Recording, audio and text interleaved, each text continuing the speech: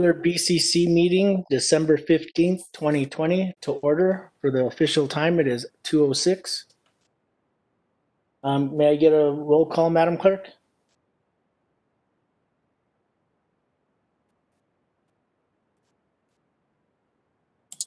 It doesn't look like Clerk Salazar is on just yet. Okay, I guess I should ask that as well. Yeah, perhaps Wordsworth would be willing to do it. Mr. Chair, it's just 2 o'clock, so you might want to just give her a minute to get on and everybody to get on, because I'm looking at the Verizon time and it just said 2:01. So yeah, you're right. And I was looking at my computer and it says 2:07 on my county computer. Huh. We purposely sped it up to make sure you were on time. Okay, perfect. I'm kidding. I've done it 15 minutes. Okay, so we'll wait a few minutes then and see if Clerk Salazar joins us. Didn't they used to call that bar time? Decades ago, they called that bar time. Yeah. Oh, what? In the bars, they would move the clocks up? Yeah, so when it was really 2 o'clock, it already was, they could go, well, we're late. You've got, they'd have to be able to clear out the bars. They'd be able to start with them at 10 of. There's the clerk. It looks like I got kicked off for a moment, so I'm here online now. Thank you for your patience. No worries. Are we all ready for roll call? Okay, perfect, Madam Clerk. I'll go ahead and call once again this meeting to order, our regular BCC meeting, December 15th, 2020. And for the official Verizon time, we have 2:02. Madam Clerk, can we get a roll call? Yes, Chair Roy Ball. Here. Commissioner Hanson. Present. Commissioner Hamilton. Here. Commissioner Garcia. Here. Commissioner I'm at cousin's house. Commissioner And I'm here. Thank you. All in attendance. Thank you very much. Thank you, Madam Clerk. Okay, so for our next items, we have item number C and item number D. And this is the Pledge of the Allegiance and the State Pledge. I will lead those two. And then we're going to also have a moment of reflection. And from the Finance Division, we'll have Mr. Sam Montoya. So if we could rise for the Pledge of Allegiance and the State Pledge.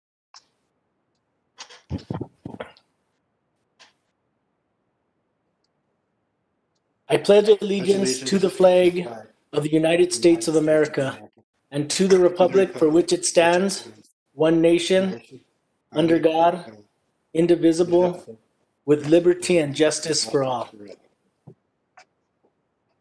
I salute the flag of the state of New Mexico and the Zia symbol of perfect friendship among united cultures.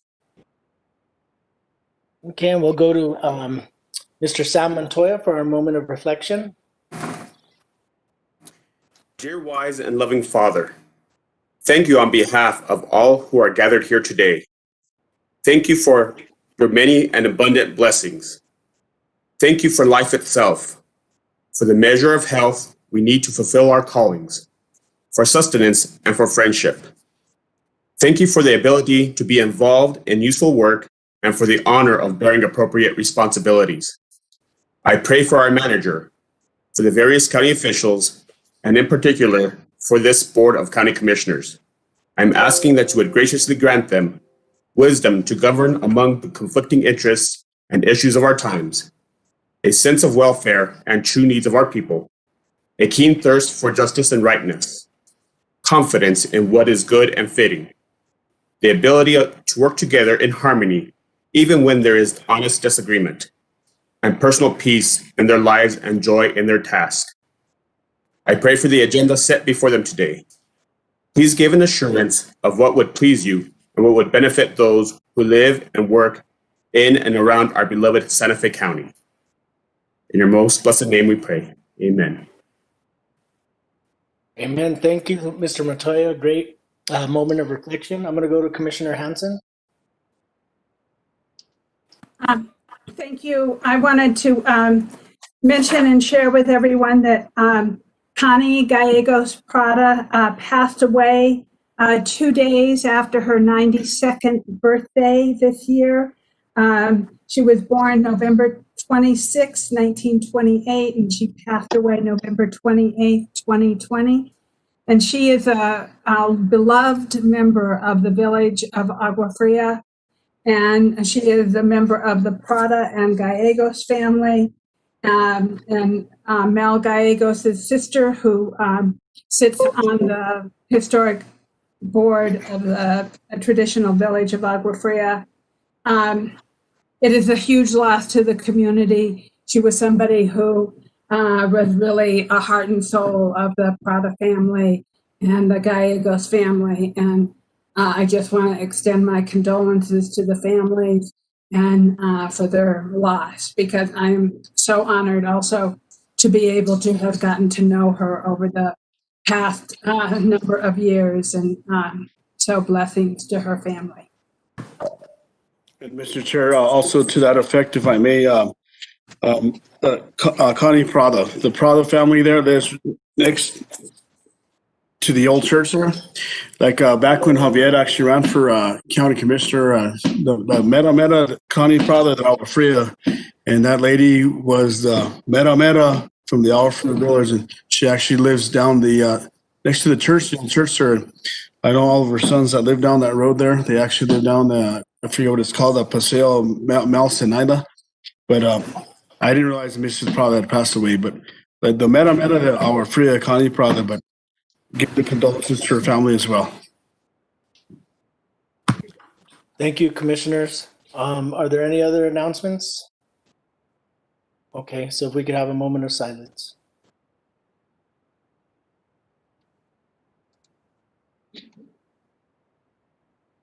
Okay, thank you.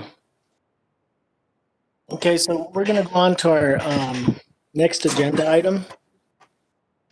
And this is the approval of the agenda, item number 1F. Are there any changes or updates to the agenda? I'm going to go to our county manager. Good afternoon, Mr. Chair, commissioners. Yes, I have a few items to highlight that were posted on the amended agenda on December 11th, 2020 at 5:07 p.m. Let's see. Under item 4, miscellaneous action items, the caption for 4A, resolution number 2020, a resolution rescinding resolutions 2010-40, that actually should have stated resolution number 240. The resolution and the packet material are correct, but we were missing the in that title, it should say 2010-240. Also, under item 4F, that caption was updated to reflect some changes that happened at the end of the week. And the packet material was also updated to reflect those changes. Under item 7, matters from the county manager. Item C, that caption was updated to allow discussion about any legislation that the commission has interest in supporting or opposing. Also, item 8, matters from county commissioners and other elected officials. Item 8C was added as a prophylactic measure should the governor request a nomination from Santa Fe County, since this is our last meeting this year. Also, I believe under item 9, item 9F, a resolution amending the investment policy. 9F was added because we did have the investment policy there, but we did not have the resolution included in the packet on Tuesday. Also under item 10, matters from the county attorney. Item under A, 10A3, item 3 was added. And also item 10C, the caption was updated. And I believe those are all the amendments that we posted to the agenda on Friday, December 11th. Okay, thank you, Manager Miller. Are there any other questions or concerns, Commissioner Hanson? I just would like to move to approve the agenda with those changes Okay, so mentioned we by have the a motion. manager. We have a motion Second. from Commissioner Hanson and a second from Commissioner Hamilton. I'm going to go to a roll call vote. Commissioner Garcia? Mr. Chair, yes, I vote for it. One thing I don't want to bring up, the treasurer's, Pavarella, he's actually our treasurer and he will no longer be our treasurer, and it's his birthday today, so I just want to tell him happy birthday, Pavarella. Happy birthday. But yes, I vote for the amended agenda, and thank you. Thank you, Commissioner Garcia. Commissioner Hanson? Yes, thank you. Happy birthday, Treasurer. Commissioner Hamilton? Yes. Commissioner Hughes? The label there. Okay, and a yes from Commissioner Roybal, and also I just want to thank Treasurer Varela for his service to the county, and also I wish him a happy birthday as well. Thank you. Thank you for bringing that up, Commissioner Garcia. So we have a unanimous vote on the approval of the agenda. So we're going to move on to our next item, which is item number 1G. And this is the approval of the December 1st, 2020 Board of County Commissioners regular meeting minutes. Are there any changes or updates to the meeting minutes, Commissioner Hanson?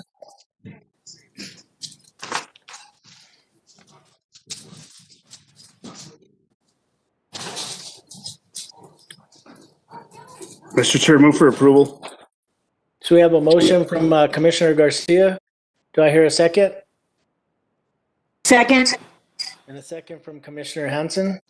I'm going to go to a roll call vote. Commissioner Garcia? Yes. Commissioner Hanson? Yes, I thought I had made a motion, but maybe I was on mute. I think you were on mute. I didn't hear anything. Oh, okay. Commissioner Hamilton? Yes. Commissioner Hughes? Yes. And a yes from Commissioner Roybal. So we have approval for our December 1st meeting minutes. We're going to go on to item number 1H, and this is new hires and years of service recognition from our county manager, Ms. Catherine Miller.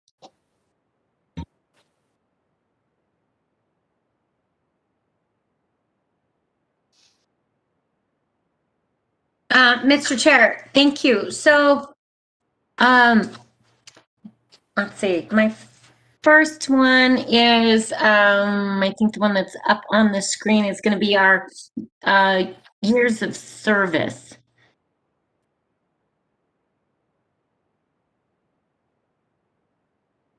Thank you, Daniel.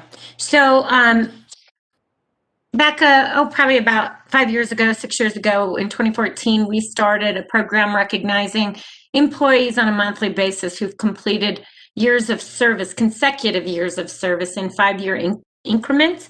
As you know, we value the employee retention and those employees who commit to making a career at Santa Fe County. So we had quite a few employees this past month, as well as, I think, I'm gonna make sure, this past quarter hit some milestones.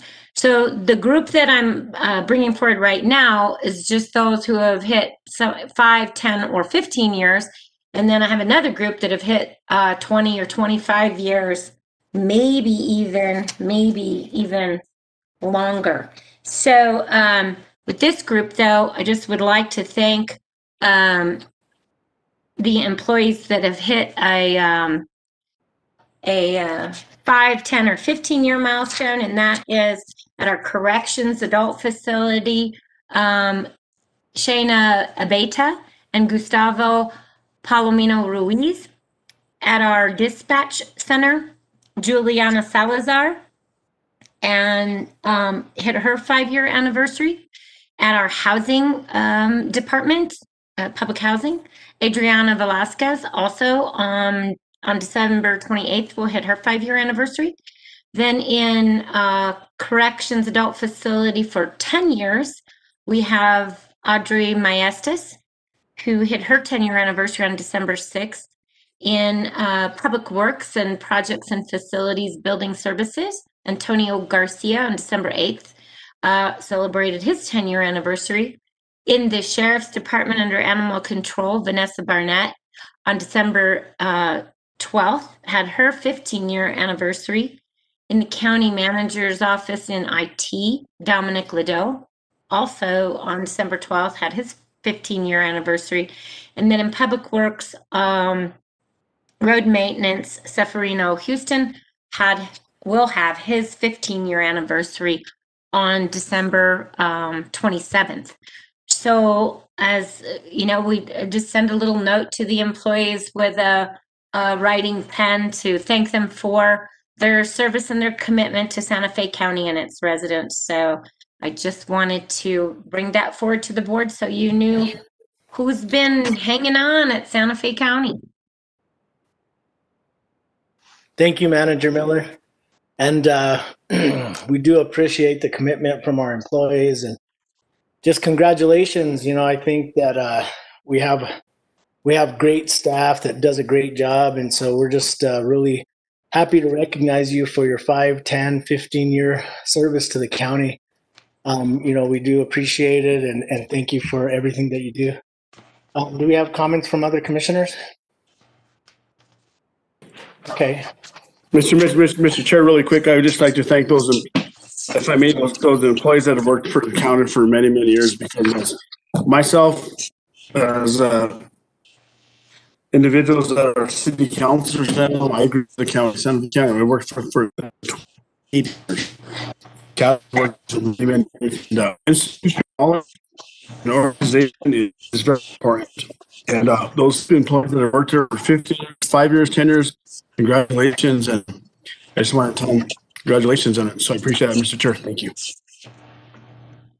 Thank you, Commissioner Garcia. Okay, thank you, Manager Miller. We appreciate bringing these employees forward. So item number 1I. Oh, sorry. There's another part to that. I'm sorry. And that's our new hire. Sorry. Okay. So also, we just like to make sure that while we have a hiring freeze, the hiring freeze isn't on every position. We had, and we'll talk about this later, but we had some positions we only funded from January 1st forward.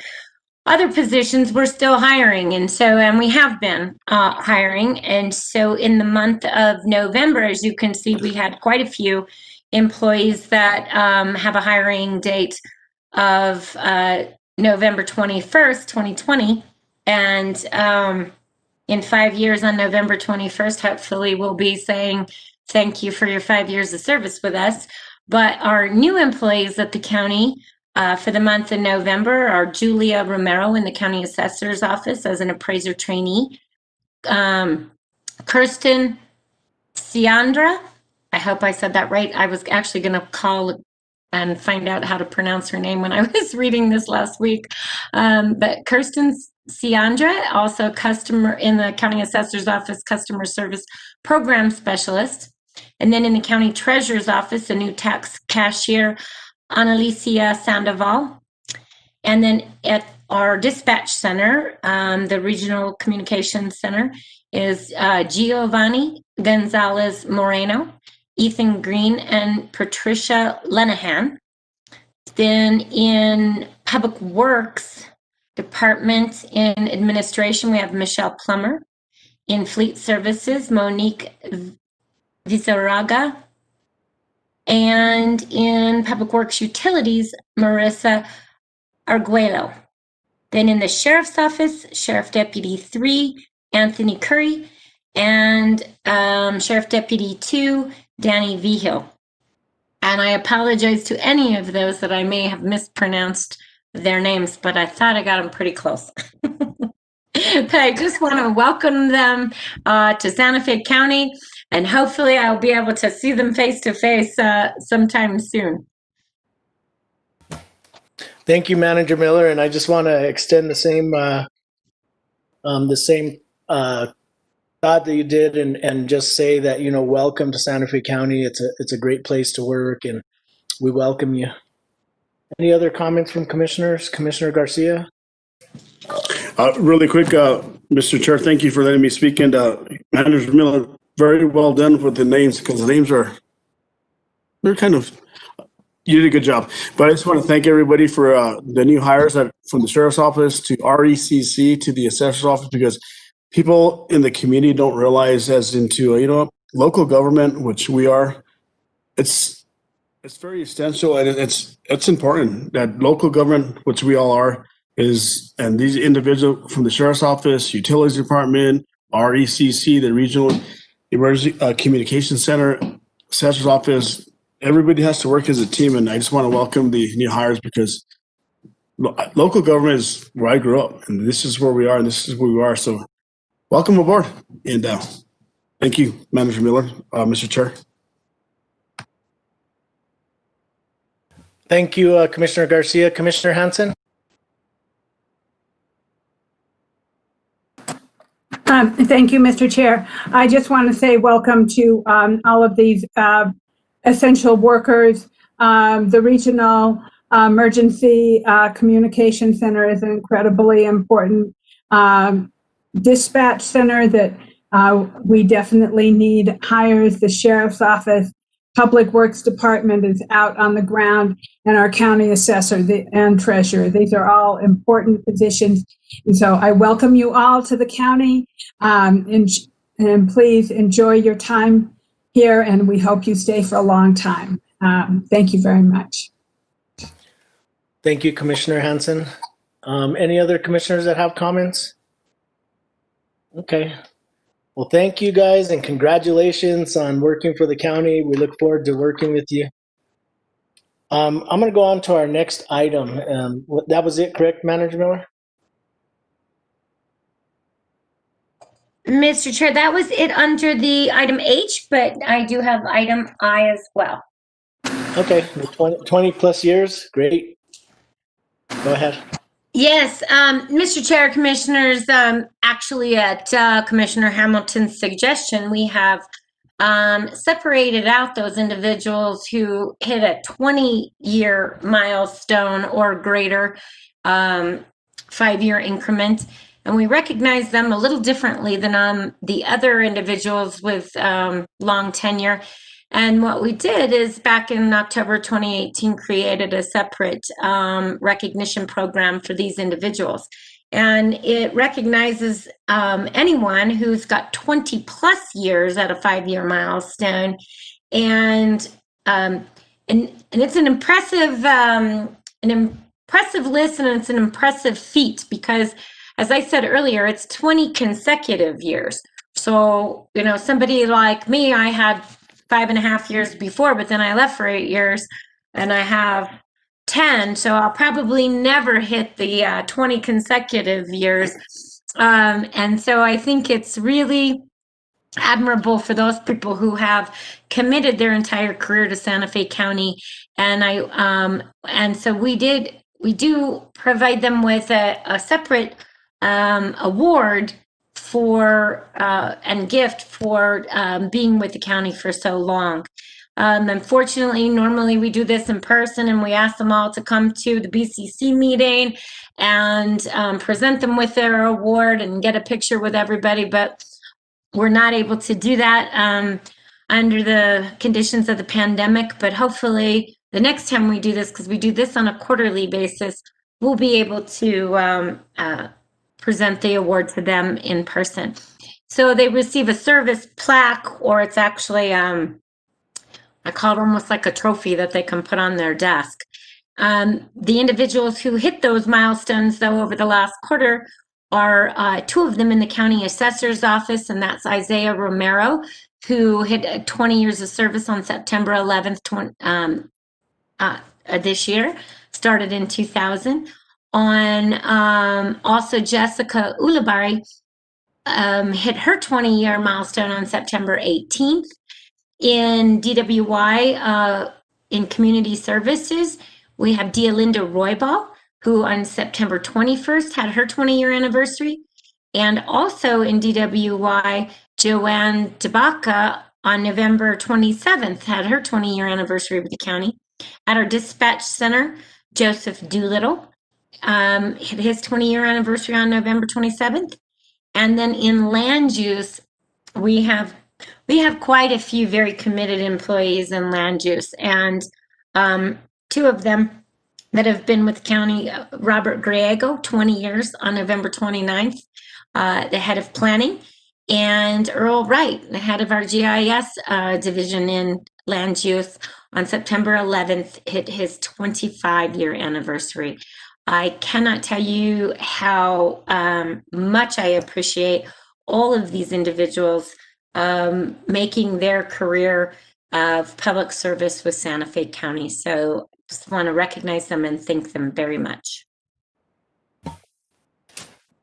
Thank you, Manager Miller, and I want to congratulate them as well. This is a huge milestone.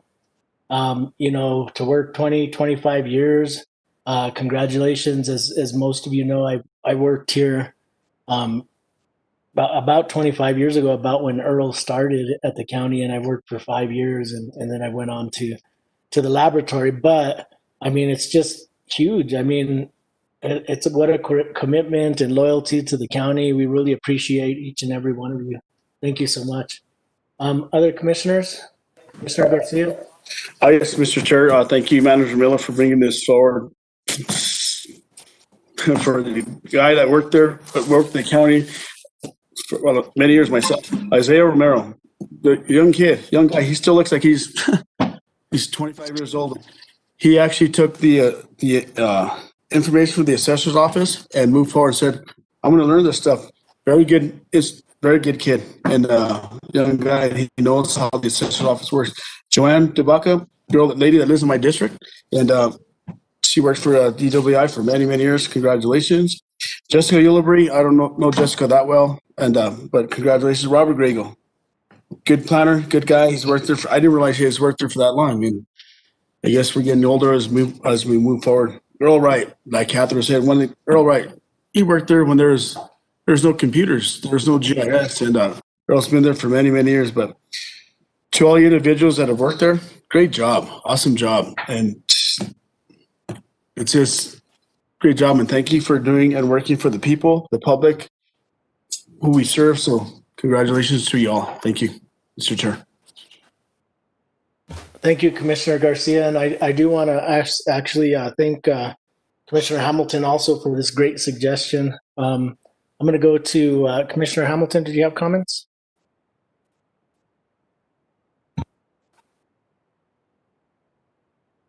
You're on mute, ma'am. Thank you. Hold on. I couldn't get my mouse to move over the unmute button. Sorry. Yes. Thank you for that. And it seems a small thing to recognize people who've been here for so long and carry a lot of the legacy of knowledge of what has happened at the county and how things are done. And it's really valuable. It's valuable to have that diversity between long timers and new people who bring new ideas and that dynamic. And, the county, I think, is just a fabulous place to work and to have and experience that kind of diversity and that diversity of interaction. And I hope it enriches everybody's work experience, but it definitely enriches what we do at the county, and it's very much appreciated. Thank you, Commissioner Hamilton. Commissioner Hanson? Thank you, Mr. Chair. So I believe that I have known Robert Griego and Earl Wright for at least a good 15 years, both of them, and since they were working here, when I had to spend a lot of time at the county doing things for Oshara and for the city of Santa Fe and different projects that I was working on. And they were always great to work with, and they were always wonderful. They were helpful. And now as a commissioner, they're even more helpful. And I am grateful to all of their service. I'm grateful to everyone who, from the assessor's office to the DWI local. Thank you. And for our ECC to have people who have been there for 20 years is really helpful when the new people come in, that there's somebody there to show them the way and show them the rope, so to speak, who are coming in to learn. So thank you, Joseph, for your long time commitment to the RECC, and to all of the people on this list. Thank you for your long time commitment to Santa Fe County. Thank you, Commissioner Hanson. I'm going to go to Commissioner Hughes. Thank you, Mr. Chair. I just want to add my congratulations to all these people. I too have known Robert Griego a long time, and I hope to get to know the others on this list. And I noted that combined, they have 145 years of experience. So that's a great asset for the county. Thank you, everybody. Absolutely. Thank you, Commissioner Hughes. Okay, so once again, congratulations and thank you for your dedication to Santa Fe County. And I wanted to see if there was anybody that would like to say anything relative to their milestone. And I can see Mr. Wright is on the line. No? All right, come on, Earl. All righty, sir. Come on, Earl. You need to speak, Mr. Chair. Come on, Earl. You're for many, many years, and you have a lot of knowledge as a county, so you should say something because you deserve it. Thank you, Mr. Chair.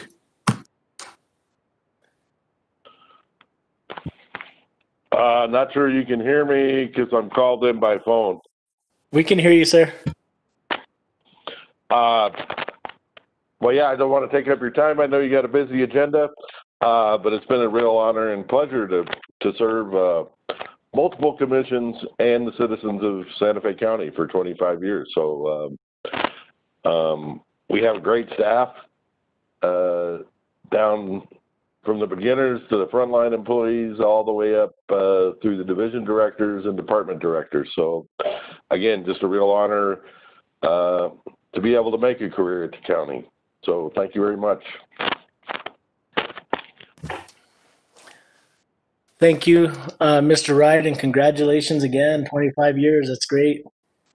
Are there any other employees that would like to speak that just completed their 20 years or 25 years? Okay. Well, thank you, and once again, congratulations. Yes, I heard somebody. Go ahead, Commissioner. No, County Clerk Salazar. Oh, Clerk Salazar, go ahead.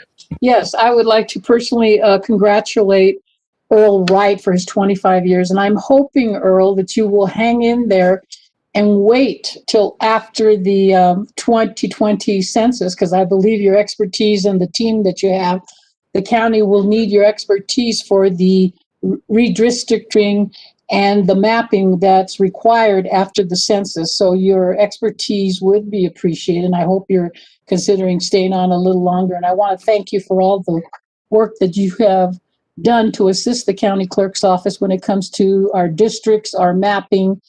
All of that is very important for the county clerk and for the public. Thank you for your expertise and your work. And Isaiah, I believe I need to congratulate you also. I agree with Commissioner Garcia that it's unbelievable, 20 years, you still look like a teenager, so congratulations, and I know you're a very hard worker and professional. All of you, congratulations.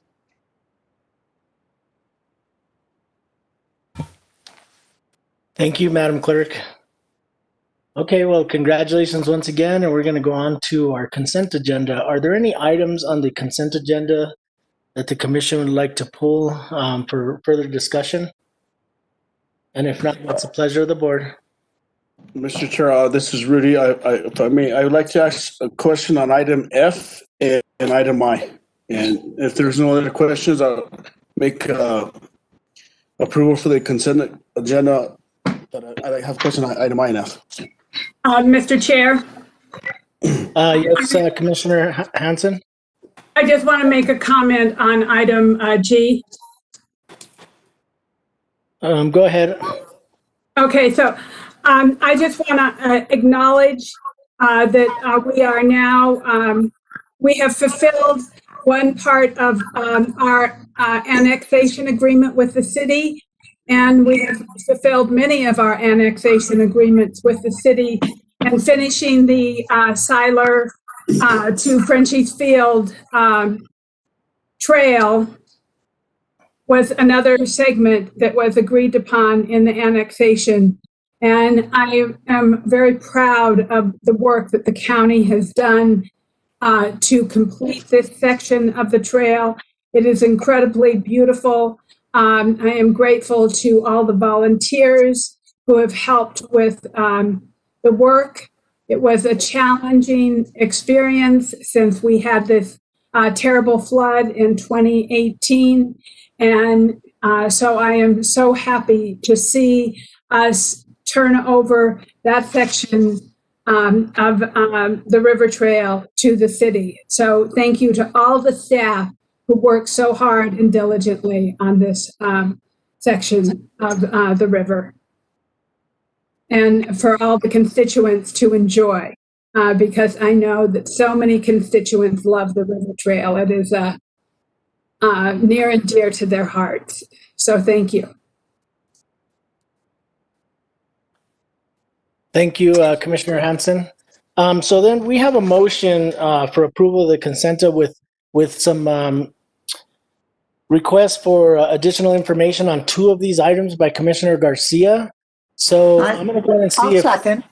Okay, so we have a motion and a second. I'm thinking that we can probably go ahead and ask those questions before we vote and see if that is those two items are something that not only need more explanation, but will have to be considered whether or not to, I guess, pass at this time. But Commissioner Garcia, if you want to ask your question, sir.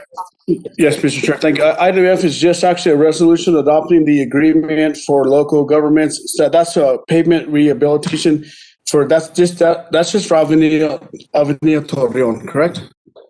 So, Mr. Chair, Commissioner Garcia, actually items, I think it's D, E, and F, those were the grant agreements that we received last year. We were unable to get these are our local government road improvement agreements. We usually do 3 projects every year. Those agreements were approved last year. We entered into purchase orders to get the materials, but because of COVID-19, the suppliers of materials ran out of materials doing DOT projects. So we needed to ask for an extension on these 3 agreements. And so these are just extending agreements that we had already had approved by the board last year. Thank you, Mr. Thank you, Manager Miller. Also then on item I, can you, in a nutshell, can you actually explain to what that's about? Thank you. Mr. Chair, Commissioner Garcia, this every year we do an open meetings resolution that essentially lines out all of our meetings for the following year. We, to give our reasonable notice, we do it in one, we do a resolution and then that becomes our notice for all of our regularly scheduled BCC meetings for next year. So this is to meet that requirement in state law about reasonable notice of our commission meetings. But just to note, we do this, but then we also do, we notice our meetings when they actually come up as well. Thank you, Mr. Chair. Thank you, Manager Miller. Okay, thank you, Commissioner Garcia. Okay, do we have any other comments from commissioners? Commissioner Garcia, was that did that answer your questions? Yes, sir, Mr. Chairman.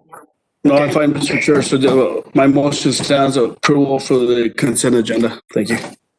So we do have a motion from Commissioner Garcia and a second from Commissioner Hamilton. I'm going to go to a roll call vote.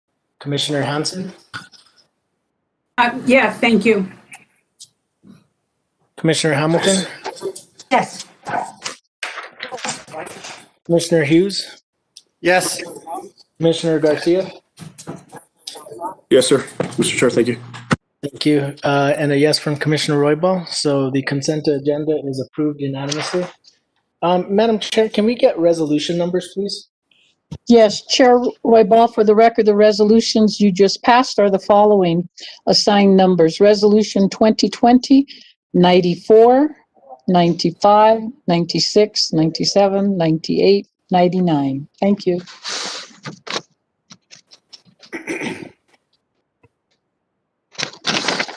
Okay, thank you, Madam Clerk.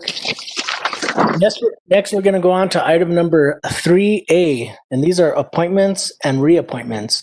3A is request approval of the reappointment of the resident board members of Santa Fe County Housing Authority Board. And from Growth Management, we have our director, Mr. Joseph Montoya. Yes, sir. Can you hear me? I want to make sure. Yes, sir, we can.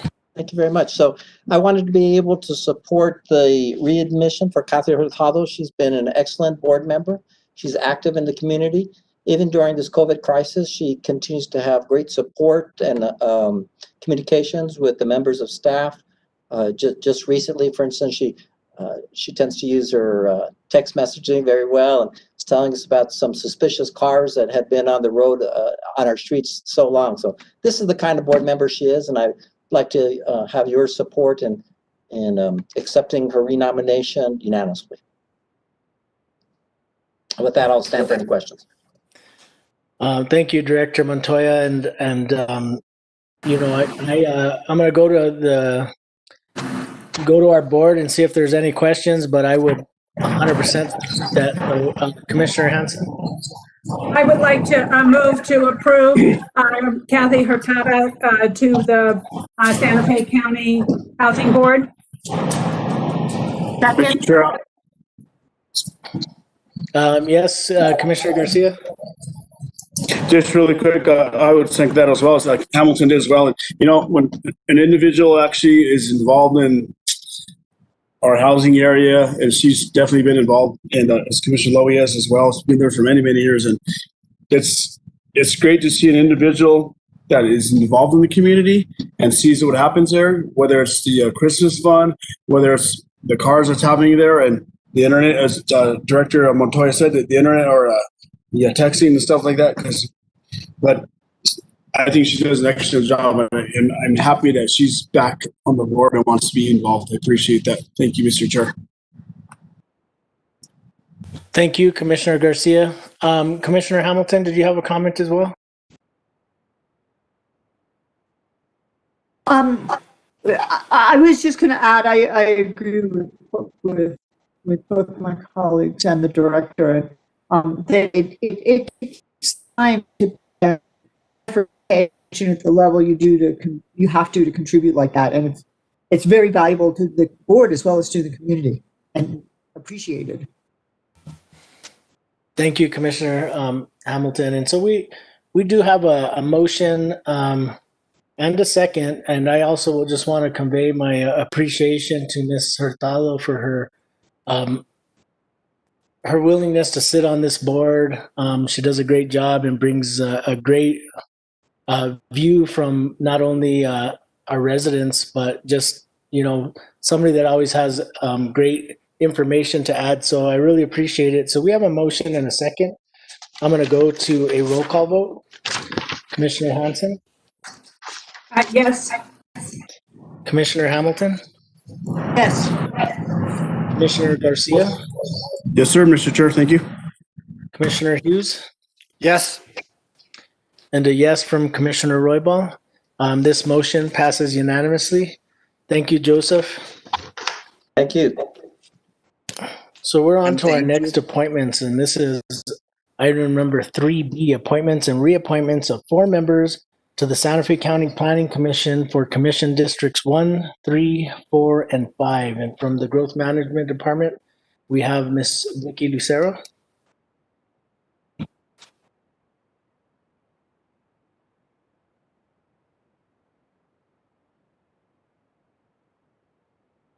Ms. Lucero, you're on mute.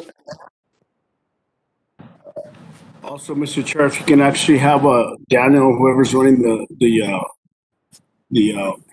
computer, can they move it up? There you go. So they can, so I can see that. Thank you. Okay, Mr. Chair, can you hear me now? Yes, we can. Okay, thank you. The SLDC gives the BCC the authority to appoint members of the Planning Commission. The Planning Commission consists of 7 members. 1 member shall reside in each of the commission districts, and the terms of the members are for 2-year periods. We have terms of 4 of the current Planning Commission members expiring now in January of 2021. These members represent Commission Districts 1, 3, 4, and 5.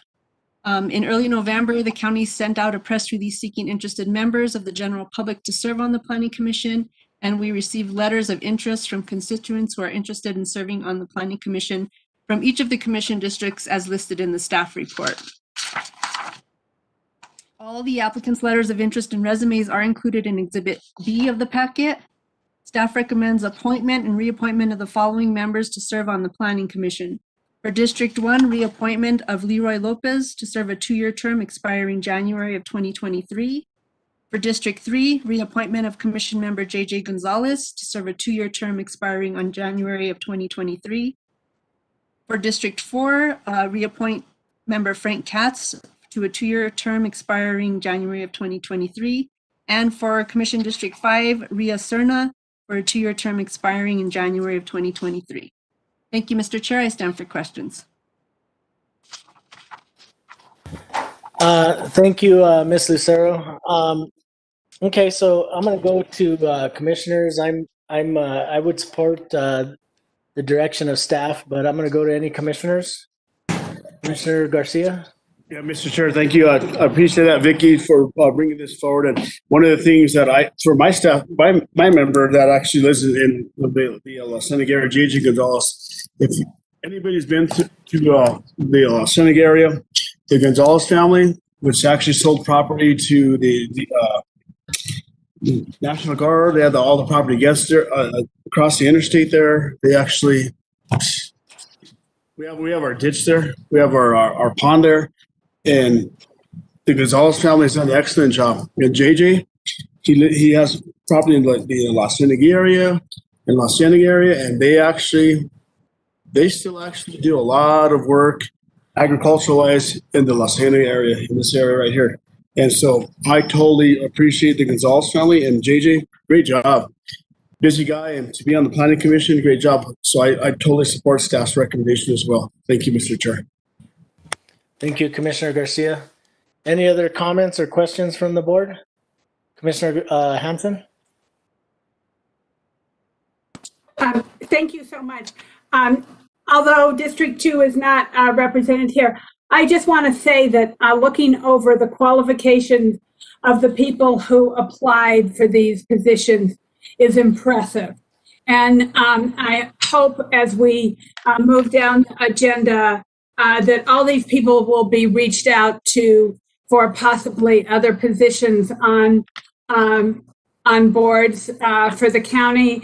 There is the impact fee board that I believe under the impacts, but there's a wide range of people here who have a tremendous amount of experience, and I want to thank all of them for taking the time to apply for this positions, especially on the Planning Commission.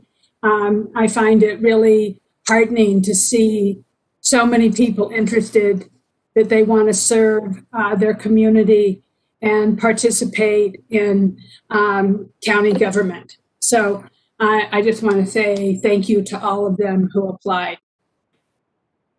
Thank you, Commissioner Hanson. I couldn't agree with you more. It's it's got to be a very difficult decision for staff to go through these and make a determination. So I couldn't agree with you more. So thank you very much for your comments. Commissioner Hamilton? Thank you so much. I agree as well. I think that was one of the biggest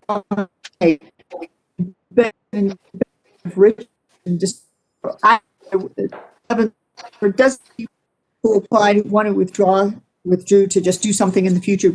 I have to say, I'm very grateful that Frank Katz is going to serve what will be a final term that he'll be eligible for. He's been an incredible contribution to the Planning Commission. The Planning Commission is a very important board to serve on. And I also, like Commissioner Hanson, was hugely impressed with the qualifications of the people in my district that applied, and in fact have every intent of reaching out to them and trying to find places for them to contribute, because contribution of constituents' expertise to the county on their boards is hugely helpful, really important. And so I wanted to thank every one of them for applying and assure them that they can apply in 2 years again and to many other boards and positions of contribution that come up. Thank you, Commissioner Hamilton. Commissioner Hughes, did you have any comments or questions, sir? Yes, sir. Thank you, Mr. Chair. I was also really impressed with the quality of the candidates and their commitment to the community from District 5. I also wanted to thank Ed Rasnick, who is retiring from the Planning Commission from District 5. He did a great job, and he's always been a pillar of the community out in this part of the county. I think we all owe him thanks for his service. And then just to mention that Ria Serna, who is being appointed, has an impressive record of not only planning, but other community service in her background. She was a planner with Taos County for a while, but her whole career is one of service to various communities. So it's great that we can appoint her. Thank you. Thank you, Commissioner Hughes. Just, Mr. Chair. I believe that, go ahead, Commissioner Garcia.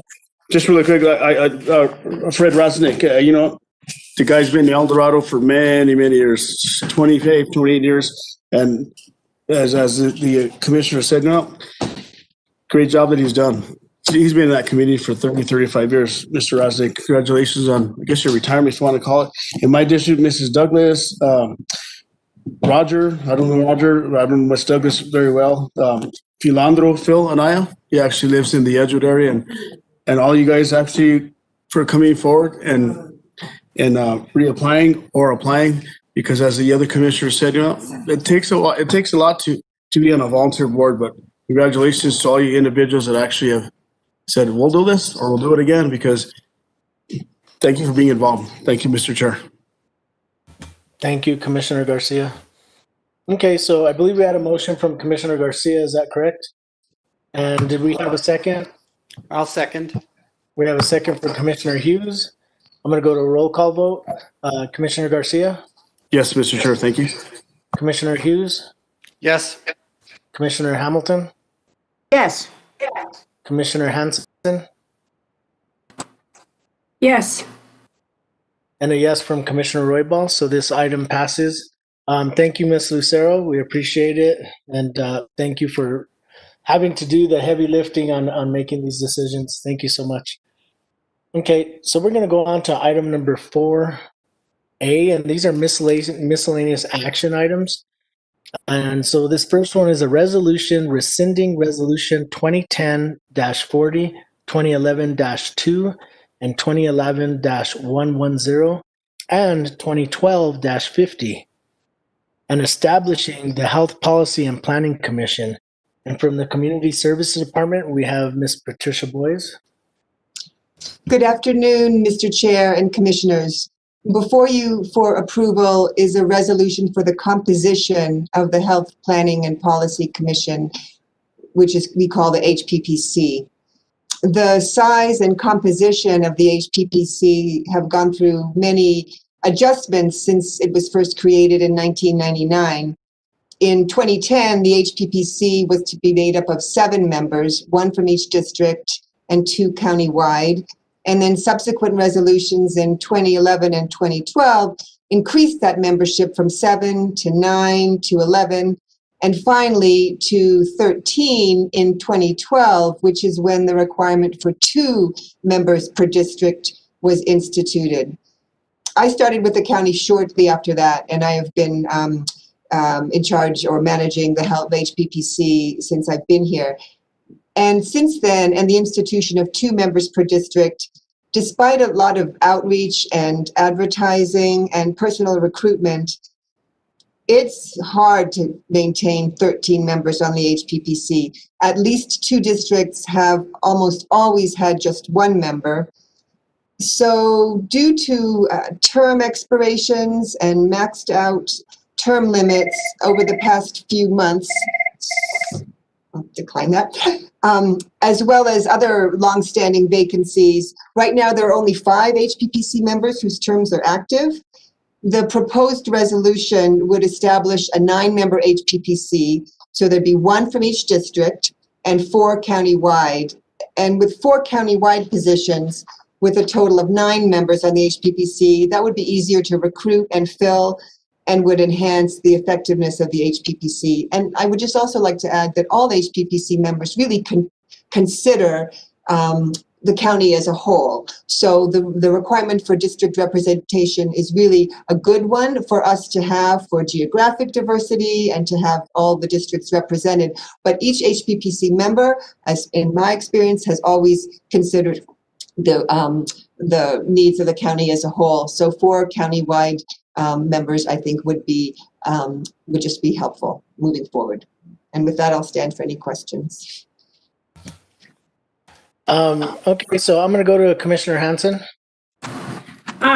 Thank you so much, Patricia. I recognize the difficulty in this position that you're in, and I support what you want to do. I also wanted to make this suggestion that I have found one of the more valuable ways that a board is operated. The Santa Fe River Commission has a 7-member board with 2 alternates. And the alternates have the same exact position as everyone else, but they're not counted as the quorum. And so therefore, if you have 7 members, or if you have 8 members present, you always have a quorum. And I mean, I'm going to support what you would like to do, but I think in the future, if we think of that model, that alternates are not a lower member in any regard, but are there to allow for a quorum, it makes it even easier, because I know on some of these boards it is just difficult to always get a quorum. I think I might have mentioned this when we were talking about WPAC also, because that is another board that struggles to have a quorum. And I think that's a good solution to have 1 member per district. And with that, I will move to approve. So thank you very much. Thank you, Commissioner Hanson. Are there any other questions? I did have a question in regards to, I agree that, maybe we can change the quorum so that it's not so hard to get a quorum. Being that if we had 4 members, there's going to, of course, be the possibility of more members coming from a certain district. And if you're a commissioner that would like to see representation for your district, it would be difficult. But I understand how things have been very difficult to get quorums and things of that nature. But I wonder if the quorum could be such that I think that if you have 4 members, what will the quorum be? Is that 3? Patricia? Mr. Chair, Commissioners, so if we have 9-member commission, then 5 would be a quorum. Okay. Okay. Okay. I was just Good to curious. know. Okay. Thank you, Commissioner Hanson.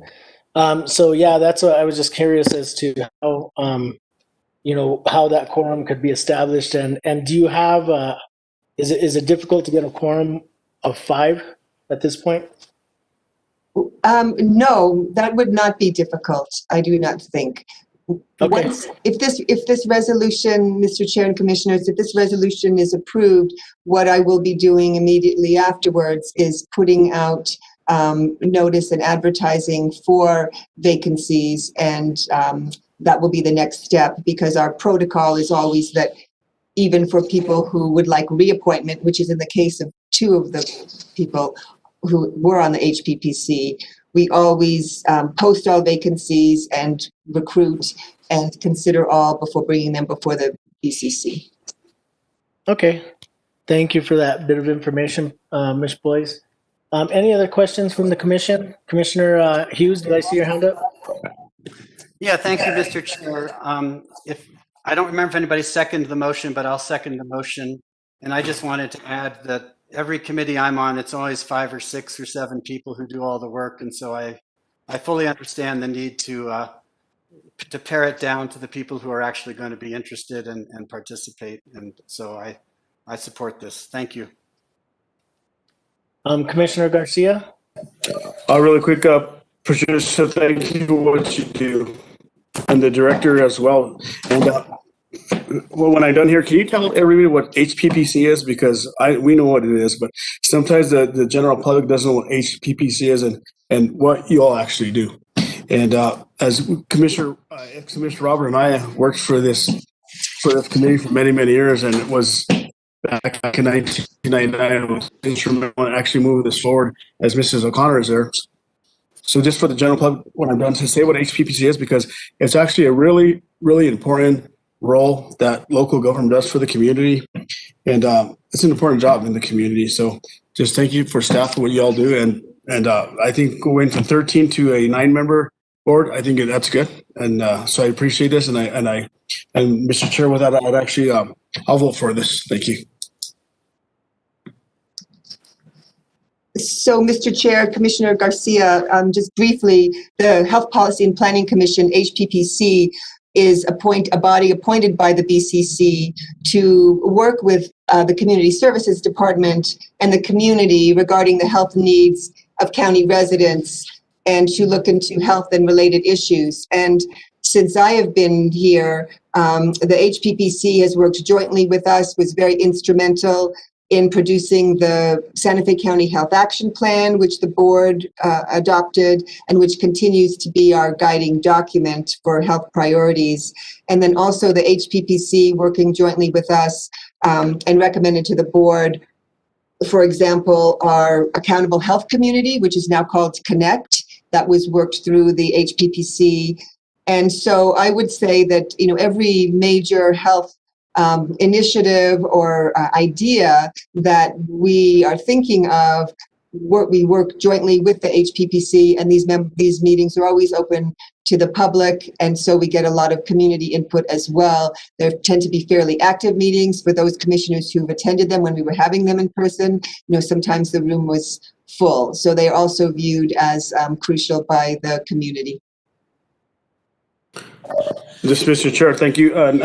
I just wanted the public out there to know, like, what local government, the HPPC, actually, what we do for the community, and how we're actually there to help out individuals out there that actually need help. And so that's what I wanted you to and what you did, as into what Santa Fe County, our manager, the Director O'Connor, yourself, Patricia, what the county is doing for the community, because sometimes people don't realize how we do it and why we do it and what happens. But that's why I wanted you to bring that forward. But I appreciate that, Ms. Boyce. Thank you. Thank you, Commissioner Garcia. Thank you, Ms. Boyce. So we have a motion from Commissioner Hanson, a second from Commissioner Hughes. We're going to go to a roll call vote. Commissioner Hamilton? Yes. Commissioner Garcia? Yes, Mr. Chair. Commissioner Hanson? Yes. Commissioner Hughes, Yes. and a yes from Commissioner Roybal. So this item passes unanimously. Thank you, Ms. Boyes, and I hope this makes things flow a little bit easier for your for the Health and Policy Planning Commission. Madam Clerk, can we get a resolution number? Yes, Chair Roy Ball, for the record, the resolution you just passed is resolution number 2020-100. Congratulations, you've hit your 100th mark of resolutions for the year. Thank you. Okay, so next we're going to have item number 4B, and this is still under miscellaneous action items. Request approval of amended and restated memorandum of understanding between the incorporated counties of Los Alamos, Santa Fe County, and Santa Fe Sheriff's Department, Adam Mendoza, concerning the commissioning of Los Alamos County police officers in Santa Fe County, deputy sheriffs. And so I'm going to go to our county sheriff, Mr. Adan Mendoza. Thank you, Mr. Chair and Commission. Thanks for hearing this this MOU. We bring forth this MOU. It's actually a amended and reinstated memorandum of understanding. To give you a little bit of history, Los Alamos Police Department did have commissions back in 2018 when there was issues with commissioning across the state of New Mexico. Those commissions had since been rescinded. This has been a work in progress for the last couple of years because we do understand the importance of collaborating with the Los Alamos Police Department and their help and assistance, mostly for motor vehicle enforcement and infractions and crashes that happen on the northwest corner of Santa Fe County. As you know, Santa Fe County is a pretty large county, and with limited personnel, it takes some time for our deputies to respond to that northwest corner that borders Los Alamos. Before I retired and when I worked here at Santa Fe County before, Los Alamos did work under commissioning, and they were invaluable asset for responding in a timely manner to major crashes and traffic enforcement and traffic infractions in that area. Because of the issues with the commissioning, not necessarily cross commissioning, we work diligently with the legal here at Santa Fe County, and I appreciate the help of our legal department, everyone from Los Alamos to include Chief Scambeon, I hope I'm pronouncing his name correctly, to hash out the issues of liability and figuring out how we can collaborate again with commissioning. And I think this, if this is approved, it will benefit the motoring public in that area and shorten response times for emergency type calls, specifically motor vehicle crashes in that area. Chief Scambeon is on the line, and I would recommend hearing from him a little bit about how we work together and the type of calls that that they respond to in that area. And with that, I'll stand for questions from any one of the commissioners. Mr. Chair. Thank you, Sheriff Mendoza. Chief, are you here? Would you like to address the commission? Yes, sir. Thank you, Mr. Chair. Just to echo the comments of the sheriff, it is a win-win.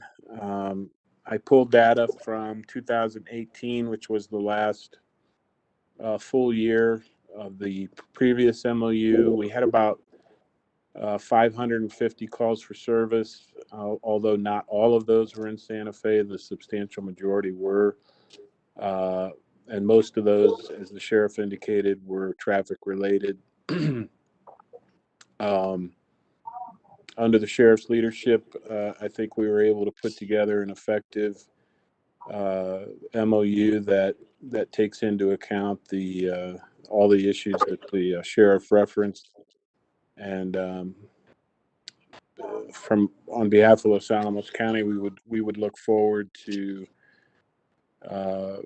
regaining this MOU to be able to respond, as the sheriff indicated, for life safety issues and traffic related issues in that area. Okay, thank you, Chief. We appreciate it. I'm going to go to other commission members, but I know that reaching out and bridging these gaps between our counties is something that is necessary to make sure that we provide the services to our constituents. So I appreciate the work on this MOU. Any other comments or questions from commissioners? Commissioner Garcia? Mr. Chair, thank you, Mr. Chair. As the sheriff, first of all, thank you, Sheriff Aldon. I know Aldon is Aldon. Thank you, Aldon, and all the deputies that do what you do. And as you said, it's a reinstalled commission that's happening, and what people sometimes don't realize, institutional knowledge, as Sheriff Mendoza has, as you know, in the state legislature, the last 3, 5, 7 years, it's about commissioning, because there's like a 1928 or 1920 state law that says how a sheriff, because the sheriff is the most highly elected deputy sheriff in the state, in every county. And so, like I said, this is like a 1928 resolution, or back in the days when the state legislature. But Sheriff Mendoza, thank you for what you're doing. And once again, I would actually like to thank Marco. Marco actually was a sheriff for Los Alamos County. I believe he's not the sheriff anymore. He was termed out. But Marco actually worked for the Sheriff's Department of Santa Fe County for many, many years.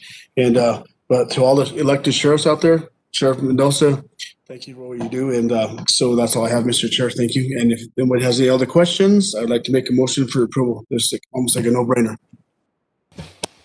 Thank you, Commissioner Garcia. And I'll second. Under discussion, Commissioner Hansen. Yes, I want to thank Sheriff Mendoza for bringing this forward and having the foresight and dedication to our community, and to thank Los Alamos County for working on this MOU. So thank you very much.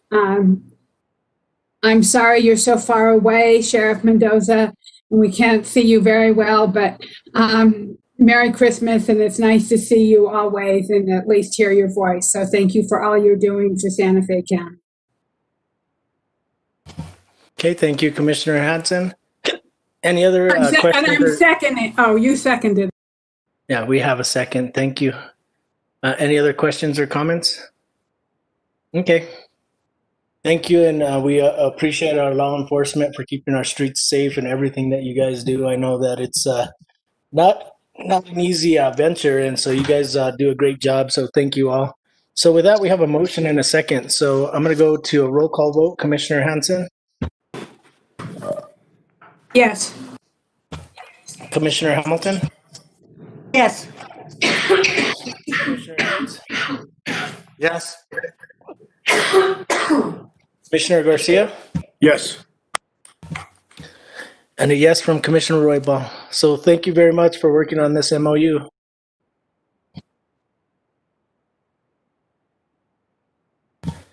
Next, we have item number 4C, and this is a request of approval of permanent services of transferable development rights and land use restrictions agreement, TDR agreements between Dependable Property Solutions, LLC, and Santa Fe County. And from our growth management, we have Mr. Robert Griego.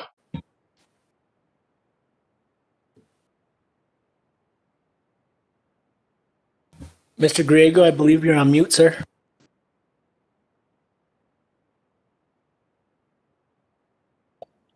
Good afternoon, Mr. Chairman, Commissioners. Can you hear me now? Yes, sir. Thank you, Commissioners, for your comments, and thank you, County Manager, for your comments regarding my 20 years here at the county. I appreciate that. It has been a pleasure working for the county during this time. The next two items on your agenda are TDR agreements. The TDR agreements were established through our Sustainable Growth Management Plan and our Sustainable Land Development Code. And I'd like to take a step back and provide the board with a brief background of what the TDR program is, if I can. Absolutely, sir. Also, Mr. Chair, really quick, Daniel, can you put on the information, what's on the agenda, please? Thank you. Yes, absolutely. I'm having some issues. I'm downloading the PowerPoint right now. It's a pretty big file. I'll display it once it finishes. Thank you. And then just really quick, Mr. Chair, my internet's going off and on, but just want to let you all know. But thank you, Daniel. Thank you, Mr. Chair. Great. Well, thank you for bringing that up. I have a brief presentation with again with the background which Daniel is beginning to share. So thank you, Daniel.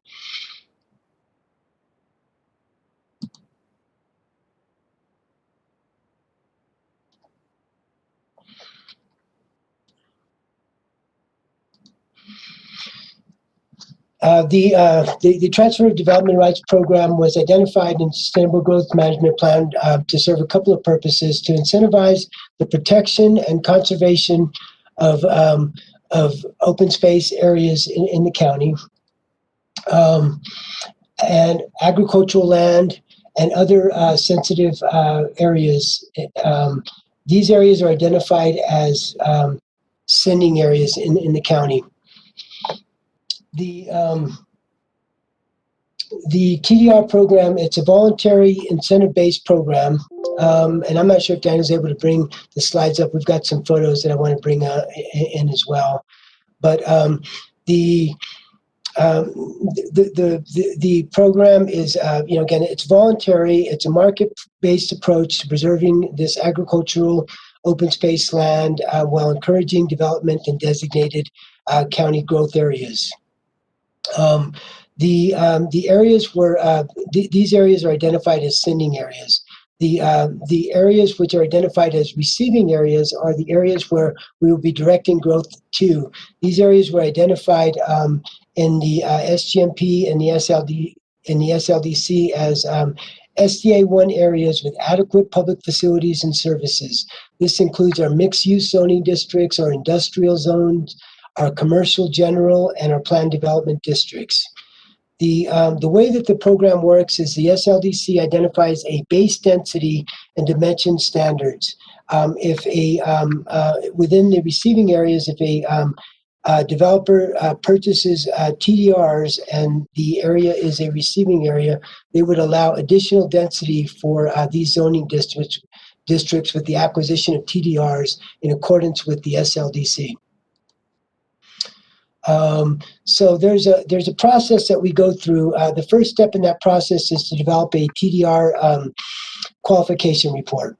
The qualification report, identifies, again, if there's any encumbrances on the property, if there's any existing deficiencies on the property, whether the property has any residential units. We determine how many development rights are eligible on that property through the TDR qualification report.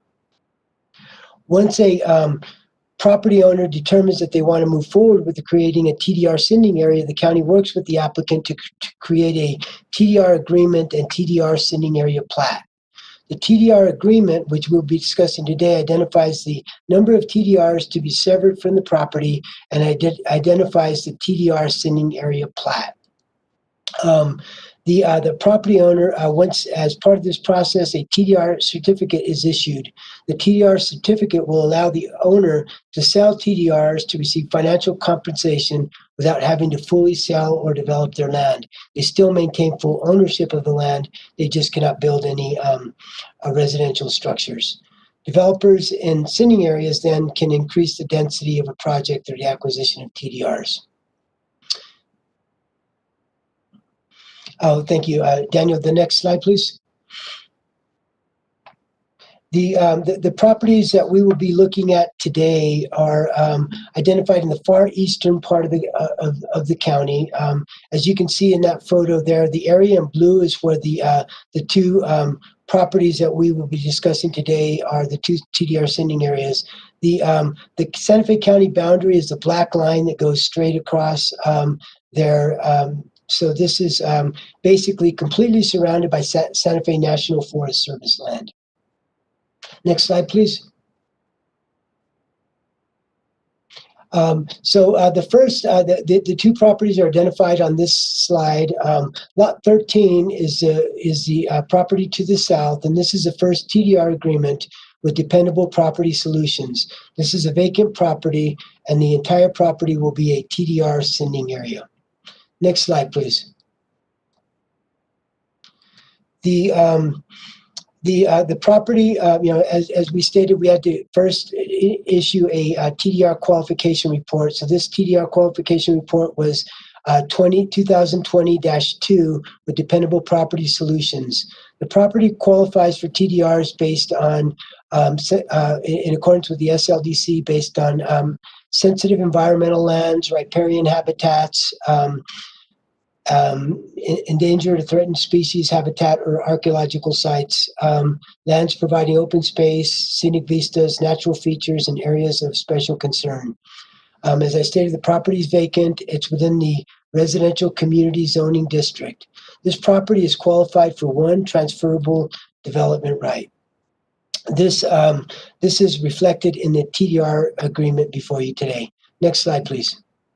This is a photo. The area in the back where you can see that there is a riparian area that runs by there. The creek runs back in that area. That's Dalton Creek. This is in the Dalton Canyon area. There are no structures or wells on the property, and the TDR sending area for this property is composed of the entire property, which is approximately 0.48 acres. Next slide, please. This is another photo of the property. Next slide. And this is another photo of the area which shows Dalton Creek running back behind. With this, the TDR agreement is in your packet. The TDR sending area plat and TDR agreement are permanent enforceable restrictions of future development in accordance with SLDC sections 1214.4 and 1214.6. The county will issue the property owner one certificate of development rights when the TDR agreement and TDR sending area plat are executed and recorded with the county clerk in accordance with the SLDC.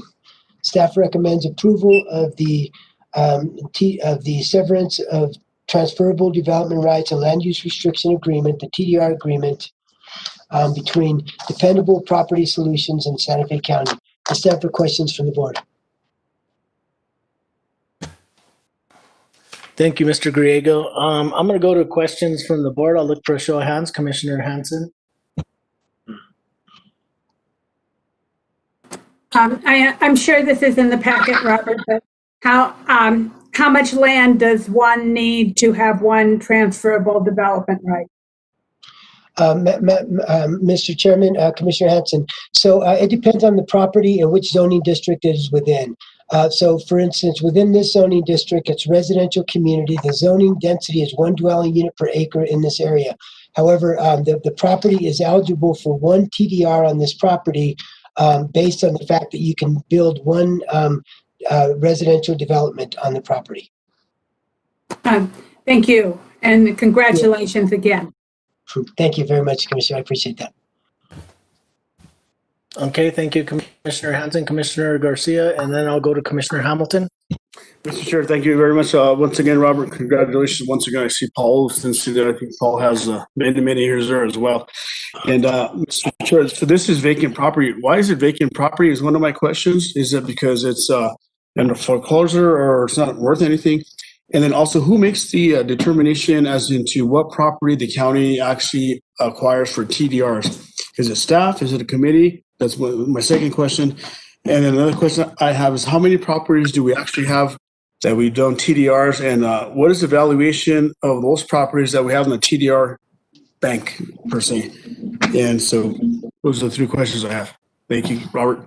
Okay, yeah, thanks, Commissioner. I may need to come back to you to make sure that I captured all of the questions. So I think one of the questions that you asked is, again, I think that the property owner here had purchased the properties. I think that they wanted to preserve the property.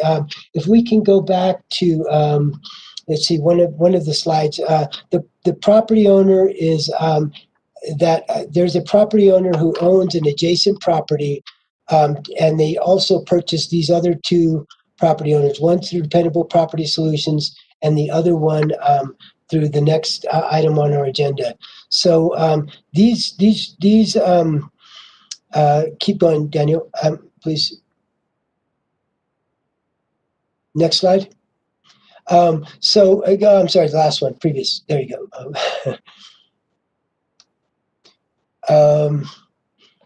The property owner who owns this property, I think, wanted to preserve the property from development. I believe the property owner is on the phone. If you want to ask her directly the question in regard to the purpose. I think the last question that you asked had to do, or the second question had to do with who determines how the properties are certified for TDR. So this is a program that is eligible in accordance with the criteria established in the Sustainable Land Development Code. Any property owner can come to the county and request to do a TDR qualification report on that property. That's the work that we do when we go out on site. We identify whether whether the property qualifies, what the number of development rights are. At that point, the property owner has the ability to request to do a TDR certification and TDR sending area plat. Once that process is done, you sever the development rights from the property, and you can no longer build on that property. So it is a bit of a again. Once this is basically a conservation easement, and you'll never be able to reverse that. So there will never be once this agreement is made, there will never be a residential unit on those properties. And I think your final question was, how many have the county done? I believe the county has certified 9 TDRs, and the market for the development rights, again, it is a voluntary, it's a market-based approach. So the value for the TDRs, when we established the TDR program, where we did do a study to identify the potential value of TDRs. The county has also established a TDR bank, but currently we don't have any development rights in there, so we don't have a set price for the TDRs. It's a complete voluntary market-based approach. And if I answer all your questions, Commissioner? So really quick, Mr. Chair, thank you, Robert. Appreciate that. So who from staff determines we're going to go buy this property in Contesita? We're going to go buy this property in La Cienega. And so what if an individual has a piece of property there that's vacant and nobody even wants to buy that piece of property? So it's not even worth whatever. It's not worth anything. So who from staff determines what that property is worth? And so the county goes and takes this property over and says, okay, it's a 4-acre piece of property. Got it? Nobody wants to live there. It's in the county. Nobody even wants to live there, or wherever it is. Nobody wants to live there. So once we take that piece of property and under the county's, say under the county's arm, what is that property valued at if they haven't sold it for 3, 5, 10 years? And what are we getting out of that? Because that person that owned that property gets to transfer those rights somewhere else, to La Cienega, La Bajada, Pewaukee. And once again, what staff determines that we're going to get this piece of property? We want that property. I understand how it works as into the easement and the SEC and everything else, but who from staff determines and bring that recommendation to the county commission? And what if nobody can sell? They can't sell that property for 10, 15 years. Why are we acquiring it? I'm not saying this is happening with this property, but how does it work? Yeah, Mr. Chairman, Commissioner Garcia. So, as you know, the purpose of the TDR program is for the landowner. The landowner will maintain ownership of the property, so they can still use their property. They just can't build a home on it. A TDR syndicate area will restrict them from building a home, but the property owner is still. We never own the property. All we do is issue a TDR certificate. The TDR certificate, you know, again, is a commodity and a value which can be sold for development. But the property owner who decides to sever their development rights from the property maintains ownership of the property, and you know can still use free use of their property, with the exception of being able to build on it. So, Mr. Chair, thank you. And also, so who from staff determines what property we're going to go buy? Well, okay, you have 10 property owners. And these 4 want to say, we want to sever our rights to develop. This guy has 10 acres in the traditional community. That guy has 5 acres in whatever, let's say Chupadero. And so what the staff determine out of these 10 individual property owners, which 3 they're going to bring forward to the county commission? And what is the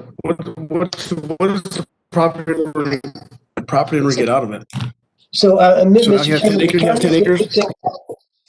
I'm sorry. Let me try to clarify again. The county never acquires the property. The county doesn't have anything to do with it. The property owner still. There is a plat that gets created, which is a TDR sitting area plat that restricts development on it. So it's like a conservation easement. Like if somebody wanted to do a conservation easement on their property, they restrict development from it, but the county doesn't have any ownership of it at all. So any property owner that meets the criteria in the SLDC can come forward, and and based on the criteria in the code and the zoning district they're in and how many acres there are, that is how the number of development rights is established. But the county has nothing to do with the property once the development rights are severed. Mr. Chair, so who from staff determines what property we buy? If there's 10 properties, who determines which 3 or 4 we're going to buy? Mr. Chairman, we don't purchase the properties. We don't buy any properties. Basically, we issue a TDR certificate. That's what the property owner gets when they go through this process. So if, again, we've issued 9 TDR certificates. Those certificates that are out there can be sold to somebody else to purchase within our receiving areas to do additional development. So in our code right now, that is, again, there's a base density for these for areas, for receiving areas, and then there's a density with TDRs. So, Mr. Chair, Robert, so if I have, let's just say 5 acres in La Cienega, and I have 1 house on my 5 acres, I can transfer those development rights to the county, and I will never build on those other, because there's a 3/4 acre minimum. I will never build anything on those other 4 acres, but I'm going to put those in the bank, and the developer comes and buys them from the county. So who's making money off of that? The developer, or the guy that used to own those rights, or the county? The county doesn't have anything to do with the market-based sale other than issuing the certificates. So in your scenario, the property owner would benefit. So that's the purpose of that. The sale of TDRs allows those qualifying landowners to receive financial compensation without having to sell their property or fully develop their land and maintain ownership of it. So they sell it. They receive funding for that. They receive from the developer whatever they negotiate for the sale of that, and then they can use that TDR to build in the receiving area. So let's just see the scenario. So I'm in La Cienega, I have 10 acres. I give up that right to the county. And so somebody from Pulaski, somebody from Edgewood or Glorieta says, we want more density and more approvals on our piece of property, right? Yes. So county, I want to buy those TDRs from La Cienega that you have there, 5 from there, 5 from Milwaukee, 5 from Glorieta, and I want to buy those 15 TDRs to build more homes in Glorieta. And so, right, is that how it works? No, Commissioner, and I see, another commissioner's hand up, but I can answer that part of the question. The only areas that are eligible to receive development rights are designated receiving areas, which are our county growth areas. So those areas are already established for higher density.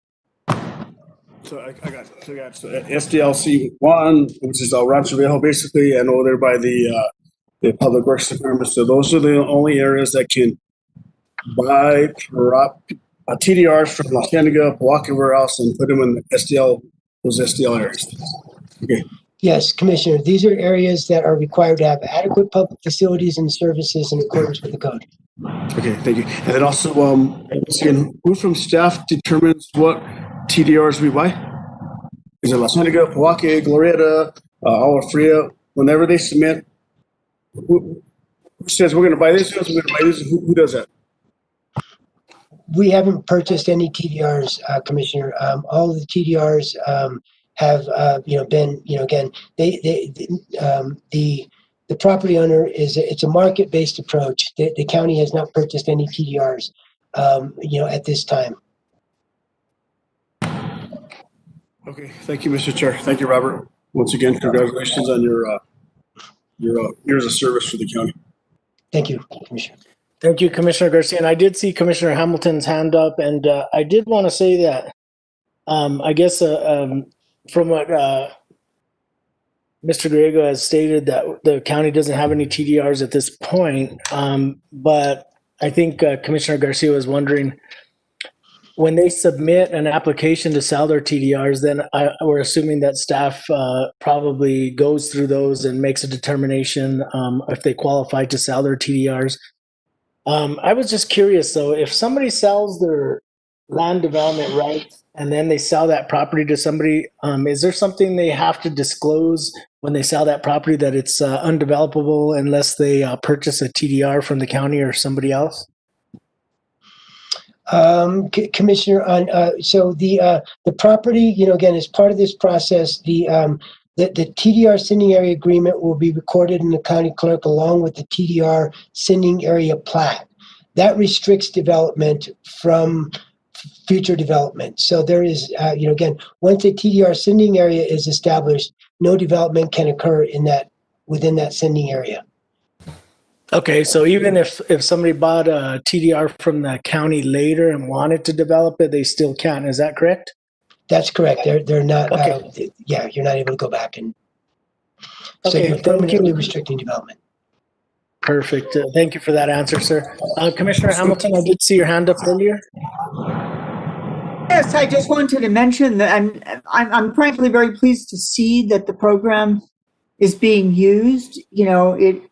The county, it's a good market mechanism for the county to encourage conservation in areas where development is less desirable because of lack of concentration of people, or in areas desirable for conservation. You have less utilities, things like that, and encourage it in areas where those amenities are available. But the county just sets up the program and defines the criteria. All the market activity occurs between interested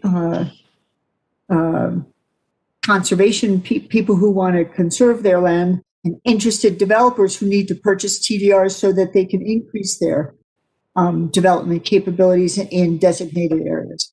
And actually, these applications are in District 4, in my district, and I'd like to move to approve this.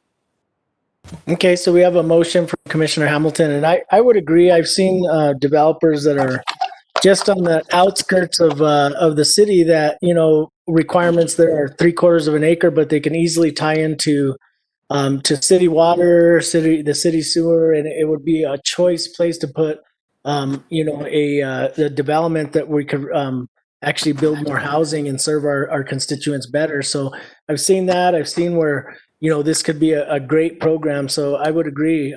Thank you for those comments. Commissioner Hanson? I would just want to second the motion. So we have a motion from Commissioner Hamilton and a second from Commissioner Hanson. Commissioner Hughes, under discussion.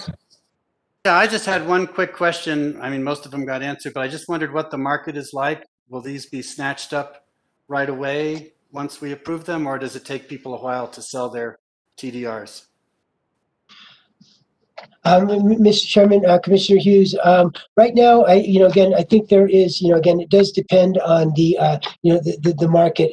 Right now, my understanding is that there is some activity. We do receive calls, regarding requests for TDRs, and again, I think there's a, there's a process in place for. I mean, depending on as development comes in within the areas which are designated as receiving areas, if they need more development rights, then that's when the market opens up. And right now, we have seen some activity moving forward, but we have not sold any at this time. Okay, thank you. You're welcome. Thank you, Commissioner Hughes. Commissioner Garcia, did you have an additional question? No, I'm okay for this but that's the only question I have is the receiving area is SDL1, which is Rancho Viejo, and the other side of our public works department. There's 7 to 10 owners of those properties in SDL1, and they're our public works department that can only purchase these TDRs. I understand that. I know how it works, and I see it. And and what's really concerning to me and confusing is we have people in, with all respect, Commissioner Hughes, across the Lone Butte. I bring that up all the time. These guys, people, they don't have water. They don't have water rights. And so, yes, you have these people right here, right outside my house here, 10 acres. I'm going to sell 9 acres of that, and I will never develop it. And sure, put a plot together and not develop it, but I'm going to sell those rights. But the only people that can buy those rights are people that live in the developers, 7 to 10 developers that own Rancho Viejo area. And they actually own the property by our public works department. Those are the 2 only receiving areas in this county because the county commission passed the SDLC. I understand that. So I'm just wondering when people sell their 10 acres here and say, put them in the bank, but the only people that can buy them are only those 7 to 10 people that own that property in Rancho Viejo area, as well as next to public works. I understand, I get it, but I just want to put that on the record, but I'm okay with it. I see how it works. And so I just want everybody out there in the public to say, you know what? I get it. Only 7 to 10 developers that live in that area can only buy these, right? Yes. And now right here in La Cienega, you can never develop it, but we'll put a plat together and we'll put a easement on it, give our rights away. We won't build it, but only those 7 to 10 developers can buy those rights. I understand that. And so just want to put that on the record, but thank you, Mr. Chair. Appreciate you getting back to me. Thank you, Commissioner Garcia. Okay, so we have a motion and a second. I'm going to go to a roll call vote. Commissioner Hughes? Yes. Commissioner Hanson? Yes. Commissioner Hamilton? Yes. Commissioner Garcia? Hesitantly on the record, yes. Okay, and a yes from Commissioner Roybal. So this motion passes, and that is for our item number 4D. So we're going to go on to item number 4E. And this is a resolution, Community Development Block Grant, CDBG, Federal Certifications and Commitments for Project ID 19-C-NR-I-01-G-17. And from our Growth Management Department, we will have Mr. Paul Olofson and Jacob Stock. Mr. Chair, I'm a little confused. I thought there was 2 of these permanent severance requests. Did we approve both of them at the same time? Mr. Griego, were both of them presented, or do we have to do a separate action item for this item number D? Mr. Chair, Commissioners, yes, we did approve item C. I think the next item is item D, which would be the next item for approval. Okay, so I skipped over item D. Sorry about that. So this is a request, approval for a permanent severance of transferable development rights and land use restrictions agreement, TDR agreements between Robin Rendell and Stephen Nelson, owners, and Santa Fe County. Mr. Griego, go ahead. Great, thank you. Daniel, can you pull up the same slideshow? Go to slide 10, please.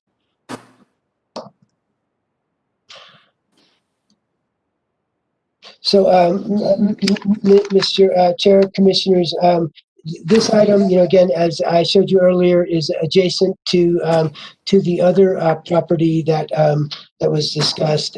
Here is the where the property is. It is adjacent. The homeowners who own the adjacent property also own this property. Next slide, please.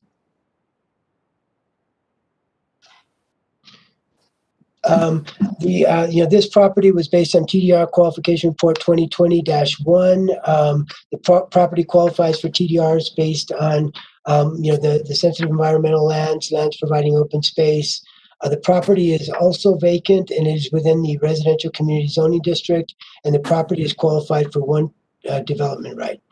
Next slide, please. This property has a intermittent pond on it. The property has wildlife, present. Again, it's adjacent to Santa Fe National Forest, and it has, again, all the wildlife present on the property include the Mexican spotted owl, great horned owl, the peregrine falcon, golden eagle. All of these wildlife have been seen in the area and on the property. Next slide, please. These are photos of the property. Next slide. And next slide, Daniel. Thank you. So this is similar to the last one. The TDR Sydney area plat and agreement are permanent enforceable restrictions of future development in accordance with the SLDC. The county will issue the property owner one certificate of development rights when the TDR agreement and TDR Sydney area plat are executed. Staff recommends approval of this item. I stand for questions from the board.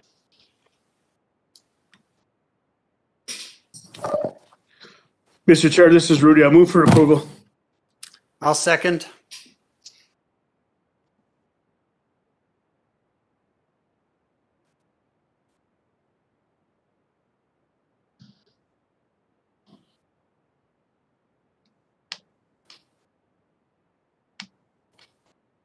Commissioner Roybal, you might be muted.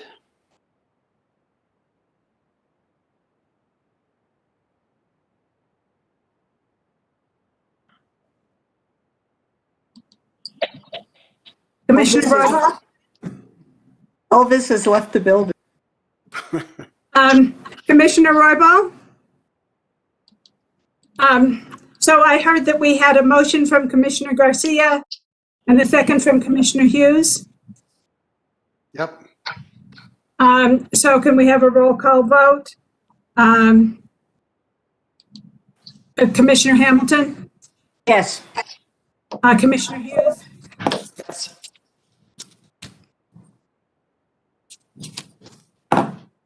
Commissioner Hughes? Yes. Commissioner Garcia? Be sure to put that on the record. Yes. Commissioner Roybal, are you back? Yes, I am. Sorry, I had some technical difficulties there, but Okay, yes. I'm going to vote yes, and I'm going to turn it back over to you. The motion passes. Thank you so much for jumping in there, Commissioner Hanson. So we do have a unanimous decision on the approval for the permanent service transferable development right and land use restriction agreement, TDR, between Robin Rendell and Stephen Nelson. So thank you, Mr. Griego, for the presentations and for answering all the questions from the commission. We do appreciate that. Thank you, Commissioner. Thank you. Absolutely. Okay, so we're on to item number 4. And this is also a miscellaneous action item. And once again, this is a resolution adopting Community Development Block Grant, CDBG, federal certifications and commitments of project number 19-C-NR-I -01-G-17. And from our growth management department, we have Mr. Paul Olofsson and Jacob Stock.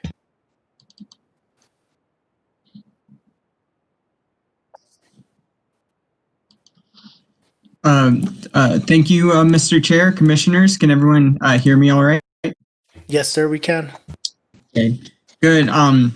So earlier this year, the board accepted a community development block grant. That's a CDBG grant in the amount of $750,000 to construct a new well in coordination with the Greater Glorieta Mutual Domestic Water Consumers Association. And so for the record, that CDBG project number 19CNRI01G17. This project will replace the existing well with a deep water supply well. It will serve as a long-term water source for the village of Glorieta, Glorieta Estates, and Glorieta East. And it will also address the public health risk posed by elevated radium levels in the existing water supply. In compliance with the federal requirement section of the CDBG implementation manual, this item will begin with a presentation summarizing the federal requirements for administering a CDBG grant. I will conclude the presentation by requesting action on a resolution adopting required CDBG federal certifications and commitments. Okay. Thank you, Mr. Stock. Do we have questions? And manager's implementation manual, and that is Exhibit B in your packet.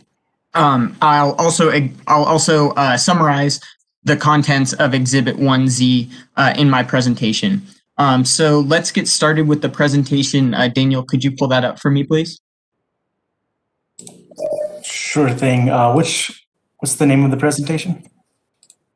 The title is Community Development Block Grant. I believe the file is presentation dash CDBG federal requirements. All right.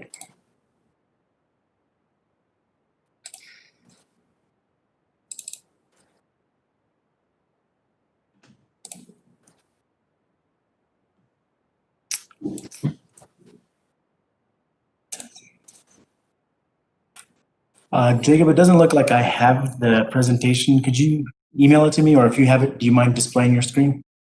Yeah, I can display my screen. How about that's probably easier. So 1 minute.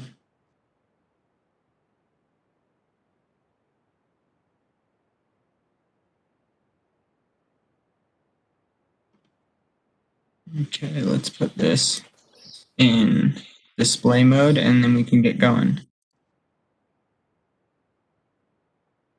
Okay, so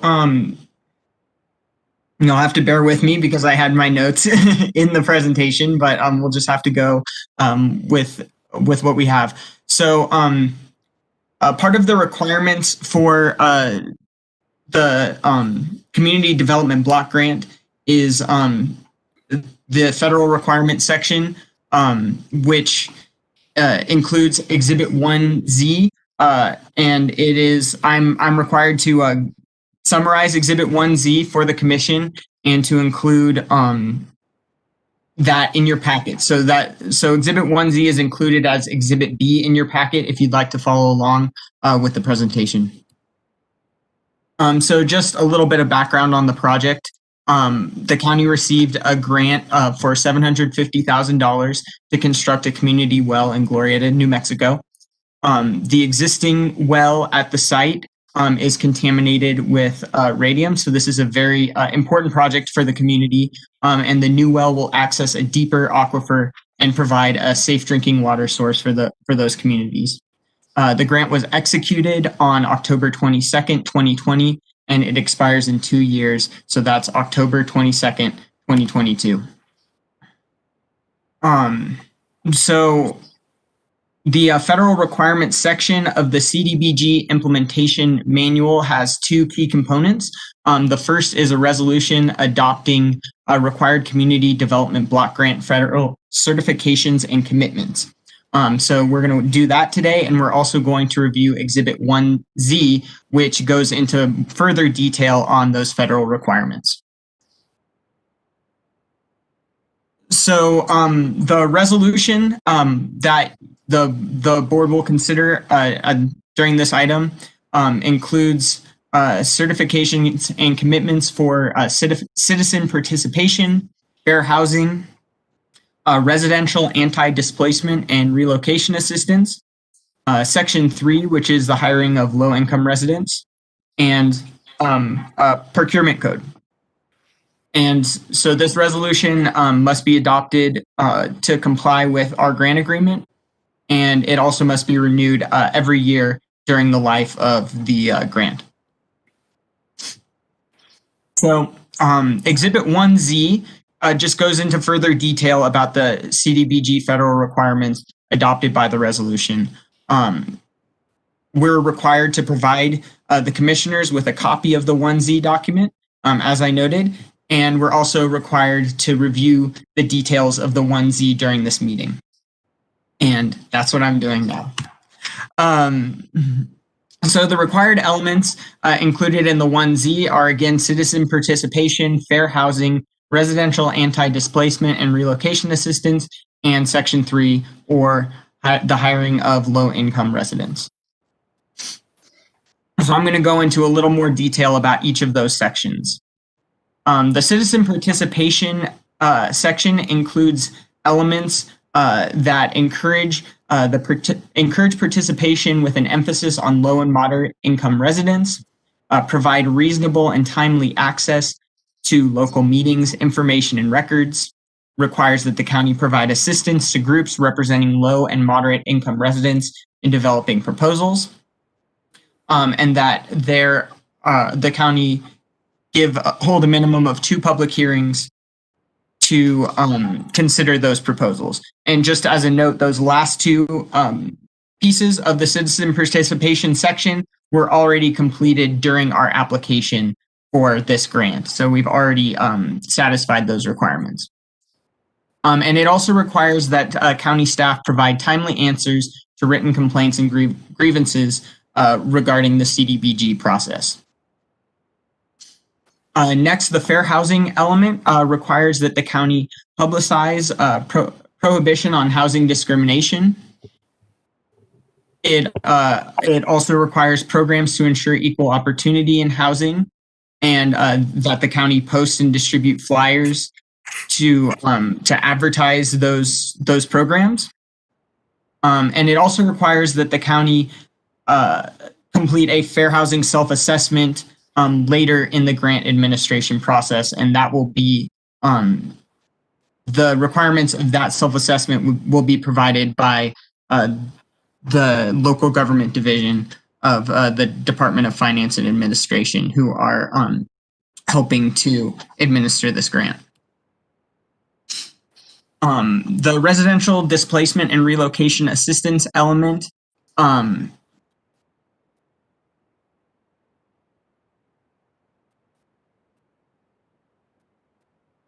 dwelling units lost in connection with relocation assistance for all low-income people displaced as a direct result of the grant-assisted activity. It requires that the county make all efforts to minimize displacement. And just as a note, there is no displacement involved in the administration of this grant. So just as a note to commissioners on that. So the Section 3 element, or the requirement to consider low-income residents. This element requires that the county encourages the use of small local businesses and the hiring of low-income residents.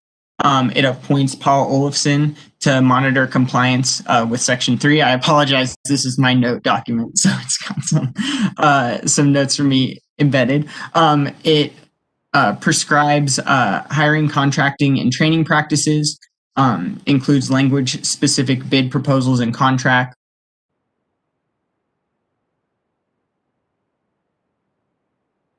Anti-workforce analysis.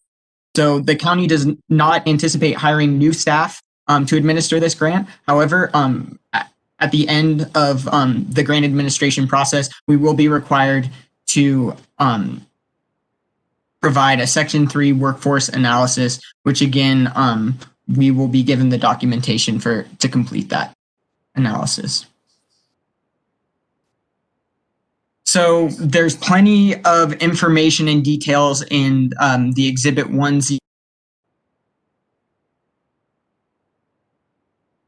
B in your packet. I'm also available to answer questions, as is Paul Olafson, who's a real expert at CDBG stuff. So with that, I and my colleagues will stand for questions.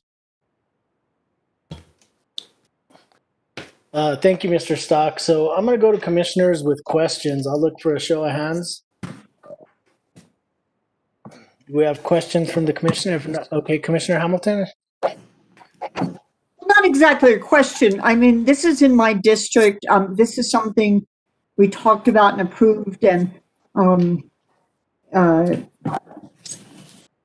it seems like for quite a bit of time, because, you know, obviously it was first brought up when we selected projects to apply for CDBG in the first place. I'm never, I'm always freshly amazed at the requirements, the hoops to jump through for doing this. It is nevertheless, and I see Commissioner Hanson smiling, you know, it's like a love-hate relationship, because it is a good opportunity to bring needed money into the county for projects we need to do, but you pay for it, and to some extent, you know, the project proponents pay, but to a great extent, the county staff pays, and I really, really appreciate the level of work Paul and Jacob and no doubt other staff have had to do to get to this point. It's amazing how long it takes. But I truly, truly appreciate the effort you have gone to carry this forward. This is a hugely important and valuable project to the greater Glorieta community that they've been working on for quite a while. And while I know I'm sure other commissioners have questions, I'd like to move to approve this. Okay, thank you, Commissioner Hamilton. I'm going to go to Commissioner Hanson for a question as well. So I want to second the motion, and I recognize the burdensome nature of this grant, but this is just part of what is required and what we have to do to take federal and state money. So I second it, and thank you. Okay, thank you, Commissioner Hanson. So we have a motion and a second under discussion. Commissioner Hughes, did you have anything under discussion? No, thank you, Mr. Chair. Commissioner Garcia? Yes, really quick. I'm sorry, my internet's in and out, but what is this project for CDBG again? And how much are we applying for? My internet's in and out, I apologize. Mr. Chair, Commissioner Garcia, the project has been applied for, and it's been awarded. We've been awarded $750,000 to construct a new deep water well for the village of Glorieta and Glorieta Estates. Interesting. Okay, I get it. So I thought CDBG money, community development block grant money, was only up to $500,000. So how are we getting $700,000 for this?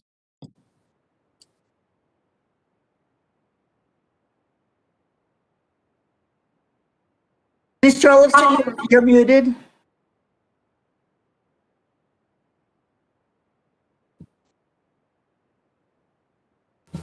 I'm sorry, are you guys waiting for my, or is it Mr. Chair? Paul Olafson was trying to answer the question, but he's muted. I'm going to go to Mr. Frescas for a moment. Daniel? Paul, it looks like you're trying to talk through your cell phone. If you hit *6 on your cell phone, it should unmute. Can you hear me now? Yes. Okay, so you can apply for 500,000 certain pots of money and up to 750 for infrastructure. Okay, thank you. I appreciate that, Mr. Chair. And I appreciate Commissioner Hamilton. She actually, I don't know if she's still on the board for the water system, but she actually was very instrumental back in the days as into getting our first phase done for the Glorieta water system, which was CDBG money, what Tony and I worked on. And this, the second phase was where we got the tank. And now this is the third phase of that. So I appreciate her actually being, now she's commissioner, and I appreciate her being very instrumental as in getting a lot of work done for that community water system, because as you know, Commissioner Hamilton, we worked on this when Glorieta was just, when we connected the Glorieta South, Glorieta East, Glorieta West, and we created one mutual domestic, and we made it one board, and then we got the water system moving. And so I think this is the third and last phase to move Glorieta water system forward. And this is the last thing that they have is to actually drill their deep well, that what is needed for this community system to be complete. And so as an individual that actually worked on this for an individual that worked on this for many years, you're not commissioner, before you're commissioner. And so is this a great project? Yes, I think it's a great project for the village of Glorieta. Thank you, Mr. Chair. Thank you, Commissioner Garcia. Any other comments, Commissioner Hamilton? Just in response to that, I have to recognize Commissioner Garcia, because frankly, all those years ago, as things take a long time to develop, and before I was a commissioner and when I was on the Glorieta Water Board, it was those interactions with the county that were largely with now Commissioner Garcia and Tony Flores, and then eventually with Manager Miller, that let me know how incredibly proactive and beneficial, those don't seem like quite the right words, the county is to its constituents, how much help they provide, how motivated they are to assist in any way they can, to help find funding to support constituents and community needs. It was very impressive, and it's part of what led me to continue and move on to doing to being a commissioner. But thank you for all that past work, Commissioner Garcia, and for the comments. Just really quick, Mr. Chair, if I may also just, as Commissioner just mentioned, that, you know, CDBG is Community Development Block Grant. It's federal dollars that go to Department of Finance and Administration. And the county, you know, in your district, Mr. Chairman, the Teen Center, that's CDBG funding. The Nancy Rodriguez Community Center, CDBG funding. And there's probably two or three others. Paul, you don't have to answer the question, but Paul, you've been there, and I've been there, we've done that, and CDBG funding is very important to the community as the federal government appropriates so much millions of dollars to the state of New Mexico and the staff. Big job, because whenever you have a federal funding, it's a pain to administer it and to audit it, so on and so forth. But I give commissioners, she's smiling because, you know, it's hard. Paul, you know, we've been there, we've done many grants, and it's very time consuming on staff for federal dollars, whether you're doing a BLM project or whether you're doing CDBG funding. So I can commend staff as, you know, to moving forward and say, let's apply for this grant, or let's administer this grant, because as Commissioner Hamilton smiles, it's a little, I'll be nice because I'm a record. It's a little pain in the, you know what, but I would just like to thank staff for moving forward on this, because Jacob, you know, you're a young guy, and when you figure this stuff out, Paul knows this, and Paul's just shaking his head like, Rudy's right. And so it's something that staff that's a good interesting thing. That's to play with it, figure it out, because that's a very important thing. And for every community in the nation, in our nation, as into for funding like that, because it's there, apply for it. And I'm very appreciative as you guys applying for this and moving forward. Thank you, Mr. Chair. Thank you, Commissioner Garcia. Any other comments? Commissioner Hughes, did you have comments, sir? No, thank you, Mr. Chairman. I think this is a great project and I'm all for it. Okay, so thank you guys. I'm going to go ahead and we have a motion and a second, so I'll go to a roll call vote. Commissioner Hanson? Yes. And Commissioner Hamilton? Yes. Commissioner Garcia? Yes, I'm glad to see this project actually move at this third phase. Great project, as we know, I know. And yes. Commissioner Hughes? Yes. And a yes from Commissioner Roybal. Thank you very much for the presentation and for your hard work to staff on this item, Mr. Olofsson and Mr. Stock. We appreciate it. Commissioner Olofsson, Mr. Olofsson, would you like to make a comment, sir? Yes, thank you, Mr. Chairman and Commissioners. I just wanted to give a special shout out to Jacob Stock. This will be Jacob's last meeting with us. He has he's moving on in his professional journey, and we've really appreciated working with him. He's been a super supportive co-worker. We've really enjoyed it. He's been super helpful in this project. I'm going to really miss him, and he knows that. But he's done great work. He's really been a great asset for the county and for the communities and the constituents in the county. And I just wanted to give him that recognition and let you all know that he has done really a whole bunch of great work for us. And his legacy will continue on with projects like this as we move forward. So we'll keep him in our hearts and we'll keep him in our back pocket for when we can't figure things out and we have to call him. But other than that, Jacob, happy trails, good luck, and really appreciate everything you've done for us. And that's it, Mr. Chair. Thank you, Mr. Olofsson, and thank you for recognizing that. We do appreciate Mr.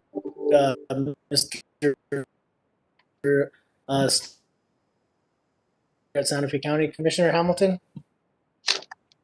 Well, the big congratulations. We were so grateful for the work you have done on this, but I feel a tremendous loss. I mean, I assume you're going to something good if you care to share, but, and I'm not at all surprised. It's with your talents and motivation and what you've contributed here that you would have wonderful opportunities, out in the wide world.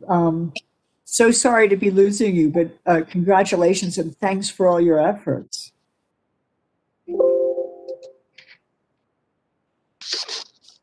Okay, thank you, Commissioner Hamilton. Commissioner Hamilton and Paul, I'm going to miss you too, Paul. And just to let you know, Commissioner Hamilton, I'll be working for a small planning firm in Albuquerque, Site Southwest. So, I'm still alive. And you guys can always call me. Mr. Chair, really quick, if I may, since we're on this note. Jacob, 3-4 years ago when he first started, I said, who's this young guy? What is he going to do? Oh, he's working in the planning department. Oh, okay. But you actually have taken the initiative you took the ball and said, I'm going to score this ball and I'm going to move. And you've done in the last 3-4 years, I've seen you work, and like Paul said, you've done an excellent job as a young man, and you have the ability to move. And like the guy from the Cowboy said, feed me, give me some more. And you've done an excellent job. And I'm sad that we're going to lose you because you have the ability to move. So as Paul said, good luck. What you got to do. And you better get a haircut also, because I hear it's getting a little long, but good luck, my friend. We're going to miss you. No. Thank you, Commissioner. Commissioner Hamilton. Thank you, Jacob. I will definitely miss you. I'm sorry to hear that you are leaving. You do not need a haircut. Speaking from somebody from the 60s. But anyhow, I will definitely miss you, and congratulations and good luck in your future. Thank you, Commissioner Hanson. At that note, I give free haircuts. Okay. Thank you, guys, and congratulations again, Mr. Stock, and we wish the very, very best for you, sir. And there's always a place if you ever want to come back. Thank you, Mr. Chair. Madam Clerk? Yes, Chair Roy Ball, for the record, the resolution you just passed is Resolution 2020-101. Thank you.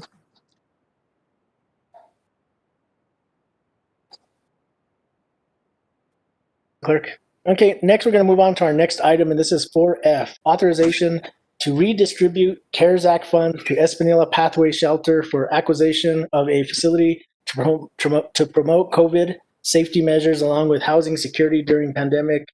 And secondly, to the delegation amendments and purchase order relating to such an acquisition. And from the Growth Management Department, we have Mr. Paul Olofson.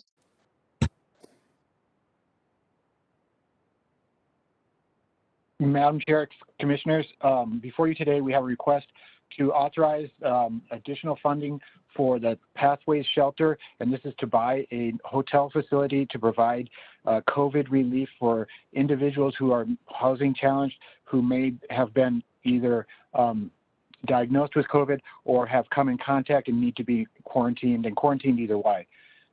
There is a facility we have identified. We have entered discussions with Pathways and the facility owner. This project will need to exceed the manager's the signature authority for the full amount of the purchase. Right now, it's estimated at $420,000. That may change. We are getting an appraisal and inspections this week, and so we'll be massaging that. But the short answer is that the CARES funding is available for this project. The project does serve an immediate need in the northern county, and it does provide a specific COVID as well as long-term housing opportunities for housing challenged individuals in the north end of the county. The request is, again, that we allocate additional funds, approximately 420. That's not an exact number, above what is currently in the contract, and also that the county manager is authorized to have signatory authority for all aspects of the purchase.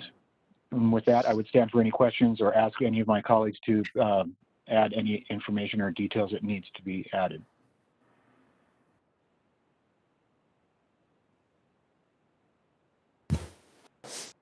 Mr. Chair? Yeah, go ahead, Manager Miller. I wanted to add to this. This was something we had looked at initially, but we actually didn't realize that the shelter is really not able to operate up in the Espanola area in the building that they lease because they are in a congregate setting. This allows them to, and so they've been trying to utilize the motel across the street to keep individuals separated. The owners of the motel are selling the motel. We didn't want to have it sold out from under the pathway so that they didn't have a place to separate homeless individuals for housing, particularly through the winter. The CARES Act money is allowable for providing shelter for individuals under these type of circumstances to try to prevent the spread of COVID-19. Fortunately, the owners of the motel have been very willing to try to work with us, and we've been able to, on relatively short notice, figure out, and I want to compliment Paul Olofson, Rachel O'Connor, and Joseph Montoya, as well as our legal department and finance, for trying to figure out a way to assist Pathways as the only provider of housing for the homeless in the northern part of the county, and help find a way to see if we can secure this facility for them till this to deal with the need to separate those individuals during COVID-19. Thank you, Manager Miller. And I just want to commend staff and the hard work that went forward. I've met several times with the Pathways Shelter, and I know the need is huge throughout the state, throughout the throughout America, and it's something that we're working on, trying to combat a lot of the issues with behavioral health and opioid addiction and homelessness. And it's just something that's going to be a huge impact for this area of Santa Fe County. And I think that, I just want to, thank staff for working with Pathways and I think it's going to be something that is going to really help the communities as a whole. And so I just really want to commend staff for working with the Pathways shelter folks and bringing this forward and getting this done for the community. So thank you very much. Questions and comments from other commissioners? Mr. Chair, Rudy. Okay, Commissioner Garcia, then I'll go to Commissioner Hamilton. I think, as you know, Commissioner, in your part of the district, throughout our county, and the new commissioner knows, homeless, it's hard, it's sad. And as a matter of fact, I was talking to a teacher yesterday, and he said, Rudy, there's kids, they're homeless. He said, they come and they say, Mr. So-and-so, he's we don't have nowhere to go. He's sad. We don't have nowhere to go. He's Rudy, go to Walmart in the morning. You'll see kids there that are laying down there with their blanket over them, and they come to school, and he's it's sad. It's messed up. It's not cool. And I said, this is very coincidental as into what we're talking about, and great project, and staff, whoever else, thank you. But as Commissioner Hughes knows, it's just sad. But I just wanted to bring that forward because it was coincidental. I was talking to a teacher yesterday, and he said, Rudy, it's sad. I see Mr. So-and-so. We have nowhere to go. We're out there and one of the other CDBG projects that we did is the homeless shelter there for the youth there on the end of our Frio. And great project. And like Manager Miller said, this is what the money can we use for and go for and can transfer it. Let's do it. This is great. But it's just hard out there in the community these days. When you go out there and you see kids. But thank you, Mr. Chair. Thank you, Commissioner Garcia. And I do want to make a motion for approval for this item. This is in the district in the most northern part of Santa Fe County. So I do want to make a motion, but I want to go to Commissioner Hamilton next. I'd be happy to second the motion. I just wanted to add my voice to how happy I am and impressed with our manager and Rachel and Paul and Joseph for seeing this need, for responding to it so creatively. I mean, this fills an immediate need, and it also gives Pathways and that area a longer term options for addressing this kind of need. I remember when Pathways came and gave us a presentation. It was either earlier this year or late last year. It was in person. That's all I remember. So it was pre-COVID. I was so impressed with what they do, and I think everybody seemed very motivated after that to try to find ways to help them fill the need that they do. So this is wonderful that you guys acted so quickly on this. I really want to thank you for such foresight and motivation to do this. Thank you, Commissioner. And I did second it. Thank you. Commissioner Hanson? I just want to also add my voice that I think this is really important. Whatever we can do to help people who are homeless and who are suffering in our community. We, as Commissioner Garcia said, we have people on the south side of Santa Fe who are also suffering.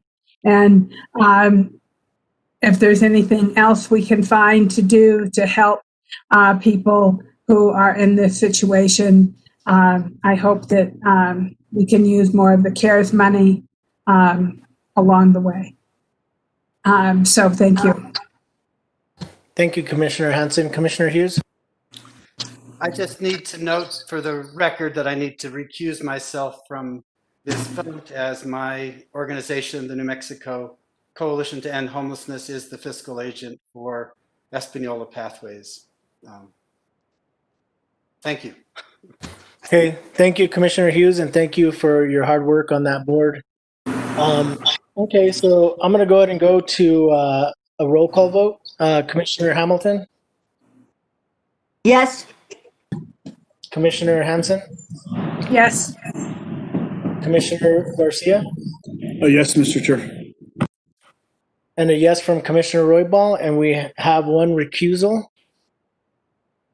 Okay, so this item passes unanimously once again. I want to really thank staff for working on this and making this actually happen and come to fruition. So this is going to be a great opportunity for Pathways Shelter to serve their community and provide more services. So thank you very much for that. Okay, with that being said, we're going to go on to item number 5, and this is presentations. The first one is 5A, and it's presentations of strategic planning performance measures results of third and fourth quarter fiscal year 2020 and first quarter fiscal year 2021. And from the Finance Division, we have Ms. Joy Rowe. Good afternoon. Thank you, Chair Roybal, Commissioners. On June 26, 2018, the Santa Fe County Board of County Commissioners adopted a 5-year strategic plan that includes performance measures that are to be reported quarterly.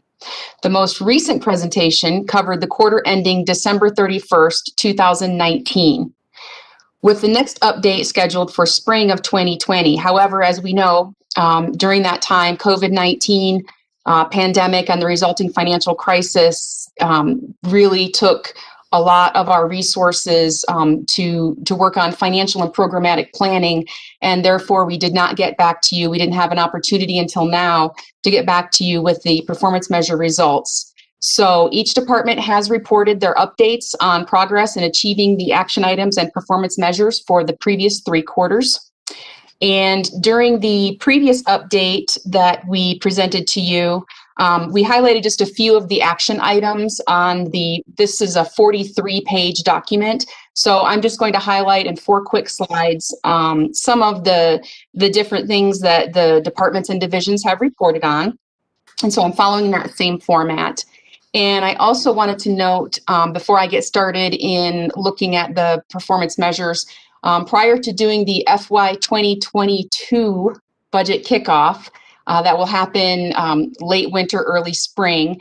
We are going to, if it pleases the board, we would like to schedule a workshop to go over the current priorities, goals, and strategies that we have for the county to determine if there are any that need to be adjusted, reviewed, or if there's any other goals that you would like to focus on in the upcoming year's next budget.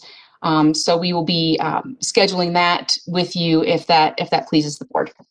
And so I would like to start with just a few of the highlights. And I've picked out of the 4 population goals, I've picked 3 different areas out of each goal. So first slide, Daniel, if you would please. Thank you. To provide a safe community, I picked out a few things. The first is in the Enhanced Fire Protections Program area.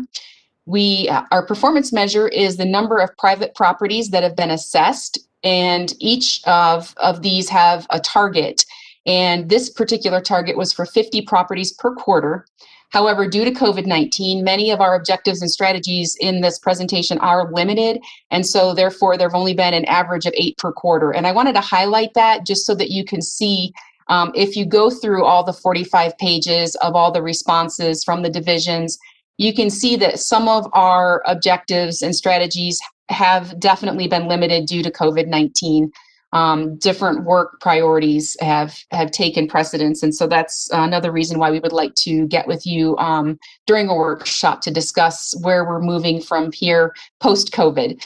The second on this population goal is to provide high quality first responder services. And the strategy in this one was to install new RECC computer-aided dispatch system, the new CAD. And the performance measure was to install and configure the CAD hardware and software. The target was to complete the action, and the result is the project is almost 100% complete, and we're only awaiting data conversion to be completed, I believe. And I did receive some notes from Penny Ellis Green of Growth Management, Vanessa Marquez of RACC, and Earl Wright from GIS. And their notes were the implementation of the new One Solution CAD system for RACC was a major intergovernmental and interdepartmental project running from the project kickoff on June 28th, 2018 to the go live date on June 16th, 2020. During this 2-year period, GIS division was at many points all hands on deck. And like this is from Earl and Penny, this was a multi-governmental and departmental project that took a lot of work from many different areas. They did go on to say that although work continues on fine-tuning this new CAD system, the county has successfully completed a major upgrade to a critical public safety component. And I just wanted to highlight that because I think that that's important, that that project is almost 100% complete. The final one on the provide a safe community is to provide public safety prevention, education, and intervention services. The strategy is to create a youth services division within Community Services Department. This particular performance measure is the number of youth served by SFC youth programs. And I want to commend Community Services Department on this one. The target is for 2,400 or more per quarter. And even during COVID, the average number of youth that have been served over the last 3 quarters has been 4,503 per quarter.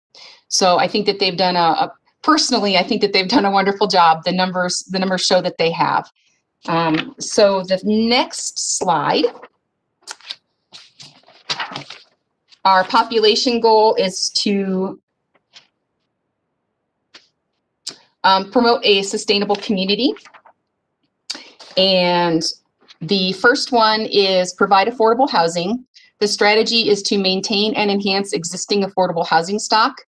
The performance measure was to develop and maintain 5-year housing capital and maintenance plans for current assets. The result in the notes section of the large 43-page spreadsheet that I believe was provided on board docs for your review was that the 5-year plan was approved and the maintenance plan was approved and being implemented. So good news there. The next one is address threats associated with climate change. The strategy was to develop additional backup water supply. And the action was to secure water supply with water rights, infrastructure, and wet water with regional partners. The result in the notes on the spreadsheet were that BDD shared pool agreement was approved by the BCC on November 10th, 2020, and the agreement is scheduled for City Council meeting in January of 2021. The next one on promote a sustainable community is to ensure the county's long-term financial stability. The strategy was to maintain county roads, facilities, vehicles, and equipment to maximize service life. The action is for the countywide pavement miles repaired, resurfaced, chip sealed, and fog sealed. We were looking at a target of 24 or more miles per year. And the number of miles that have been reported during those quarters that we're reporting on is greater than the 24 target at 26.71. So roads is out there still working and getting the job done. So that's good news.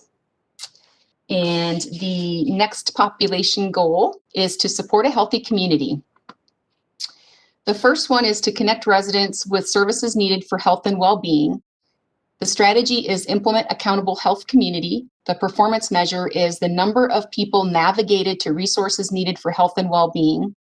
The target being 200 or more per quarter. And again, due to the pandemic, despite the pandemic, they have really gone above and beyond. The average number of people navigated per quarter is 498, and that's just an average per quarter. The numbers do vary across each of these 3 quarters that we're reporting on today, but I think that that's fabulous. It's 2.5 times the amount that they're targeted originally in this plan. The next one is to combat DWI through public awareness and enforcement. And the number of DWI saturation patrols conducted, the target was 5 or more per quarter. The average number conducted was 13 per quarter. Again, that's an average. I know during the second quarter that we're presenting on, they weren't able to do any. However, they were able to do more during the first quarter reporting and this third quarter reporting. So on average, they're again 2.5 times what their target was. The next item is the serve healthy, delivered, and congregate meals through senior centers. The number of congregate home delivered meals I went ahead and combined, there were two targets, two activities. I combined the congregate and home delivered meals because we can't provide meals currently through the senior centers. So the combined target is 26,800 combined per quarter. And they've been able to do 30,427 congregate meals as home delivered meals due to the pandemic. But so on average, they've done over 30,000 meals. And again, I commend them. They've done a fantastic job with their reporting on what they've been out there doing for our community and for your constituents. So the final population goal is to be a proficient, transparent, and accessible government. Recruit and retain highly qualified employees. As it was noted at the beginning of this BCC meeting, Human Resources has been filling positions, departments, divisions have been able to continue to fill positions that haven't been frozen. So this one is to recruit and retain highly qualified employees. The strategy is to provide well-rounded, consistent, market-relevant employee compensation. The action is countywide turnover rate in the first year of employment. They wanted 10% or less of turnover within the first year of employment. The result has been 2%. So I think over the last 3 quarters, we've been able to attract, hire, and maintain the employees because only 2% have had a turnover. The next one is to use technology and business processes wisely. Provide, again, exceptional human resources services. The average number of business days to fill a position from date advertised, they wanted to do 30 business days or less. And they have been filling those positions on an average of 19 days. So that has been, their target has been definitely successfully met there with 19 average days. Prioritize work to focus on essential functions is the last one. And this is due to closing of the Bochum lease. Our square footage of leased office space for county operations was the action, and the target is for the county to be leasing less than 20,000 square feet for different departments and divisions use.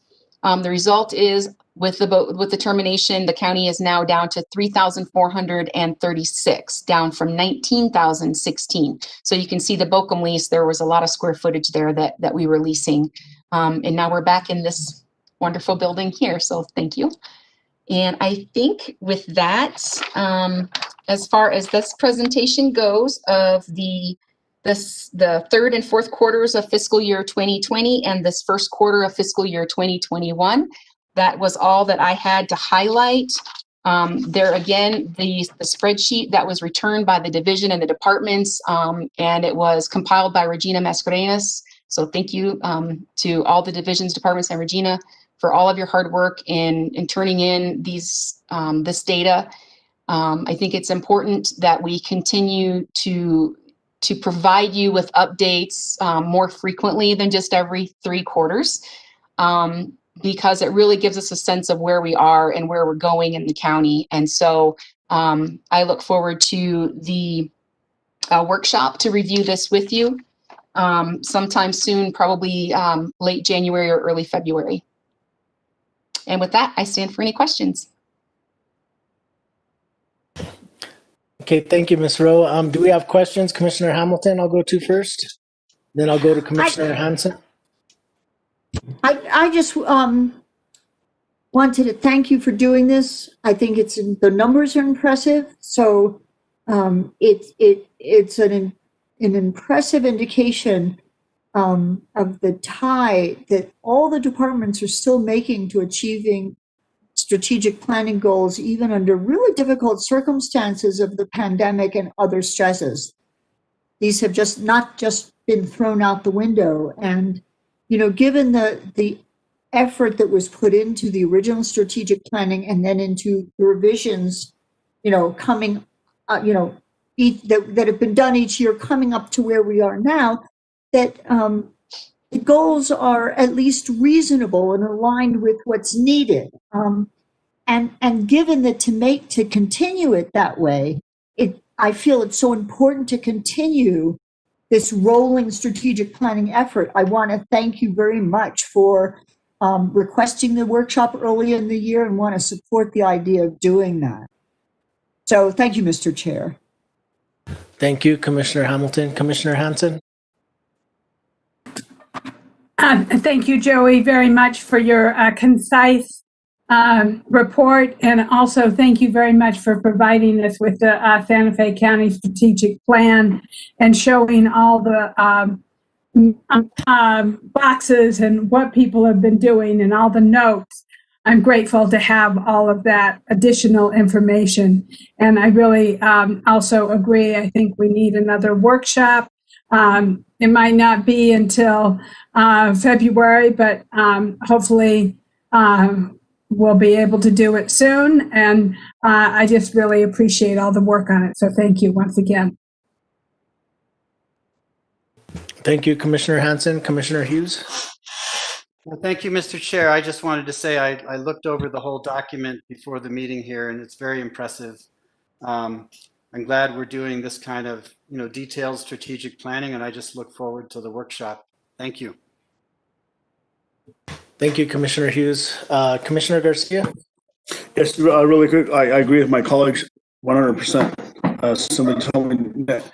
And yes, I agree. In anywhere from the RECC, youth, housing, GIS, water supply, financial stability, health, community, safety, public safety, transparent government. Manager Miller has always been on that transparent government, hasn't he? We'll show our books. We'll open our books up and show you what we have and where it's at. And I totally appreciate that because that's very important to the taxpayer when they ask questions about the county road, this, that. But I just appreciate the presentation. I won't get into detail, but thank you, Mrs. Rowe, and I appreciate you and your staff as well. Thank you. Thank you, Commissioner Garcia. Yes, and I just want to reiterate what my fellow commissioners have said. Great presentation, a lot of information, and we look forward to another strategic planning meeting here, maybe around February, March. So thank you very much, Ms. Rowe. Okay, with that being said, thank you. Okay, with that being said, we're going to go on to item number 5B, presentation and request for direction regarding the New Mexico Construction Industries Commission adoption of the 2018 Residential and Commercial International Energy Conservation Codes and required SLDC changes. And from our growth management, we have Ms. Penny Ellis Green, Joseph Montoya, and also Jacqueline Bean. Hi, Commissioners. Just checking that you can hear me. Yes, we can hear you. Thank you. So both Joseph and Jacqueline, I believe, are on the line as well. They can assist with any technical questions that you have. In August of this year, Construction Industries approved including the 2018 International Energy Conservation Code into the statewide building codes. This is going to take effect on March 24th of 2021. For residential development, the new code has three main pathways: a prescriptive pathway, a HERS or ERI 61 pathway, and a performance modeling pathway. Our code currently requires the HERS 70 or an equivalent. So this section could either remain the same because prescriptive or performance state pathways would not get you to a HERS 70, but it would get you a portion of the way to a HERS 70. So it wouldn't conflict. You wouldn't have to do something completely different for those two pathways than you would for our code. Or we could go to a HERS 61 as the state has, and that means we would be consistent with the state. For commercial, they also have three pathways: an ASHRAE pathway, a prescriptive, and a performance modeling. Looking at the pathways that the state has, our current code requires Energy Star, so there is going to be a conflict. And looking at the three state pathways, the current code is considered probably closest to the ASHRAE pathway for the state. Both multifamily and mixed use have a slightly different definition in the state code, So we would want our code to be able to match their definitions, so there's not a problem for people understanding which section they need to follow. I did present this to the board on November 10th, and we were asked to look at a number of different things related to cost, type of improvements, and financial assistance programs as well. A lot of the discussion on November 10th revolved around the use of solar in order to meet a HERS 61 rating, but there are a lot of ways to get to a HERS 61 rating that do not include solar. Speaking to several HERS raters, both of them seem to say that if they needed to get to a 61, they would not automatically go to solar. Related to the cost, we did speak to a HERS rater, and because there are so many different things that you can do to get to a HERS 61, it's really difficult to say this is the cost difference for a 61 rather than a 70. But one example we were given was that in order to get to our current HERS 70 rating, you would need either a high efficiency water tank or a high efficiency furnace. And in order to get to a 61, you would need both. And the cost difference of that is about $1,200 to $1,500. So that gives us an understanding that that is just one way that you can probably jump from a 70 to a 61. Solar is one of the other options, but of course it is a lot more expensive. And there are a lot of other things that you can do in order to get to a 61 without using solar. Related to the financial assistance programs, Joseph has reviewed a lot of these. And basically the state tax credit is for active solar components on housing units to assist in the capitalization and installation of solar technologies. Was designed to assist the solar industry in general. A key component of assisting homeowners is by adding solar infrastructure to housing units is fairly limited for most low to moderate income households because they can't actually take advantage of tax credits as their incomes don't necessarily qualify them for those tax credits. There's single-family rehab loans. Several financial institutions offer loan programs for homeowners to rehabilitate their homes. That could be making upgrades to heating, cooling, roofing, window replacement, stucco work. So a lot of different energy efficiency upgrades. Loans are usually take the form of a second mortgage, or the more recent trend is a refinance of a mortgage as current interest rates are historically low. Again, these financial products have a limited value for most low and moderate income households, unless there's a significant decrease in overall housing expenditures, including energy use for current homeowners. My report also includes a table that shows you by commission district the number of stick-built or modular homes that have been constructed or been permitted since January of 2018.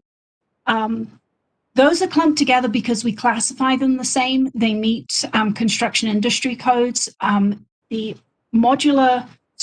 manufactured homes are not included in this table. We did split it up by the smaller homes, under 1,500 square foot, middle-size homes kind of 1,500 to 2,500, and then larger homes, 2,500 square foot and larger. So currently, the code does not require modular homes to meet the HERS 70 rating. Modular homes are factory built, and an upgrade can be incredibly expensive. The initial code did require modular homes to meet the HERS 70, but a year after the SLDC came in effect, we rewrote it in December 2016, and we took that out because we had had a lot of objections by the modular home industry and lower income homeowners who found that the modifications required for a modular home just made them unaffordable for them. So we would ask direction from you so we can start drafting language and bring it back to you with some possible options. We recommend for multifamily and mixed use, changing the definitions and making it consistent with the state codes. We recommend for non-residential that we would require, rather than the Energy Star, the same as the states, the ASHRAE 90.1 requirements. And for residential options, we have two options in front of us. One is leave the HERS 70 rating in the code, and the second one would be to go to a HERS 61 rating. If we do make that change, we would recommend again that modular homes not be included. Modular homes are already going to have to meet one of the state pathways. They will probably meet the prescriptive pathways, but that is something that they would need to do through the state code. And another option for the board would be that you could base the rating on home size. For example, a HERS 61 would be for homes over 2,500 square foot of heated floor area. The state code also applies to remodels. And from what we've understood from the state, that is almost any kind of remodel. And so we would recommend, again, that we not include remodels in our code, and therefore they would just need to meet one of the state pathways, and they could choose which one for that. So our current code doesn't include remodels and doesn't include modulars, and we would recommend that we do the same in any changes that we've got. And Mr. Chair, I would stand for questions.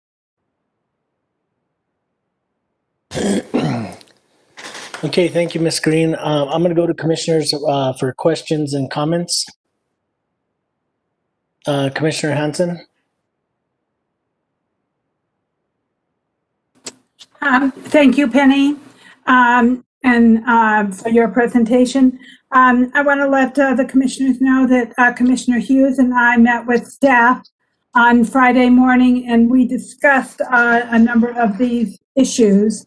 And out of our discussion, we would like to recommend that we go with the requirement for residential to meet the HERS rating of 61.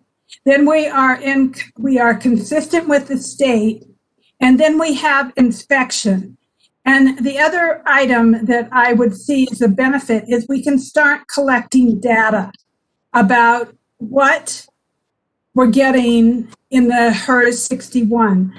I mean, ultimately, we would like to see solar on every home, but that means even a lower HERS rating.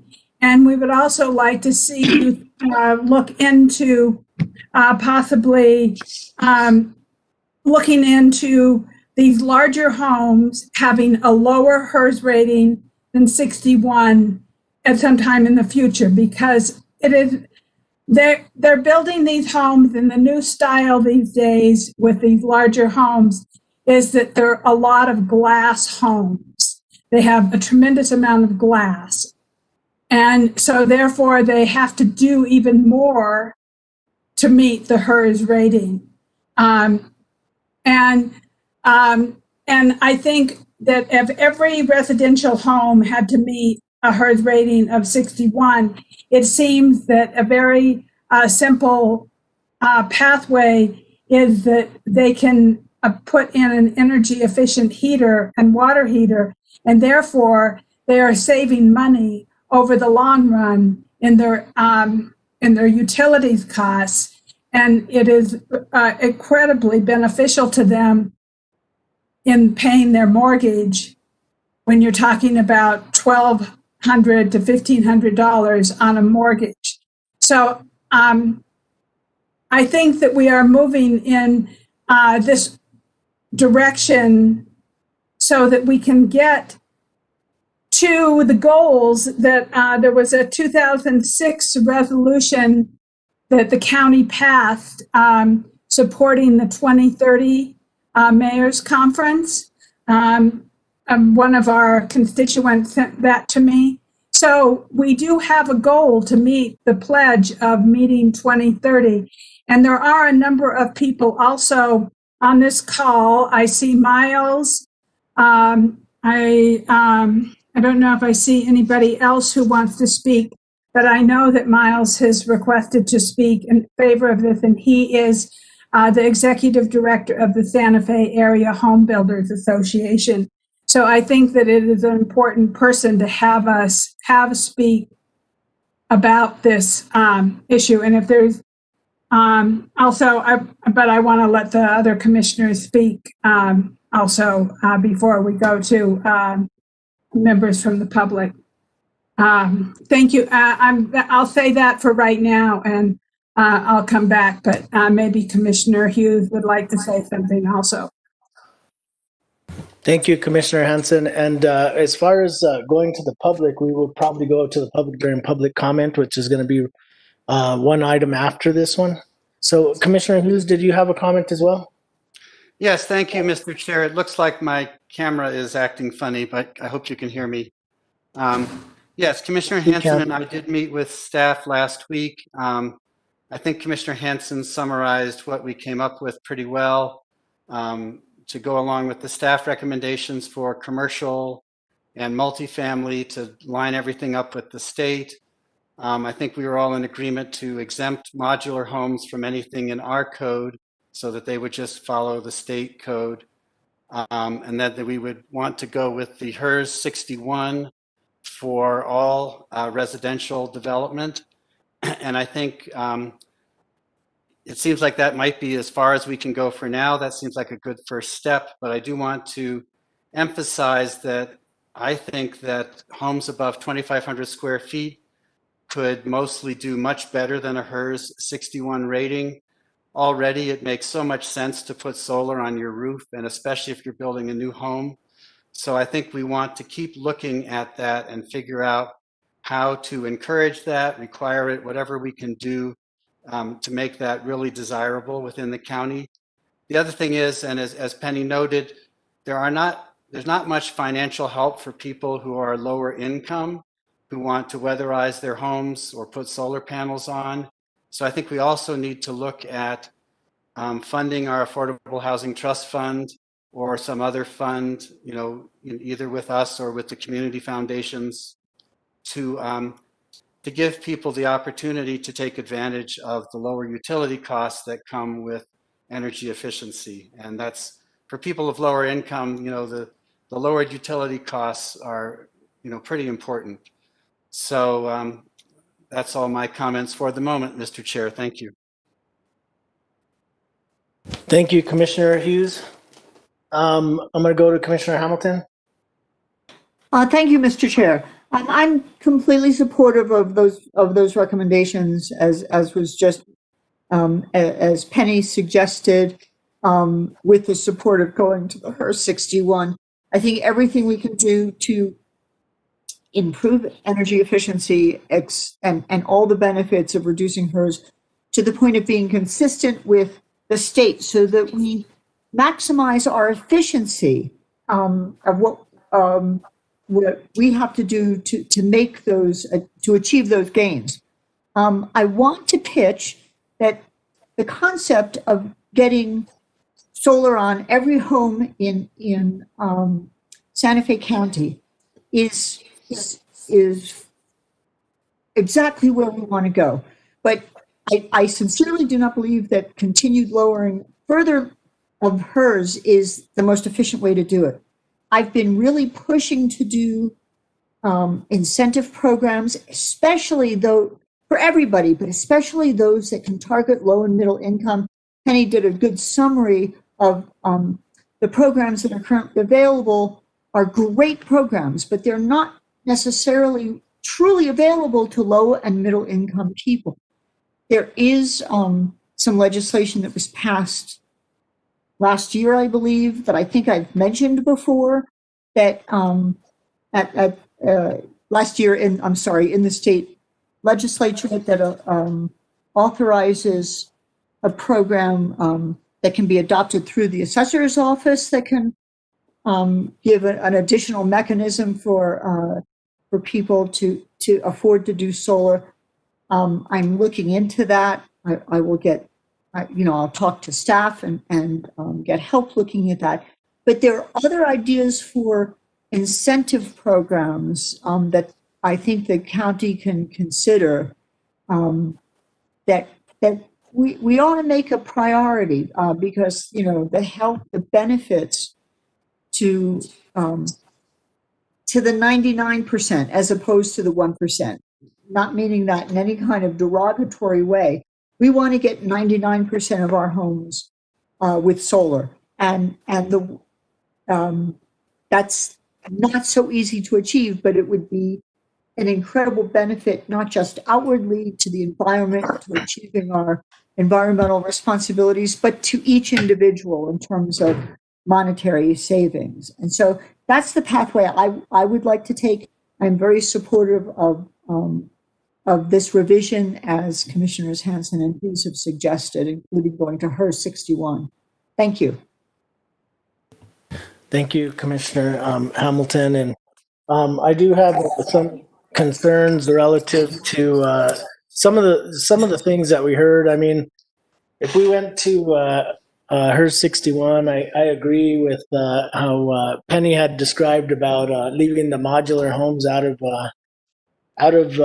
the equation. But I do have some concerns that if we have constituents that are wanting to build, but we put a situation where they can't afford it, it just puts it right outside their price range to do these updates. And I know in the long run that a lot of these efficient stoves and water heaters and furnaces that they can purchase will save them money in the long run. It's sometimes the upfront cost. What can they afford at that point? So I'm a little bit concerned with that, and also the fact that it would be easier to just buy a mobile home, and in the long run, when you look at and I don't know if anybody's here from the assessor's office, but in the long run, in 15 years from now, that mobile home won't have any value, and so the county won't receive any taxes from that mobile home, especially if it's put on blocks and it's not on a permanent foundation. So in the long run, if it's not a stick-built home, then the county will not get any more revenue based off of real estate, because a mobile home won't be considered real estate at that point after a certain time. And so those are some concerns. And so I do feel that we need to get additional information, but that's just what I have to add at this point. But I'm going to go to Commissioner Garcia. Thank you, Mr. Chair, and I appreciate all my colleagues and everybody moving forward in this. Yes, we all need to get there to protect the environment. I understand. I've been watching YouTube for the last 7 days about the environment. I understand. Penny and your staff, thank you for looking into this stuff. Obviously, I got to meet with staff. I have to meet with staff myself because I need to get to understand what HERS 61 and 70 is. What is that? Because my grandma doesn't know what. My cousin doesn't know what HERS 61 and 70 is, and yet the county commission is actually going to approve let's go from 61 to 70 or 70 to 61. What is mine doesn't know anything about that. So how do we educate the people, the individuals out there? What does that mean? And is it all about solar? Because the environment is not just about solar, putting a solar panel on every single house. What about the water? What about paving? What about sewage? Environment is not about solar. We don't need to put a solar panel on every single home that is out there. Let's just educate people as into, like I said, what about water? What about paving the driveway? There's a lot more other stuff that the environment is looking at other than solar. Let's just solarize everything. I get where we're going, what you guys want to do with it, and I appreciate that. Some other stuff I have is, we have here the legislation passed for tax credits. You know what? Okay, so what happens with the tax credit? What about if I own a single wide? Is that a modular, or is that a mobile home, or what is that? Is it on permanent foundation? Not on permanent foundation? What does that mean, modular home? I don't know, but we will look into that as we move forward. Enforcement. Penny, with all due respect, who's going to enforce all this stuff? Who's going to make sure that solar panel is the right size of solar panel for this size of a modular home? These are questions I have. In regards to like I said, what is a manufactured home? Is it a single wide? Is it something that's in a permanent foundation? Is it a 2x6 walls? Is it what's a manufactured home? So these are things that I actually have questions about. Like I said, who's going to enforce this stuff?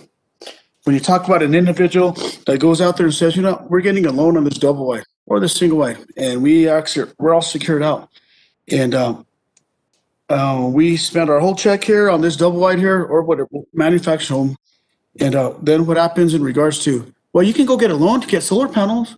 You can get a loan. No, I can't get a loan because I'm already loaned out. I can't get a loan. So these are some of the questions I have.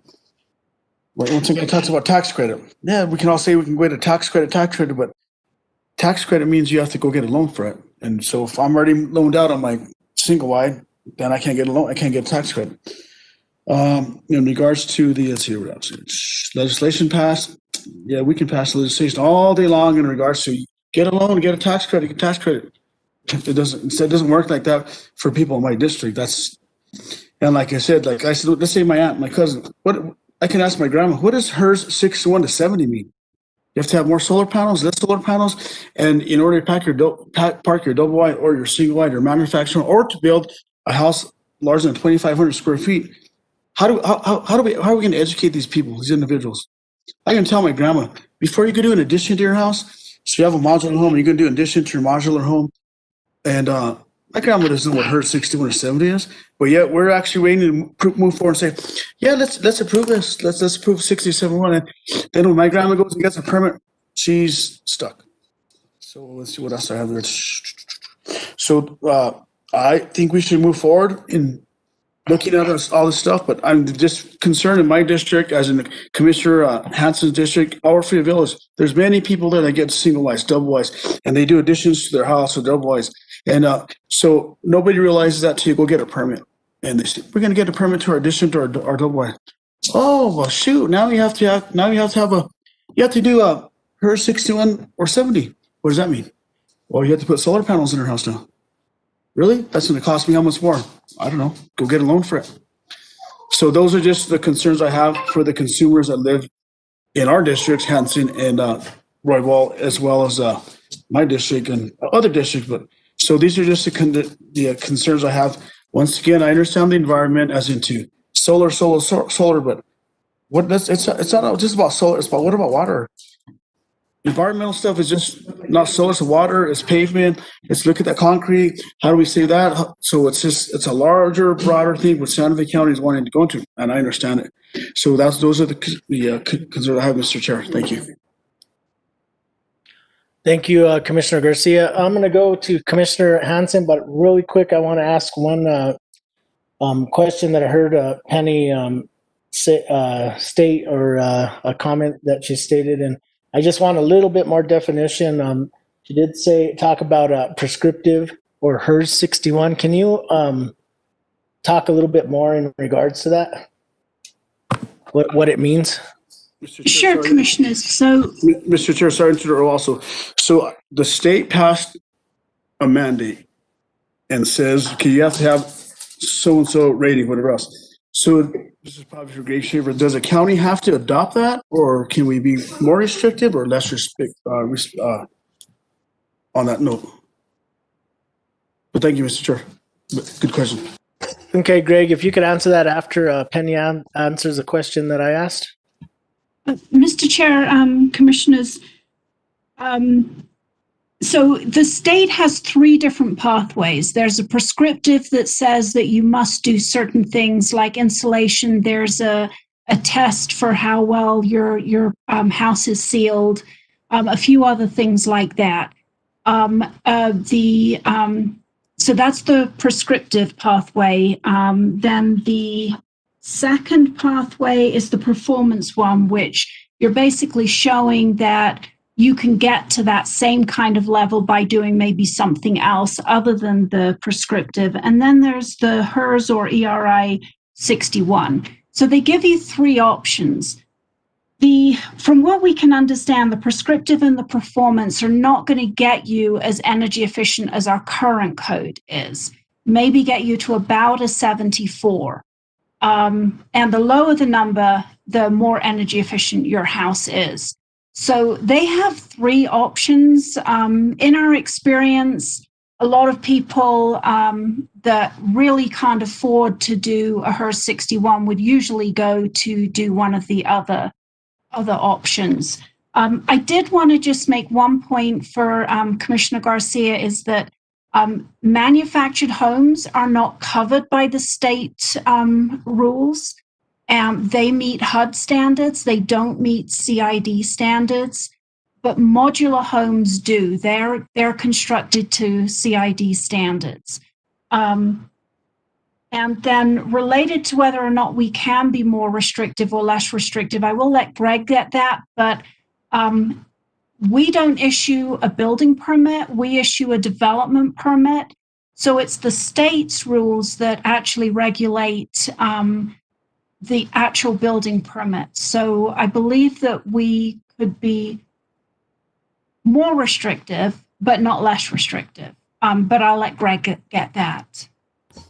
Okay, thank you, Ms. Green. And just really quick, I'm just wondering if this is making it harder on people, and also, is this in the prescriptive is in lieu of 61? Is that correct? Mr. Chair, the state has three possible paths, so it would be one of those three that you would take. So we don't recommend just removing our regulations because we've already for 4 years had a HERS 70. So we recommend staying at the HERS 70, or if the commission wants to move it to be more energy efficient at a 61. Okay. And then is the prescriptive easement, the performance-based already less restrictive than our HERS 70? Mr. Chair, no, they wouldn't get you to a HERS 70. From speaking to two HERS raters, they're thinking that would get you to about a 74, maybe 75, around about that area. So it wouldn't be as energy efficient as we currently require in the code. Okay. Greg, did you have the answer for Commissioner Garcia? Yes, Mr. Chair, Commissioner. Generally speaking, in this area, we could be more restrictive or have a higher energy efficiency standard than the state imposes. And in particular, unless I'm mistaken, as Ms. Ellis Green alluded to, that has been the case for several years now, where our energy efficiency standards have been more robust, as I understand it, than what the state has generally required. Okay, thank you. Does that answer your question, Commissioner Garcia? Okay, Mr. Chair, yes, thank you. I appreciate that. Yes, sir. Thank you, Commissioner Garcia. I'm going to go to Commissioner Hanson. She's been patiently waiting, and I know I went through all the commissioners first, and then I'm going to go back to Commissioner Hamilton. Thank you, Mr. Chair. So first of all, I want to make it clear that a 61 can be done through good insulation and upfront heating choices. So we need to meet one of these pathways. I have heard already tonight that there are 3 commissioners who have said that they believe that they want to go towards the HERS 61. And I also want to state that for the commercial, I think I believe that we would go through the ASH RAE 90, which is what Penny recommended. And Mr. Chair, the reason I requested that the people, the gentlemen from the public be able to speak is because they're speaking to this issue. But I respect your position. If they were speaking to something else, then I would say yes, they could wait till matter of public concern, but they are here to speak to this issue. So they might have some very valuable information for people to understand. Thank you. Thank you, Commissioner Hanson. It's just at this point, this isn't a public hearing. But there will be a public hearing when the ordinance is proposed. So I just want to make sure that we're following the correct guidelines and that we don't deviate from those, Okay. because then keep deviating. Okay, so matters from the public concern is after this, so they can speak then. Yes, ma'am. Correct. Okay, so Commissioner Hamilton? Thank you, Mr. Chair.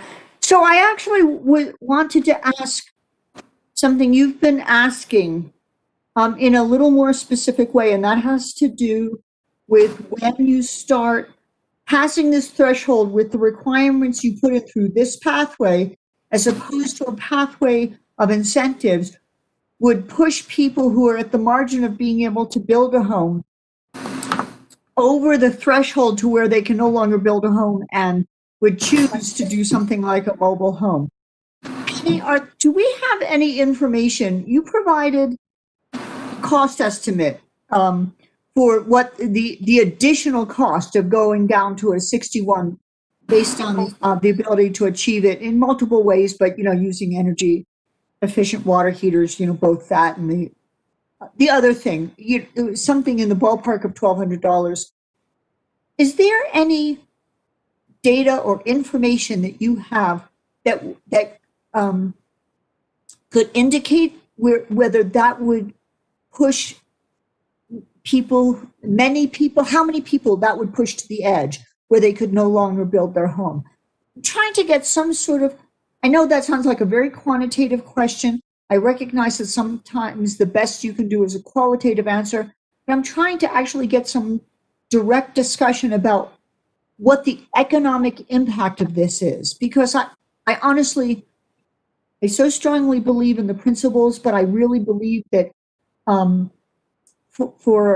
our constituents in these circumstances, incentives and county-sponsored or even state-sponsored programs that provide assistance in achieving these greater energy efficiencies and doing solar are far preferable. So do we have any way to address that economic impact question at this point? Mr. Chair, Commissioners, I think that's a very difficult question. We had a hard time when we were working with the HERS raters to really get a figure as to what it will take to go from a 70 to a 61. So what was in the report was the 1,200, 1,500 in order to do both the higher energy efficiency furnace and water heater.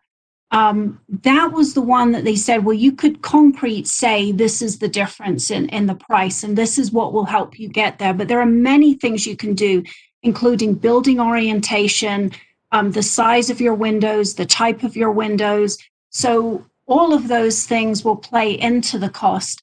And it is very difficult to make the decision for the lower income and probably smaller homes to ask the question, does that then mean that you cannot afford to build a stick-built house and you would go to a manufactured house instead? Because the lower income probably get more of the benefit or need more of the benefit of the energy efficiency to reduce their utility bills. So you're kind of weighing those two things up when you're making a decision like this. You want to give the benefit of the energy efficiency and the low utility bills, but at the same time, who is that going to mean that extra $1,500 means that you can't build a stick-built house?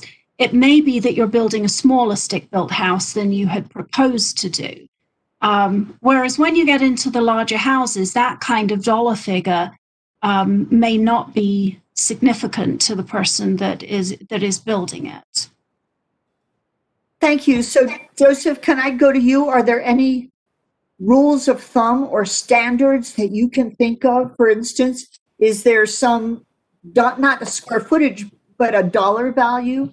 Anything that we could apply this to anything more than a $200,000 home or $179.2 thousand? Are there any rules of thumb you can think of that would give us information that we could go on? Mr. Chairman, Commissioner, so you asked, I think, a very good question, but a very complicated one to be able to answer. So I think we can extrapolate certain issues to try to get down to what we're trying to achieve here. So just overall, just to be clear, what we're trying to achieve here today is only to come in compliance with what's going to be the state code. So just to be clear about that, we're just trying to be able to get in compliance with what will be a state mandate anyway. So first of all, almost all studies clearly indicate that when you're buying a new home and that the capitalization of that new home is based on a mortgage, the return on investment is very clear in favor of the owner, right? Of the new owner. So when you're talking about new homes, and in this case, we're talking about single-family residential homes, the evidence is overwhelmingly clear that it's of economic benefit to the owner of a new home. The studies start falling completely apart when you're talking about rehabilitation, though, right? So one of the concerns here, and I think it's a legitimate concern, is that what is the cost if you have a home and you're rehabilitating that home? So Penny's come up with a very good way of trying to address that already, in terms of making our presentation silent when it comes to rehabilitation and allowing the state to do what it has to do anyway, right? We would not impose anything other than what the state is trying to impose anyway, just to be clear. Now, so the question becomes a little more complicated when you're talking about a site-built home, or a modular home, or what's considered a mobile home, right? So the three different things, just to be clear. Site-built homes are built under construction industry standards. Modular homes are built to construction industry standards. And those are regulated at the state, if they're built in New Mexico, or regulated at the point of construction when they're, for the standards they're looking at, right? Now, a lot of people, right, own what we call mobile homes right now, right? Or mobile homes right now. Those have a federal standard, a HUD federal standard, and there's no code for rehabilitating those, right? So that's why you see Mr. Garcia and many of his neighbors. He knows that, you know, we have some older mobile homes around, and we build a little extension here and there. We put a little roof on it. We might even plaster it, things of that nature. There is no code for that, right? So legally, you can do what you want because there's no rehabilitation code for those kind of units. So, and staff, I just did want you to know that we went round and round on this internally with experts in many different fields to be able to come up with a program that we thought that was of assistance to low to moderate income people as they can be, but at the same time, really trying to get in compliance with the new state law that's coming up anyway. And then have some future direction. Let's have these discussions when it talks about either providing higher energy efficiency for high-end homes, which may or may not be for low-income people, right? So there's a lot of people who have larger homes that are old adobe homes that could be negatively affected. But for this particular issue, that's not part of the conversation because there's going to be a state standard no matter what we have. So it's nothing that we would be able to change one way or another anyway. So I think we're aware of your concerns, and I can say personally that I am highly aware of those concerns, and especially as they relate to low and moderate income people, and which is why, as you have directed us to at the Housing Authority, to put in energy efficiency units throughout and all new infrastructure and solar homes on all the units that you own. So your answer, I really appreciate that answer, and your answer gives me some confidence that for this action, we're if we follow Penny's the staff recommendations, even going to 61, for residential we're still minimizing negative economic impacts that and to our constituents. So. Yes, that's our analysis. Thank you. Thank you, Mr. Chair. Mr. Chair, if I may really quick. Thank you, Commissioner Hamilton. Go ahead, Commissioner Garcia. Just really quick, those are the things that I want to talk about because the state has its regulations. Carson Homes, Mr. Cook owns Carson Homes in Albuquerque. They built homes that are probably worth more than some of the houses than tract houses. And you have Clayton Homes out of Waco. You have all these manufactured homes that are delivering homes to New Mexico. Catherine knows this, Manager Miller. What about Mark Duran? Have we talked to Mark Duran? Mark Duran actually is the manufactured housing lobbyist. And because he has a lot of insight in that governor's office as to what they're going to allow, not allow. So when you bring in a modular home, single wide, double wide, modular home, Kirsten, Clayton, whatever, all those manufacturers that come out of Texas or Albuquerque. So I just want to make sure that we actually look and see what the state's going to allow and not allow, because it seems like it's very unclear right now as to what 61 is, what 71 is. And so somebody goes and signs a loan up for what, $120,000, $100,000. And then they say, oh, you can't deliver that home. Just like those tiny homes that we deal with. As a lot of Naga deals with, and so does Vicky, and so does Penny. Oh no, those homes, Joseph, great job. Those homes are not regulated by HUD or manufactured housing because they're not built to standard. So I just want to make sure wherever we go down this road, and I'm okay to move staff forward as to do, let's keep looking into this, because when somebody goes and gets stuck with that loan, I just don't want to get stuck with a loan. Then they go to the county and says, they say, we want a permit. I don't even get a permit because we don't allow that. So those are just for Mr. Chair. Thank you. Thank you, Commissioner Garcia. And really quick, Joseph, the state has adopted 3 different ways as far as dealing with this: a prescriptive, a HERS 61, and performance-based. If we adopt this, the property owners would have to use the HERS 61? Is that correct? Mr. Chairman, it depends on the particular circumstance, right? So what we're saying for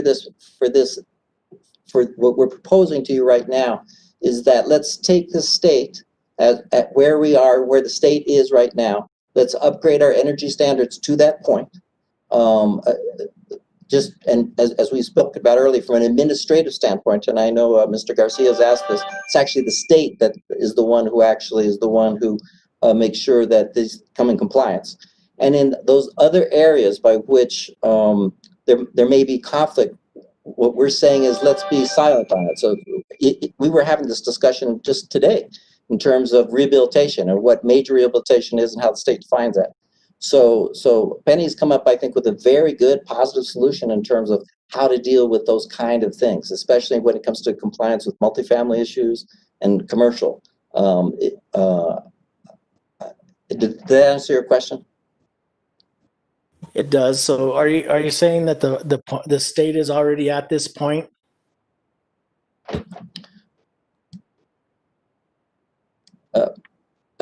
Mr. Chairman, I said the state will be at that point.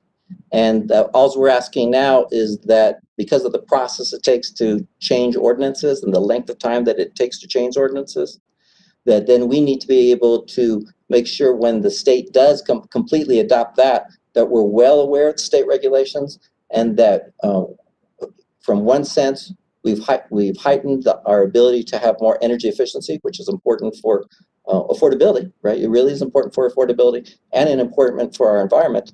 And at the same time, that we're trying to minimize those negative effects that we have very little control of over the very lowest income populations. And so the direction given to us is let's find ways to increase energy efficiency where we can, and then let's make sure that affordability isn't affected, and we have programs in place if we're going to go even more in depth than this, that negates the negative aspects of the capitalization of new stuff for very low-income people. Because as you've mentioned, if you don't have the bucks, you don't have the bucks. You just can't do it, right? And it doesn't matter that 10 years down the lane, you're going to get your money back. It doesn't matter. You won't get it.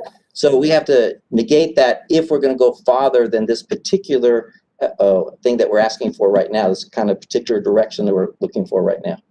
And that's the direction I think that was provided for us by Manager Miller and Director Eltsgreen.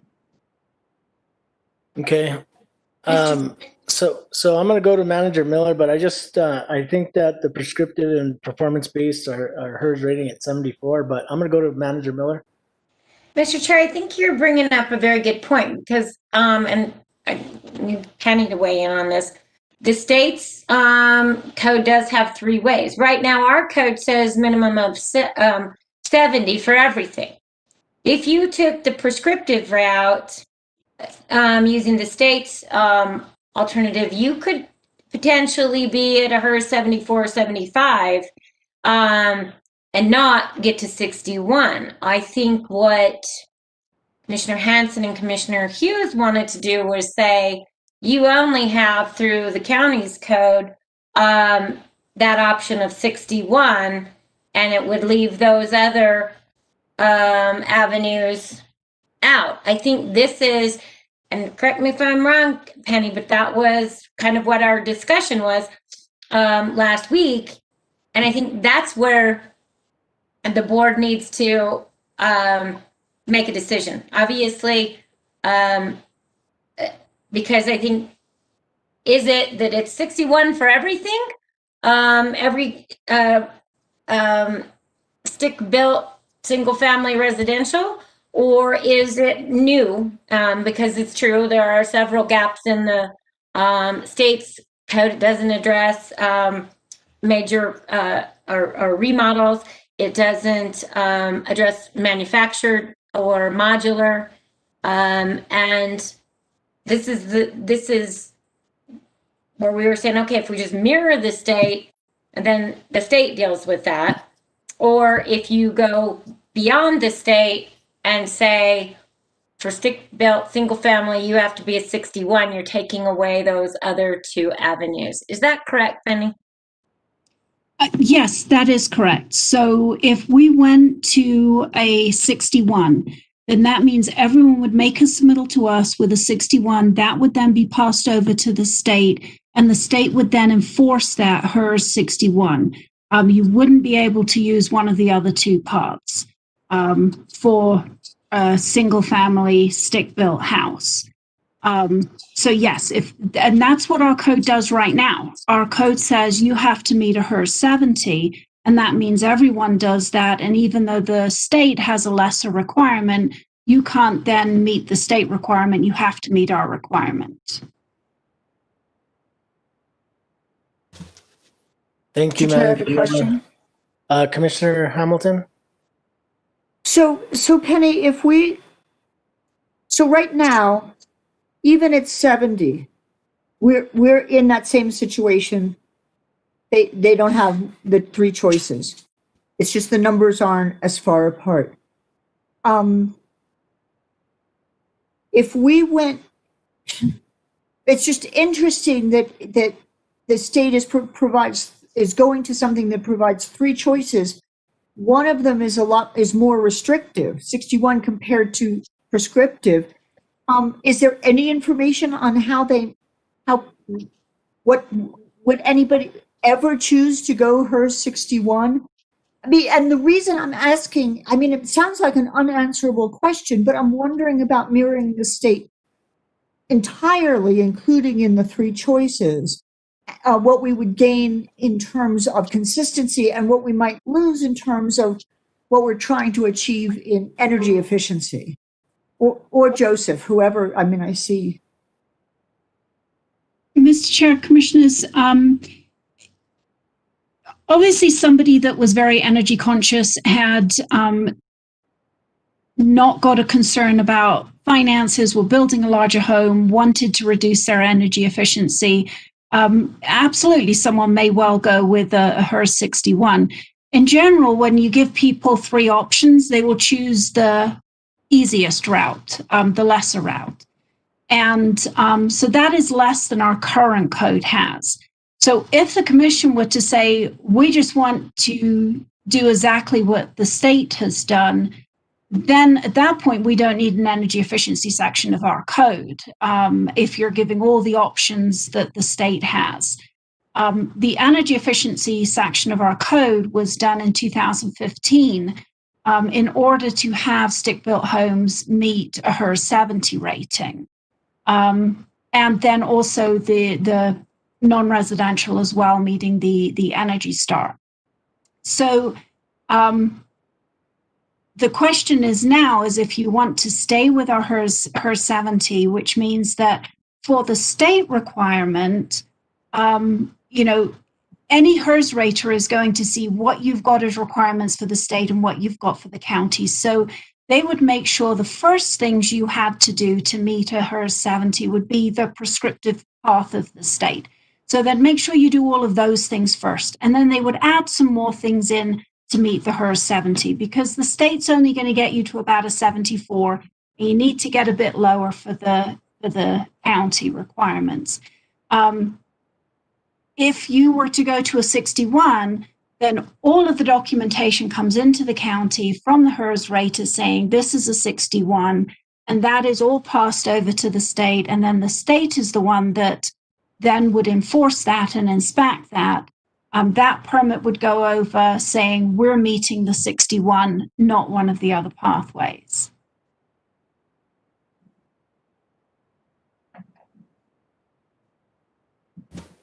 Okay, thank you. Penny, did that answer your question? I'm going to go to Commissioner Hanson has her hand up, and then I'll go to Commissioner Hughes. Mr. Chair? Commissioner Hamilton, I'm sorry. I'm sorry, Commissioner Henson. I thought Joseph Montoya wanted to answer part of my question. Okay, Mr. Montoya. Mr. Chairman, members, part of the analysis is the marketplace itself, right? What is the relative marketplace for not only HERS rating, because that's a very well-known, stable kind of way of looking at units, and we have lots of people here doing that have expertise in it.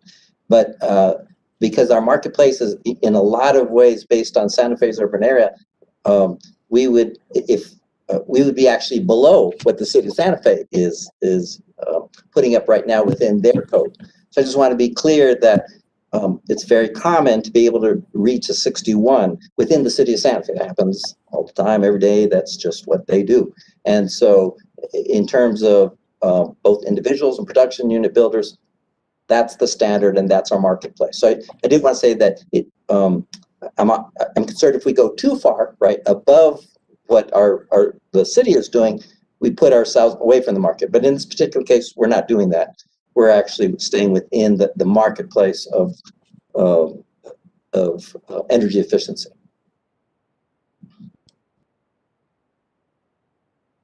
Okay, thank you, Mr. Montoya. Commissioner Hanson?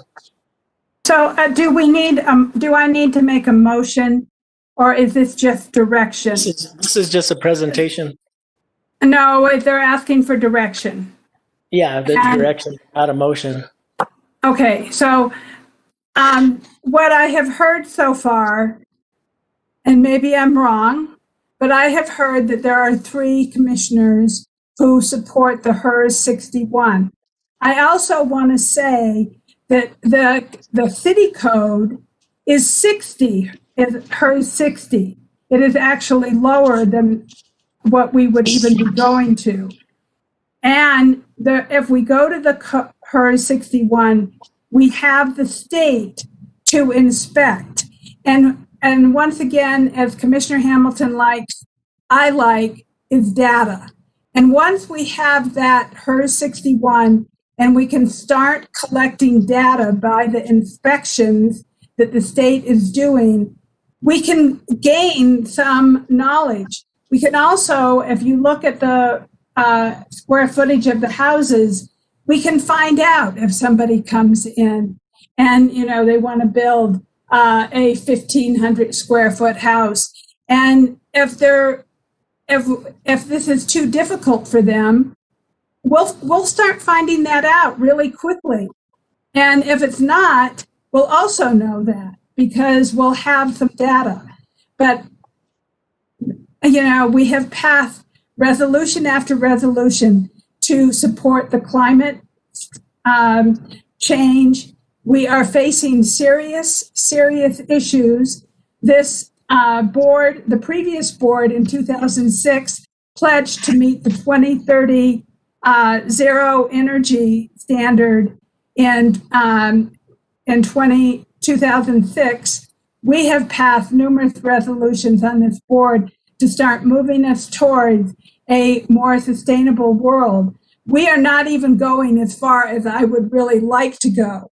This is a compromise for me. I would like to see us at HERS 50 or 40 or even so, and I would like to see bigger houses have a HERS of 0 so that, you know, they can, so that they have to do all of the energy efficient things that they need to do. But I am compromising because I recognize that we need to use the state to inspect.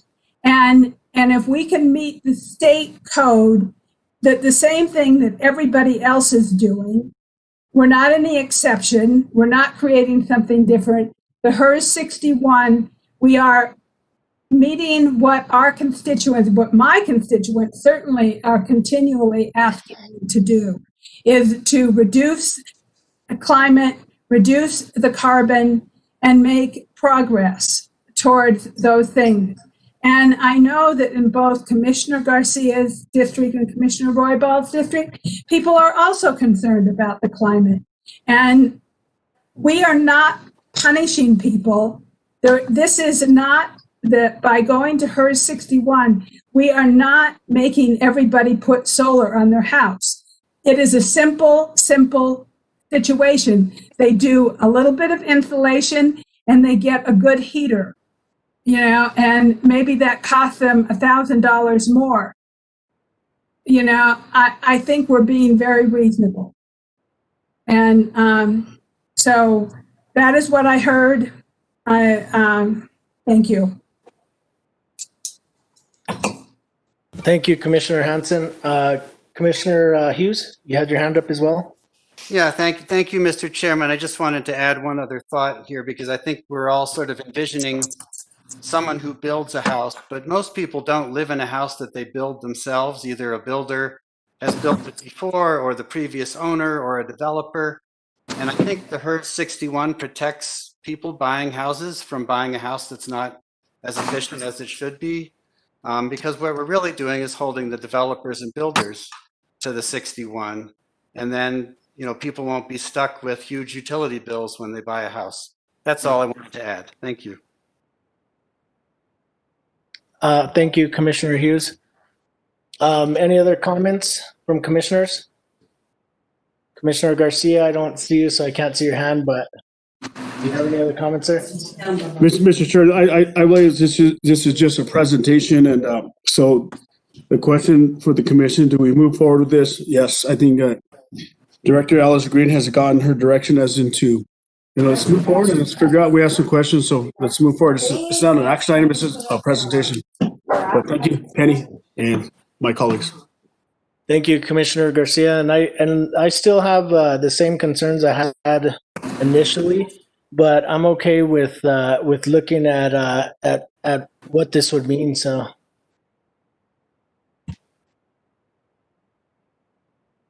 does that give you direction, Ms. Green? Mr. Chair, Commissioners, yes, that does. Just so you know the procedure, we would come back in front of you to ask to publish title and general summary of a change. And then we would have to go to the Planning Commission for a public hearing and then come back to the board for a public hearing. Once it is adopted, it takes 30 days to go into effect. So we would hope to move on this at the beginning of next year. Thank you. Okay. And it looks like we had the commissioners that all agree, but I would have been okay with staying with the where we were at with the HERS rating, and also looking at the three alternatives that the state has. So, but okay, we have direction. Thank you.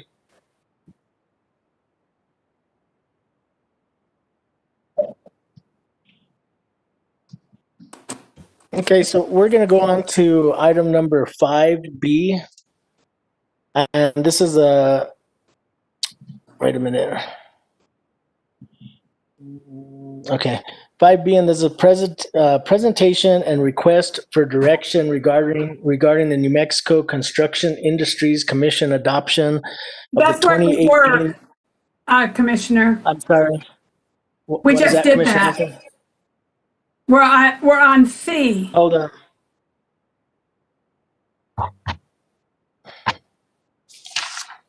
Okay. So 5C, presentation on the impact fee study and proposed schedule of considering impact fees. We have Mr. Jacob Stock and Mr. Robert Griego from Growth Management. Good afternoon, Mr. Chair, Commissioners. Robert Griego, Planning Manager. This item, county staff is working with our consultants, economic and planning systems, to study the possibility and effectiveness of using impact fees as a tool to support new infrastructure development in the county. This is an informational item and will include a presentation on impact fees and the proposed schedule for considering impact fees. The presentation will be done by our consultants from EPS, Daniel Guimond and Brian Duffney. In your packet was a memo which provided some background information in regard to the policy framework for establishing the impact fees, in addition to the Sustainable Land Development Code, which has identified impact fees.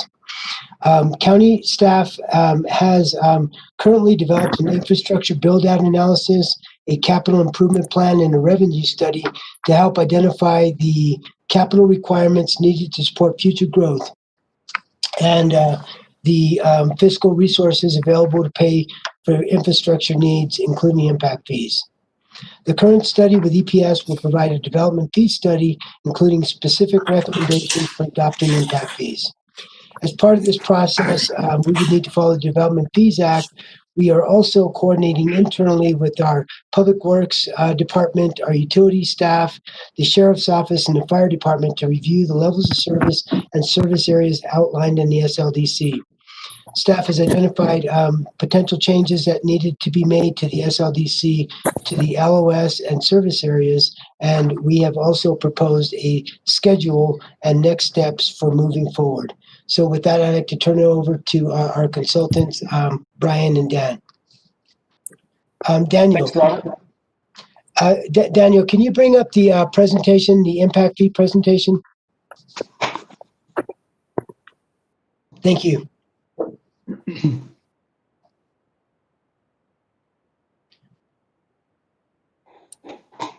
Thank you, Robert. And we'll just do a sound check. Can everyone hear me okay? Yep. Great. Thanks for the introduction, Robert. So we are at the beginning of this impact fee study, and we'll show you a slide at the end of this of where we are in the process and where we go. So this purpose of this is just to introduce the concept of impact fees, provide some basic definitions, and then we'll take any questions. Next slide, please. So first, just definitions. So impact fees are charges on new development that recover the cost of building infrastructure or other facilities that serve new development. So impact fees are a type of fee that's designed to mitigate the impacts of new development or growth. Impact fees can be spent on growth-related infrastructure and facilities, so capacity expansions of facilities, trails, parks, open space, fire, public safety facilities, recreation facilities, roads, major facilities and infrastructure generally. It's important to distinguish they are not, the impact fees cannot be used as sort of general fund revenues for operation and maintenance expenses. They're only for capacity type projects serving growth and maintaining the level of service that the county provides. Next slide, please. So the county, the county code, the Sustainable Land Use Development Code, identifies a number of areas where the county tries to maintain a level of service, and these are the categories that we're looking at developing impact fees for. So it'd be roads, water and wastewater. But that's covered separately under a separate study it's treating them as with utility expansion charges, which we'll talk about separately. Law enforcement, fire and rescue, and then open space, trails, parks, and trailheads, and those will likely be combined into one fee category. Next, please. So there are several legal requirements that need to be followed when implementing impact fees and in doing the fee study.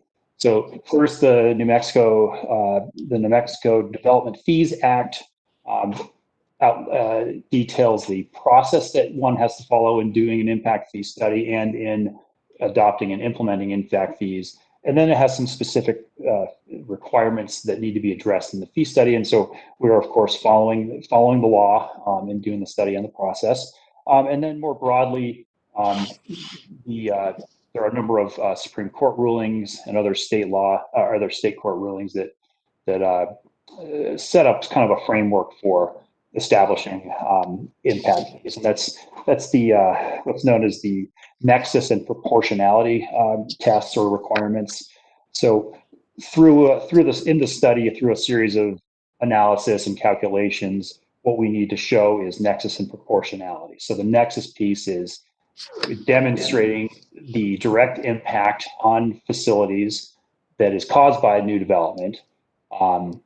So, for example, new development generates additional traffic, which requires some capacity enhancements to the transportation system.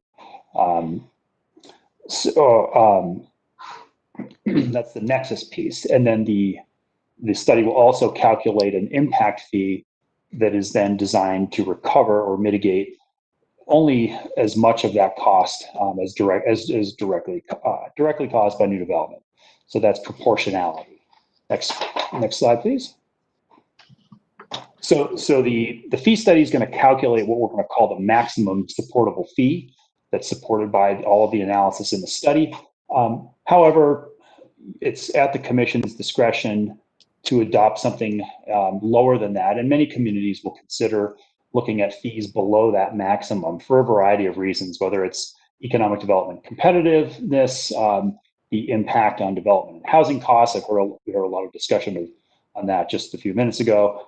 Just general kind of market competition. Many communities want to be kind of in line with what their surrounding neighbors and peer communities are charging. So we're going to look at, that's a specific piece of our work plan, is to look at what other communities are charging to help you, if you decide to adopt them, determine what level is appropriate for the county. Of course, there's a trade-off. If one adopts a lower fee than is supported by the study, then of course you would not recover as much of the cost that's caused by new development. I'm going to pass it over to Dan now, who's going to talk about the county's funding structure and the role of impact fees as a supplemental revenue source.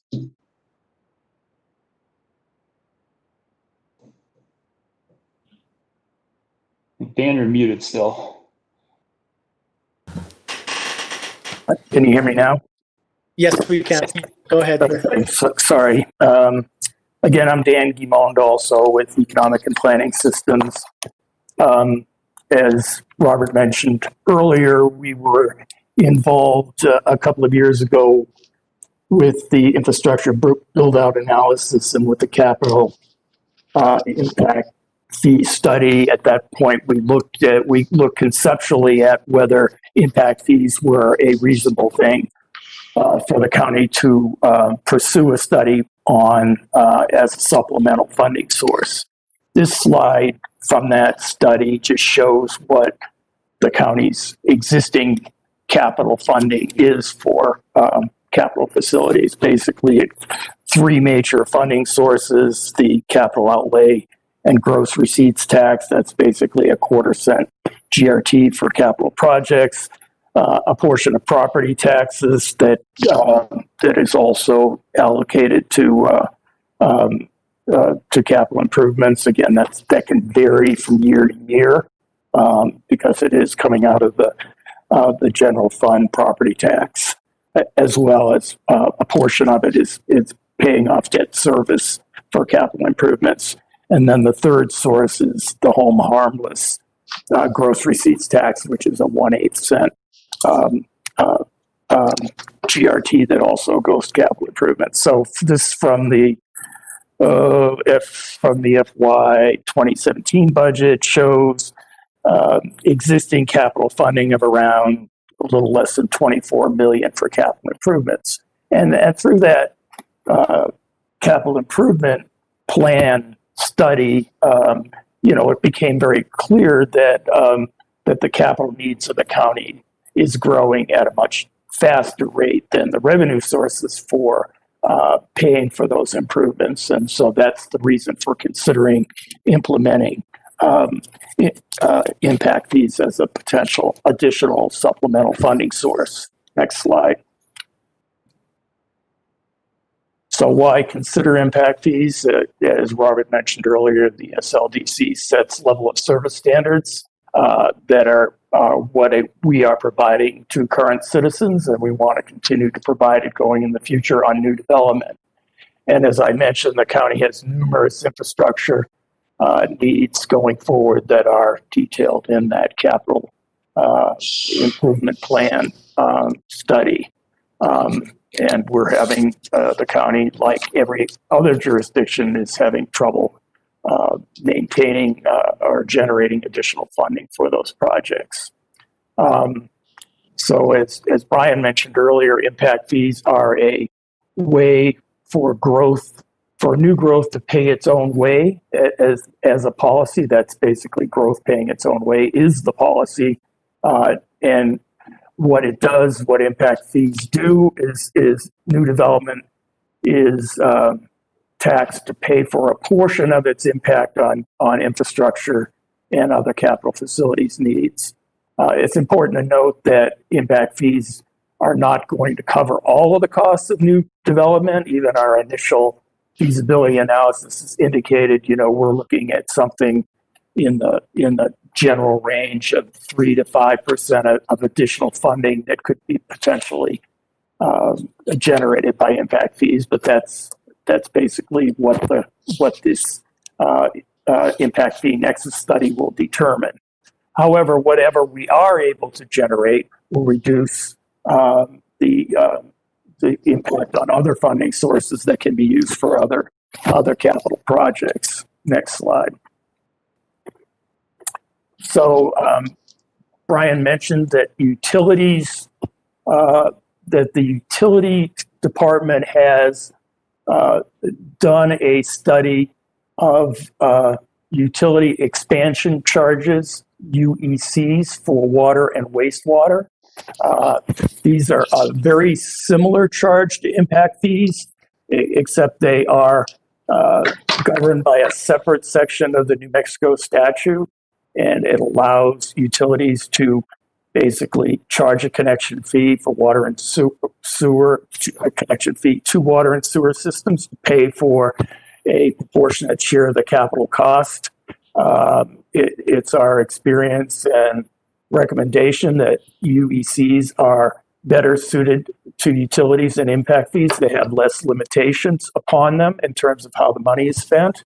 And as I did mention, the utilities department in 2019 conducted a comprehensive analysis of water and wastewater fees, and so they've already basically studied that part of the fee structure that through that study, and they presented a number of different options that were presented to, I think, the commission some time ago in terms of fees for water that range from basically $2,750 per unit to $8,200 per unit, and from sewer from $960 per unit to $10,000 per unit. So again, quite a big range.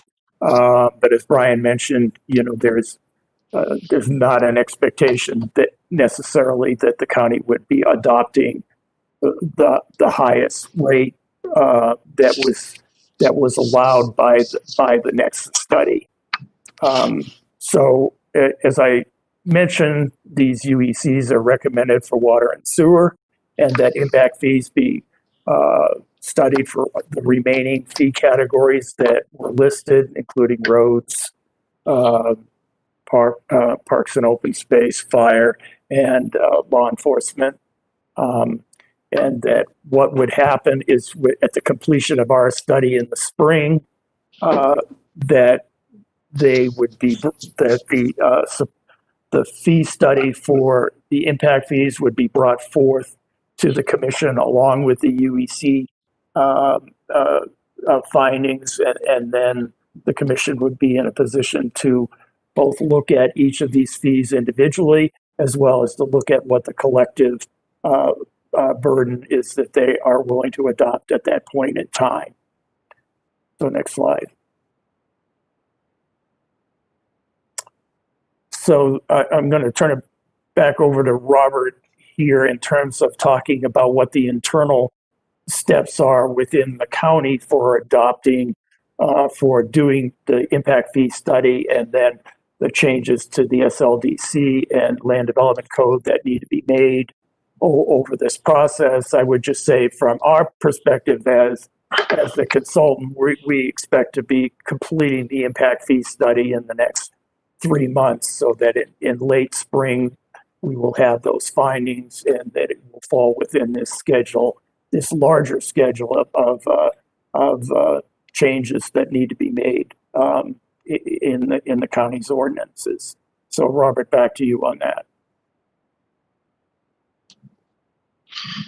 Thank you, Dan. Commissioners. As we discussed, the proposed next steps are in your packet and what's identified on the screen now. One of the next steps would be to appoint a Capital Improvements Advisory Committee.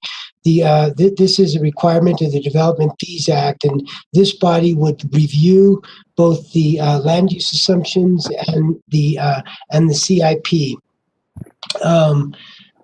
Then we would also be needing to we would be identifying through this process the proposed changes to the SLDC.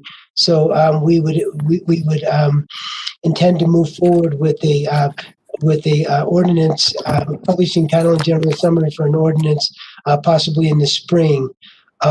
We would then, in accordance with the Development Fees Act, we would need to go through a public hearing to consider the land use assumptions and adoption by resolution.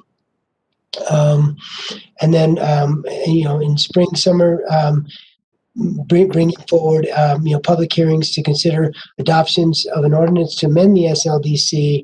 And then also, it was discussed, the UECs were discussed as part of the, the impact fees and the UECs.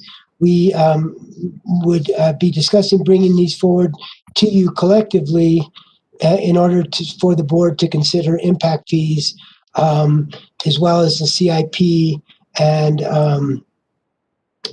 by ordinance or resolution in accordance with the Development Fees Act. Again, with this proposed schedule, again, we could bring this forward to the board,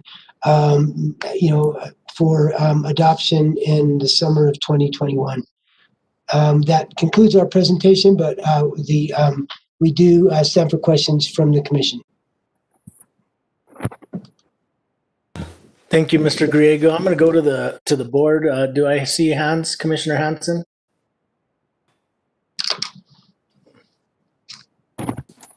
Thank you, Mr. Chair.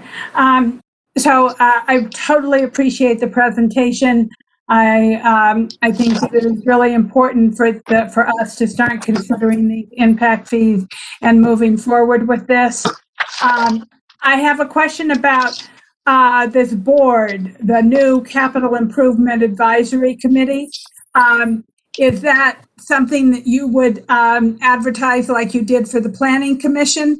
And in so being, would you contact those people who did apply for the Planning Commission to ask them to apply for this? Or is this a different kind of board? I don't know exactly what kind of board that is. So that's one of my first questions. Mr. Chairman, Commissioner Hanson, yes, we would certainly consider the applicants who had submitted. The Development Fees Act does require specific requirements for this board. I don't have that in front of me right now, but there are specific requirements that we have established a Capital Improvements Advisory Committee for the fire impact fees, and Paul Olafson is here. He can provide some background on that as well.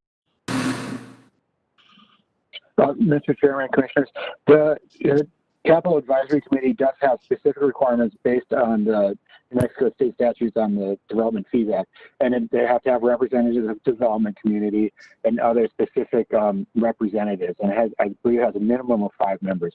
In the past, we have advertised this like we would it for another committee, but it's a standalone committee and it's not part of the Planning Commission. And eventually the information they generate would probably come in front of the Planning Commission. So they're 2 separate bodies. They do have statutory requirements, and we would advertise that and of course share that out through all of our media options, through the website, through the newspaper, through our various email lists maintained through the county.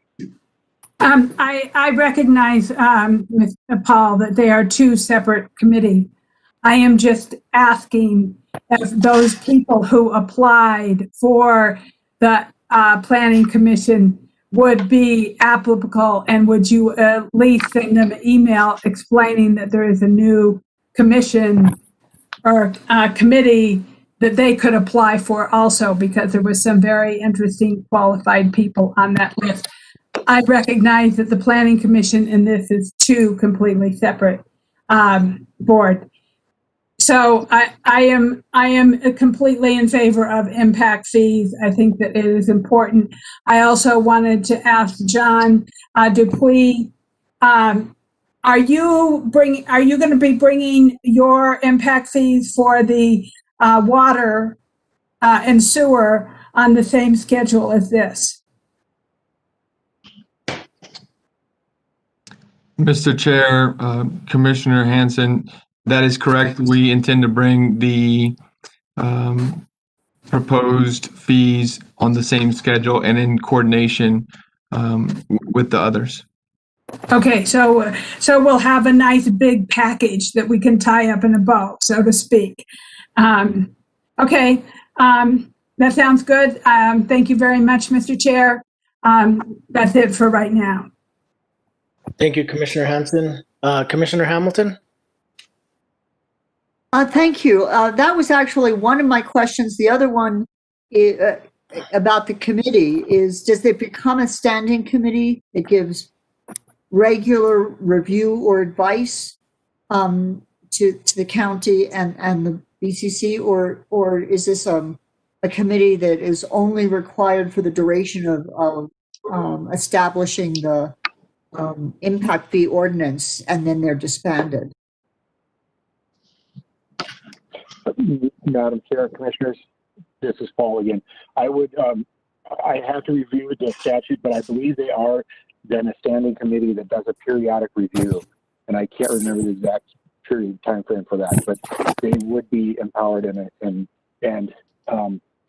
live forward. Also, the Development Fees Act does require I believe it's a 5-year review and update at a minimum. So that's that correct. Committee would be a longer active committee.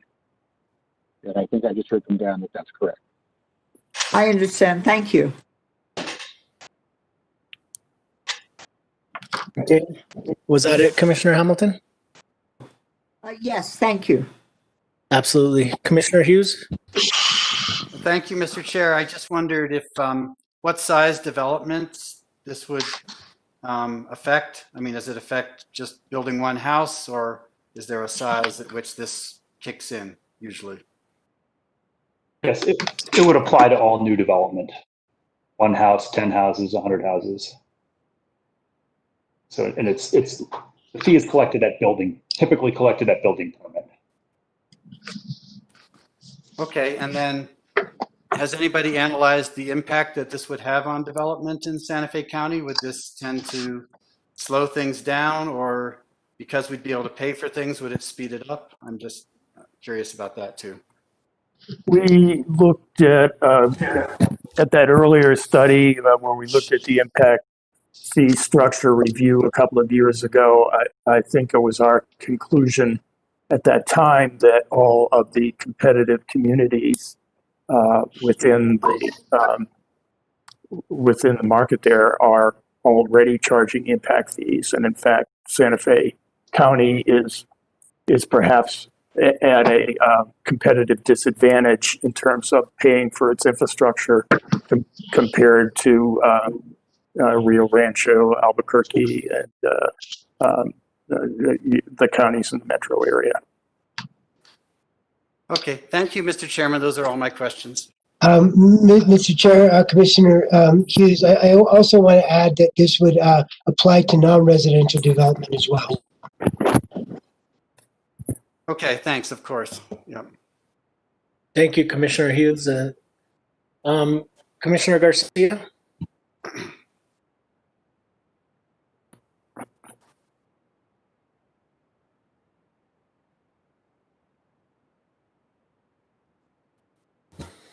Commissioner Garcia? Tessa, is he still on? Yes, I'm still here, Mr. Chair. Oh, okay. Thank you, sir.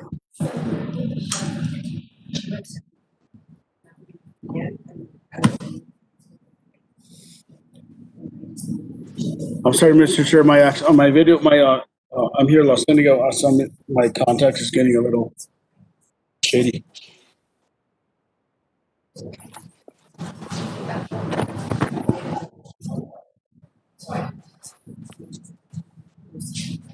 We can hear you, sir. I was just calling if you had any questions. No, I don't. Thank you. No, sir? Okay. Thank you. Any other additional questions from the board? I did want to ask, these are for all developments. Is this include like the fire impact fees as well, correct? That's correct. I had a question, and it's something that I've asked about for the last few years is I know at one point we had carports that are already prefab that we had questions in regards to it was a really expensive fee at one point, almost probably half of what the carport costed, and since then we've kind of changed the way the permit is, and it's more affordable. But I know we still do a fire impact fee on some of these carports, and some of these carports aren't even attached to the home or near homes. So my question is can we relook at and reevaluate whether fire impact fees needs to be assessed to carports that are just standalone carports that are just metal structures? Because I don't think they would really start on fire, but it would be more the vehicle parked inside of it, which the vehicle can start on fire and located anywhere in the yard. But I know that I asked at one point to look at that, and so I don't know if that's something that can be looked at. Yeah, we can take a look into that. Different communities implement fees in different ways, and so that sounds like a case where it's you're adding square footage to something and the fee applies. Some communities do that, some don't. Some just charge them, just on net new on a new structure, but not on additions. So we can take a look. Okay, thank you. Any other additional questions? Okay, so this is a presentation. Do we need direction? Do you guys need direction at this point from the commission? No? Ms. Sherman, commissioners, again, basically we're moving forward in accordance with that schedule. The consultants will continue to do their development fee study, and we'll be bringing some information to the board as we progress. Okay, well, thank you guys for your hard work. I appreciate it. Thank you. We look forward to sir. with you. Thank you. Okay, so now we're on to item number 6, and this is matters of public concern. Tessa, do we have people that have signed up for matters of public concern to address the commission? Yes, Mr. Chair. We have 3 members of the public who have signed up to make public comment. Just heads up to those who've signed up, you will be allotted 4 minutes to speak. We will place a timer on the screen for you, just so that you're aware of where you're at. And our first speaker is Miles Conway. Okay, before we go on, Tessa, really quickly, I want to unmute everybody and just ask one time on the public record. Is there anybody in addition to the 3 speakers that would like to address the commission? If you can unmute just for a moment. I've allowed everybody to unmute should they decide they want to speak. For those on the phone, you would need to enter *6 in order to unmute yourselves. Okay, so once again, I'm going to ask: is there anybody from the public that would like to address the commission today? If you do, if you would just state your name for the record. Christian Casillas. Okay, so we have Christian Casillas. Is there anybody else? Okay, hearing no others, I'm going to go ahead and close public comment. And yes. So I had already put my name down. Do I need to still state that? This is Carl Trujillo. No, sir. They've already got your name. Thank you. Ms. Mascareñas, and that is correct, right? Mr. Trio is already added to the list. Yes, and Mr. Castillo was already on the list as well. Oh, okay. Perfect. So it is still just 3, is that correct? Yes, sir. Okay, so let's go ahead and start. Can y'all hear me okay? Yes, we can, sir. Okay. Thank you, commissioners, Mr. Chair. My name is Miles Conway. I'm in 87574, 87506. You never quite know what zip code you're in when you live up in Rio and Medio. But yeah, I really appreciate the work you're doing on the Zoom and the challenges you're all facing. So thanks a lot for your service and hanging in for a nice long evening here. I just wanted to briefly add my voice to the discussion around these impact, or not only the impact fee codes, but the HERS rating. A small aside on the impact fees and reassessing them and creating them. I believe in state law there is an allowable 3% that the county can glean out of those impact fees to use for your administrative costs and bolster up the budgets of your land use department. So we in the building community, I'm the executive officer of the Santa Fe Area Home Builders Association. We're all for that so that we can get those permits stamped more quickly and get to work. And I just want to share a few thoughts with you about this HERS rating.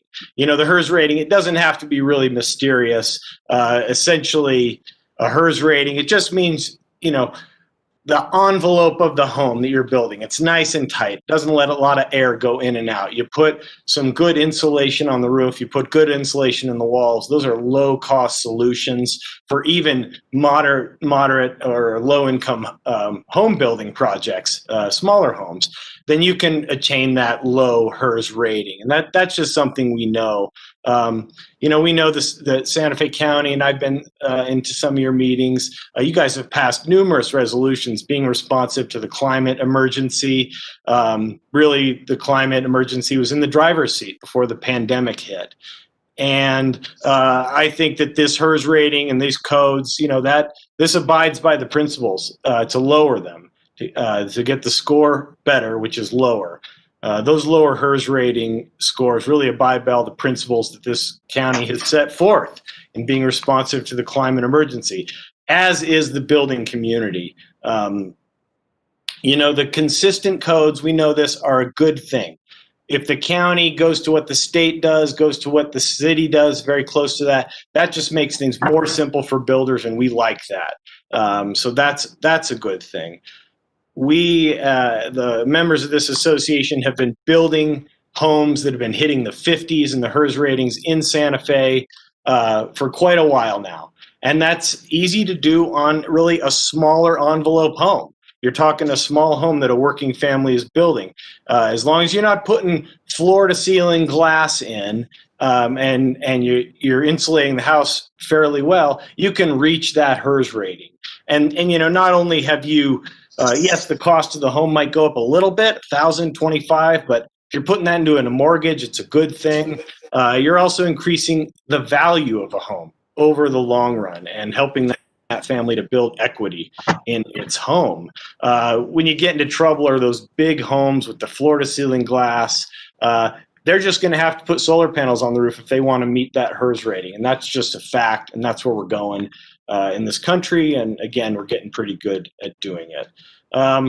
Lastly, the urban built environment, we are 75% of the greenhouse harming gases. Those are coming from the built out environment, and 39% of those emissions are coming from our buildings. So, it's part of the puzzle that we have to solve. Your area, Santa Fe Area Home Builders Association builders and professional contractors are up to the challenge. And thanks for your time. Thank you for your comments, Mr. Conway. We appreciate that. Okay, Tessa, can we get our next speaker? Yes, Mr. Chair. Our next speaker is Christian Casillas.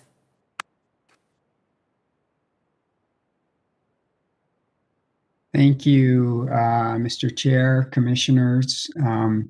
My name is Christian Casillas. I'm the Director of Research and Policy Development for the Coalition of Sustainable Communities, New Mexico. We're a member organization and work to develop sustainable solutions for the cities of Albuquerque, Santa Fe, Las Cruces, and Santa Fe County. I want to express my appreciation for the conversation that was had earlier this evening, for all of the questions from the commissioners and the presentations from staff. And I want to reiterate some of the points that Miles just shared as well. I think there's clearly a lot of benefit to financial benefit for homeowners to update the code to match the city's requiring HERS rating. And just in case people aren't aware, the HERS index of 100 represents the energy use of an American standard building. So a HERS of 70 means that building will utilize about 70% of the energy of the standard building. A 60 will utilize about 60%. If that adds a little bit more clarification to what those numbers mean, so that the lower you get, the more efficient. There was an analysis. There were a couple questions from commissioners wondering about studies or research regarding the economic costs and benefit. There was a study by the Pacific Northwest National Laboratory that was done for the MNERD for the state of New Mexico, looking at the cost to builders and the benefits to occupants for updating to the 2018 IECC code from the 2009 code, which is where New Mexico was prior to this forthcoming adoption. And that study, on average across the state, saw an incremental cost of about $2,000 to implement the new updated 2018 codes. For reference, this is about 1% of the statewide median sales price for a new family home in 2018. And these energy efficiency measures would result in an annual energy savings of about $400, having a payback of about 5 years, resulting in life cycle cost savings of over $6,000. And again, this $2,000, as Miles mentioned, is going to be folded into a mortgage. And so the potential upfront costs is greatly reduced to utilize more efficient appliances. Another study from the Southwest Energy Efficiency Project looked at the economic benefits of cold climate heat pumps, and they found about a 14% economic savings, 31% reduction in energy use in the city of Denver, which is colder climate than here. And so something else to keep in mind is that about 55% of the emissions, greenhouse gas emissions from residences in the county come from natural gas. And so part of this process will be moving to more efficient appliances and relying more on electrification as opposed to natural gas. Thank you very much. Thank you, Mr. Casillas. We appreciate your comments, sir, and the statistics you provided. Appreciate you, sir. Okay, so can we have our next speaker, Tessa? Yes, Mr. Chair, our next speaker is Representative Carl Trujillo.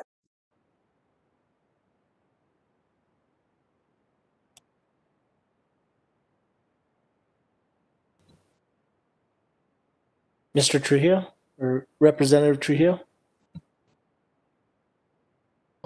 I just unmuted myself. Can you hear me now? Can you Yes, hear sir, me? we can. Okay, sorry about that. Thank you, commissioners, and I am on WebEx. Thank you, commissioners, and the life of WebEx these days, real life. Anyways, and Mr. Chairman, I want to comment on these HERS ratings and about northern New Mexico. As a builder here, it literally comes down to the price of what somebody can afford. And so I have gotten HERS ratings. I've had to go to the HERS rater. I've had to build homes for families here in northern New Mexico. And I just want to share some of these prices with you. And so 4 of the last homes that I've built, they were a HERS rating that we had to get required by the county of 68, 60. We need to get 70. I got 68, 69, and 69. And now this is with high efficiency furnaces, tankless water heaters, high efficiency appliances, R49 in the ceiling, R29 in the walls, 2x construction. So the cost that I have to charge these families is not $1,200. It's on the order of about 10% of the total cost of building the project. And I know you charge your fire impact fees, which are very important, but the bottom line is that when I go into the county and for one of these homes, the fees are between $2,500 and $3,100 for a family of 4 for a 2,500 square foot home. And then I have to tell them that we have to get a HERS rating that's going to cost between $500 and $1,000 in addition. This is where they start to make decisions whether they can afford this or not, or just go out and buy a mobile home. And what I want to share with you is that, when people put more mobile homes, it affects the property values of the surrounding homes. And the county relies on property tax mainly.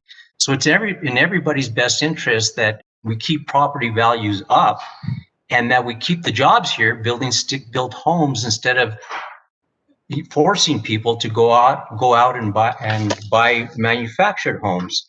And what I've heard here today is many staff basically saying that the state they've given 3 options here. So you still have the more restrictive option here, because when an inspector goes out and inspect, they go out and inspect to the IBC code. They're not inspecting to the county code. And so I don't think by you adopting a HERS rating of 60, they're going to inspect to your HERS rating of 61. I don't believe that. I'll call the inspectors tomorrow and do that, because that's not currently what they do now. And so I've heard a lot. I'm trying to get a lot out here in a little bit of time.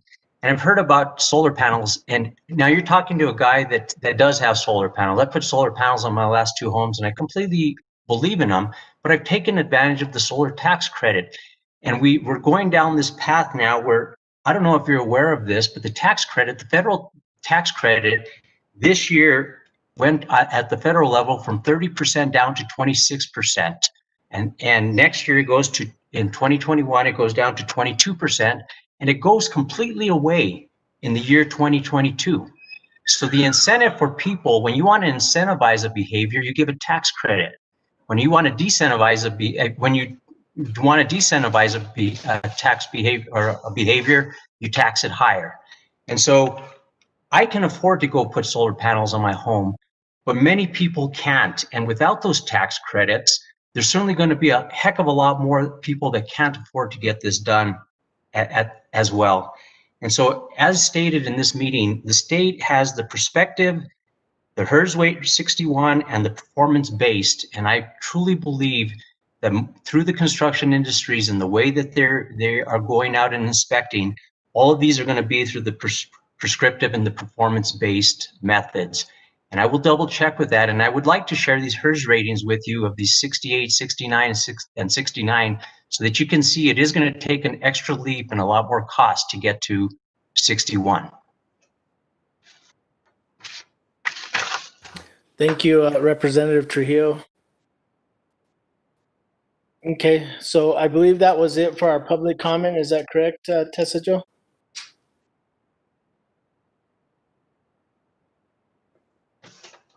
Mr. Chair, it was. Okay. So we're going to move on to item number 7, and this is matters from the county manager. 7A is the miscellaneous and COVID-19 update. Mr. Chair, really quick. Mr. Chair, this is Rudy. I just would like to thank the individual still said that speaking, and Representative Trio, Chairman Trio. Thank you for still being involved. Appreciate that. Thank you, Mr. Chair. Thank you, Commissioner Garcia. Manager Miller? Mr. Chair, Commissioners, thank you. So, as you know, we received a total of about $14 million in CARES Act money just a little, like 4 months ago. And that's meant that staff has been working feverishly on getting that funding out. We had $3.8 million in funding for business grants. We've had another little over $10 million in other programs. And they have been working overtime, weekends, whatever it takes to try to make sure we get as much of that funding distributed out into the community. Hopefully, we will not turn any of that back to the state. That is our goal. That's why earlier we asked you to redirect some funding to the shelter. And we've been doing that pretty much on a daily basis, looking at where we can, if we have a vendor who's not going to spend their entire contract amount, to pull that back and reallocate it to something that we can get reimbursed for. So I just want to once again compliment the team that's been working on all of this in Penny's shop and in Rachel's shop and in Yvonne's shop in finance. They really have been pulling double duty and still getting their regular work done as much as possible and moving all of this out. It's rather Herculean, I might add. So on the so that's on the CARES Act, which is not it was one of parts of our COVID update, because I just wanted to let you know, yeah, it's a constantly moving target. We're trying to maximize how we can best help those members in the community. One of the biggest challenges I think we've run into on any of these grants or housing assistance or even Connect is per the state's requirements, we need documentation. We need documentation to make sure that we don't spend any money out of compliance with the federal guidelines. And the state has asked for quite a bit of documentation, particularly on the business grants. And what we've found is it's been very difficult for people to submit their applications fully complete, and where we don't have a whole lot of hands-on working with applicants to get an appropriate application with all the proper documentation and cut a check. That said, I'm so confident that we will get there. We will find a way to make it happen. We're being creative, and I don't mean in the way of doing creative accounting. I mean in the way of, okay, if this method isn't working, how can we redirect our resources to better move this paperwork along and assist with making sure that we have what we need in the way of documentation, but also making sure that we get money out into the community instead of returning it to the federal government. As you know, because I don't think you can turn on a TV, open a newspaper, or do anything without hearing about the vaccine. And New Mexico has received 17,500 doses of the vaccine so far. The state estimated there are 160,000 healthcare workers in New Mexico. So the amount of doses we've received so far are only going to address about 10% of the healthcare workers. But we are trying to make sure that we can assist in getting any vaccinations out, that the state would enable us to do that or allow us to do that. So we have recovered the mobile health van that we had. leased to the state. We got it back, and it's at the fire department with Martin Vigil, who is beginning to work on it to prepare it for vaccinations, that we might be able to go out into the county, to nursing homes or to wherever, whatever rural areas, and as we get more vaccination doses distributed to the state, how we could best utilize the healthcare van and how we could best assist the state in getting everybody vaccinated. So Martin's working with a group that includes the city, county, Christus, St. Vincent's, and the Northeast Regional Public Health Offices in order to work out the details for this first wave of those people being vaccinated. And the first group to get the vaccine in New Mexico is the first line health care workers and high-risk individuals in nursing homes. The state CDC guidelines and then the state's plan is what determines who is eligible for the vaccines. And so if there are any Santa Fe County staff that would be able to get some of them, it's likely to be our frontline healthcare workers that are considered first responders, and that would be specifically our EMS providers. As the more doses come, obviously we will try to get as many of county employees vaccinated that are eligible in each tier or each phase. Also, Santa Fe County still remains in the red zone with a positivity rate of 15.5%. We would actually need to get to 5% to move to the yellow zone. I don't think that will be happening anytime soon, particularly with Christmas holidays right around the corner. Even if we see a dip, I have a feeling we will see an increase after Christmas and New Year's. So, but that said, we're not getting discouraged. We're looking for ways that we might be able to help move that needle, ways that the county could work with the state to move that needle. And so, we're still pushing out our public awareness campaigns.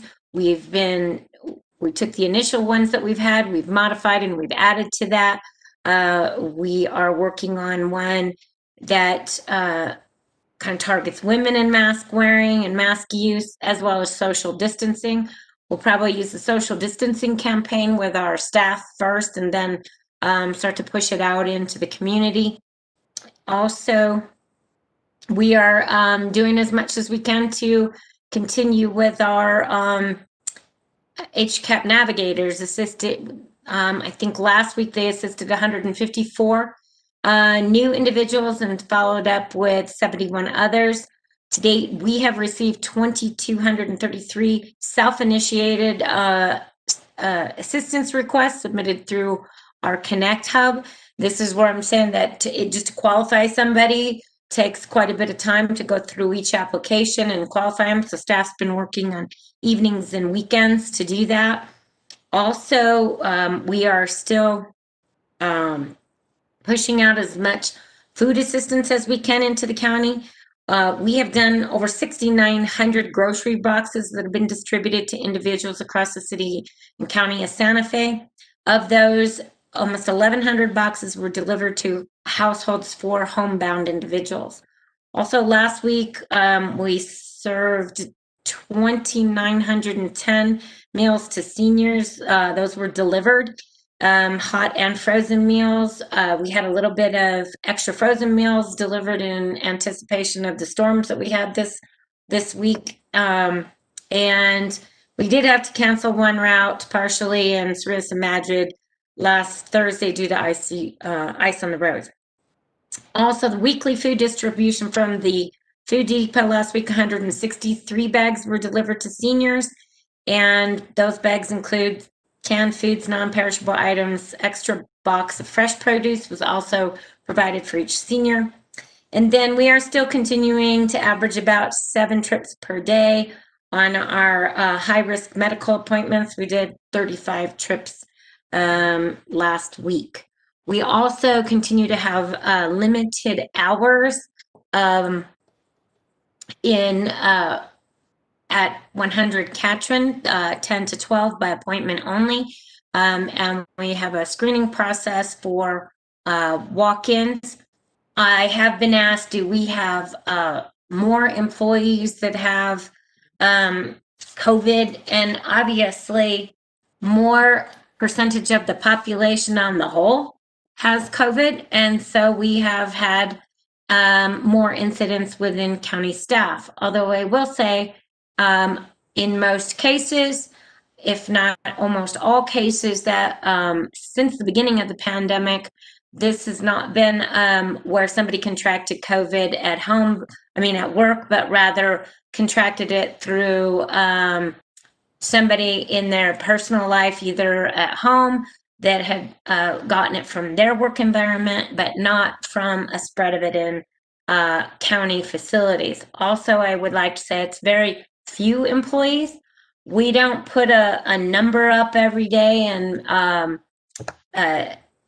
because we don't want people to get concerned, we do address every case that we have in accordance with the Environment Department and the Department of Health and what we need to do relative to testing, isolating, quarantining. We've had more staff that have been exposed in other environments, and they've had to quarantine. That has put a strain on our workforce for sure, because not only have we had a reduced hiring process, we also have people out who are by Department of Health direction quarantining. So instead of just having vacancies, we have also people who have to quarantine for 2 weeks, and that's put a great deal of stress on those who are working and covering their shifts. Anybody who has to quarantine that can work from home, or even if somebody is sick but can work from home and wants to work from home, we do allow them to work as many hours from home as they can. So I just wanted to make sure that you knew yes, we do have a few more incidents, but we also have worked hard to keep reminding staff to make sure they socially distance when they're at work. They have to wear their masks. We do a lot of additional cleaning, and every employee that can work from home is authorized to work from home and provided the computer to do so. So that's all I have on the COVID updates. Do you have any questions on that item? Okay, thank you, Manager Miller, for the update. Are there any questions from commissioners? I'll look for a show of hands. I do appreciate, though, the update, and thank you for the hard work. Commissioner Hansen? Thank you. I thank you also, Manager Miller, for all the hard work, and thank the staff for everything they are doing in this difficult undertaking. So, I just wanted to recognize you and the staff. So thank you. Thank you, Commissioner Hansen. Any other comments from staff, commissioners? Okay. Manager Miller, do we want to go on to our next item, which is the revenue update from Ms. Rowe? Yes, Mr. Chair. So I asked, one of the things that we did is in order to try to combat the economic effects of COVID, as you know, we cut our budget pretty significantly. We also had a reduced capital assets package. We also had reduced a hiring freeze of about, I want to say it's 85 positions. And when I say hiring freeze, what we did is we took, I want to say it's 85. It's roughly in that range. We took about 85 vacancies that we actually pulled the funding for those vacancies for a 6-month time frame. And we set aside the funding for those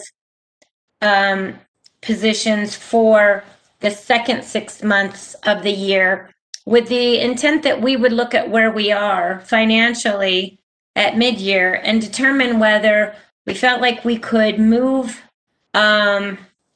or free up those positions and free up that funding for those frozen positions, or utilize savings that we had for the first 6 months of the year to fund those positions for the second half of the year.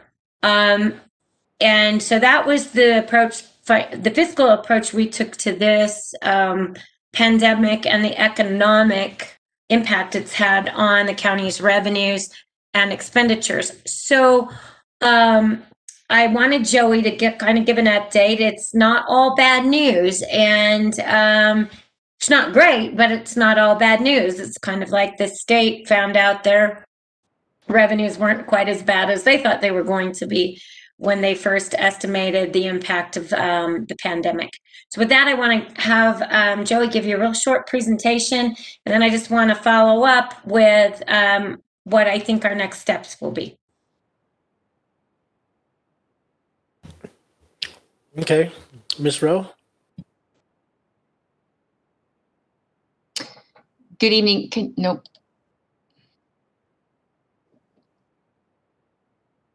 Good evening, Chair Roybal, Commissioners. I just wanted to give you a brief update on how we are doing with our recurring revenues and recurring expenditures. And as Manager Miller just stated, it's not as bad as we thought it was. So that we thought it was going to be so far. So with that, Daniel, first slide, please. Just as we were just speaking about, recurring revenues and recurring expenditures is what this presentation will be.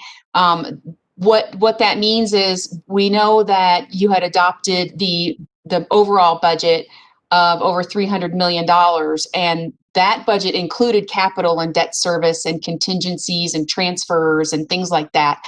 The recurring does not include that, but it does include grants. So the CARES grant is included in here. And that was a significant increase to our adopted budget. So you'll see that number in the adjusted budget.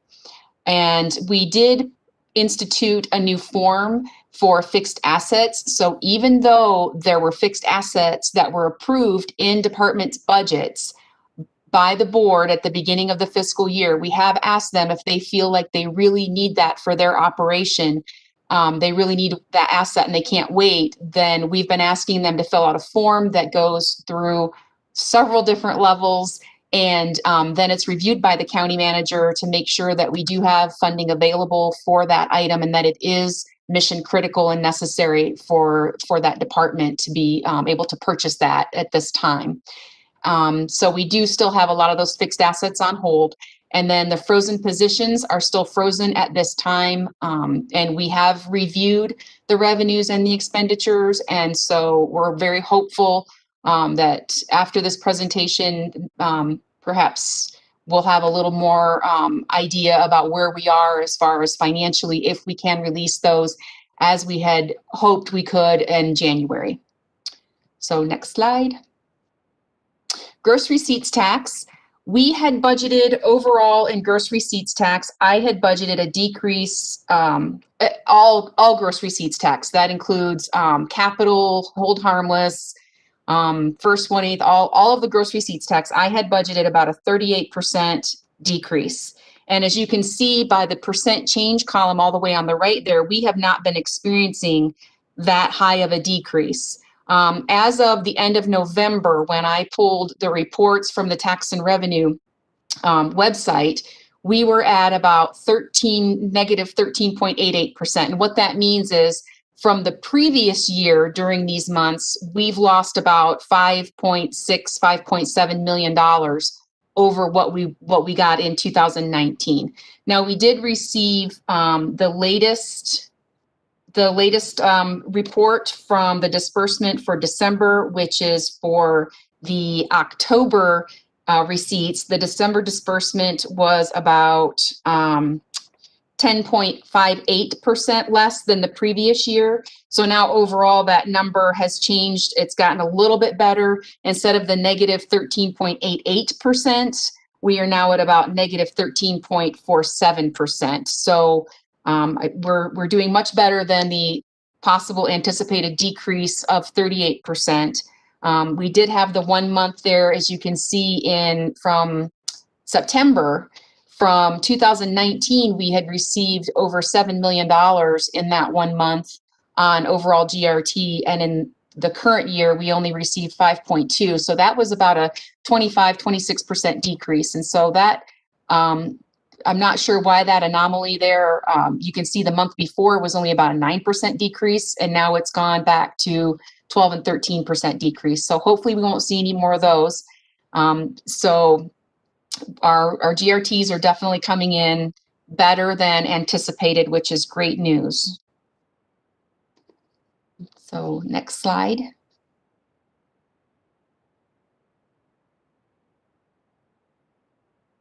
So here's our recurring revenue by source. The very first one that you see there, ambulance charges, as you can see, our adopted budget of $1.2 million in that line, we have already received almost $1 million.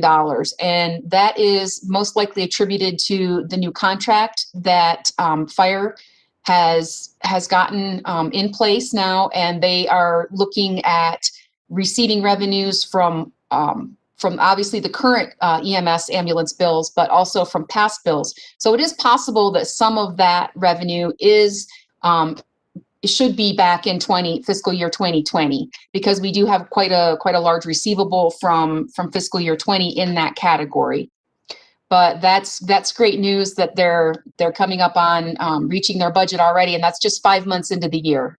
So if we look at the target percentage at the end of November, that would have been about 42% target percentage of how much revenue if all months were equal. And we're at 82% already in that one line. So that's fantastic. Care of prisoners, the next line down. We've received about 1.3 million, and that's at 44% of what was budgeted. So they're also right there within that target range. Grants, because most of them are reimbursable, and because most of this actually belongs, well, not most of it, but about half of it belongs to the CARES grant. And that's during the time that we've pulled this, we hadn't received a lot or any revenue at that time. So they're only running at about 18% now rather than the 42% target. But that's normal with grants because, like I said, they're reimbursable, and a big chunk of that is this new grant that we just got that we're trying to spend down as quickly as possible. As you can see, our recurring GRTs, we budgeted almost 30 million, and we've already received 20 million in the first 5 months. So that is about 68% of what we had budgeted. Hold harmless GRT, we've received almost 864,000, and from what was budgeted, that's 74%. The investment income, that we typically do budget that lower, as you can see by what we had received in the first column there, the fiscal year 2019 actual revenues. We received 5.6 million, and then last year actual revenues in 2020. The next column over, we received over 5 million. So we're kind of in line with how we had received them in previous years, but we tend to budget a little bit lower on that line. JPAs, that's actually over budget. That's at 185% received, and that is due to the agreement with the city of Santa Fe. I know legal was able to work with them, and we were able to realize that revenue for the CAD, the capital project for the radios. So that again is attributable to prior year accounts receivables. Other taxes, we are already at 44%. So that's right there in line with what the target is. Permits and fees at 1.567. That's at 32%. Property tax and the valuation fund, the last one, those are a little below the 42% target because those aren't on average, every month is equal. So we won't start seeing those revenues coming in until this month and next month, and then later on in the fiscal year, more towards June. And that's a normal, that looks normal to me as far as how the revenue is coming in on those lines. Self-insurance is coming in at about 30%, and that's usually like about a month behind. So that's about correct on that one. Utility charges are at 56%. So those are up higher than the 42% that was budgeted. And so overall, we're doing rather well as far as how we budgeted for them. And again, keeping in mind that we did budget lower on some of these lines, particularly the GRTs.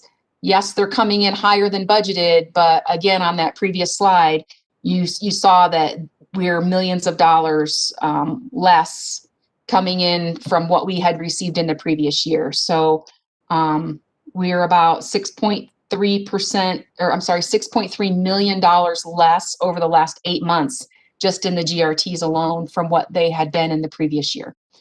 So we still need to be very cautious, still unknown, but as far as the first 5 months of the year, I think the revenues were looking a little better than I had thought they would at the beginning of this budgeting process for this current year. Next slide, Daniel. Here's our recurring expenditures. And when I looked at overall our recurring expenditures, everyone is well on target with where they should be with their spending. I know because of time, I'm not gonna go through every line like I did with the revenue, unless you would like me to, but everyone is coming in underspent. I looked at the overtime accounts. Those are all pretty well in line with what we budgeted for. The clerk and treasurer's budgets are within the 50% of what they need to be for the 6 months time frame of statutorily, we can't spend more than 6 months worth of the budget in the first until the new elected officials come on in January. So they're still within their target. So other than that, I don't think I wanted to point out anything on the expenditure side. And I think that is it, but I stand for questions and I have my spreadsheets open and ready if I have any specific questions. Thank you, Ms. Rowe. Do we have questions from the commission? Looking for a show of hands. Okay, I don't see any. Manager Miller? So, Mr. Chair, I think one of the big question marks for us will be how property tax comes in. It's always hard to predict that right now because the payment due date is December 10th, and that figure, so we don't have December's numbers, and we also get distribution a month later. Also, last year's numbers were really skewed by the fact that the state gave us authorization to delay collection due to a mess up with the consolidated elections and with the school districts. So we can't really compare this year to last year because they gave an extra month to make the payments last year. But what I do know is we'll get a fairly good distribution of about $12 million for November, which would be on par with last year. But last year had a extension. The year before that, at this point, we had something like 23 million. So, a swing of $10 million is significant. And it's just the one thing that we have to really watch. Additionally, as Joey mentioned,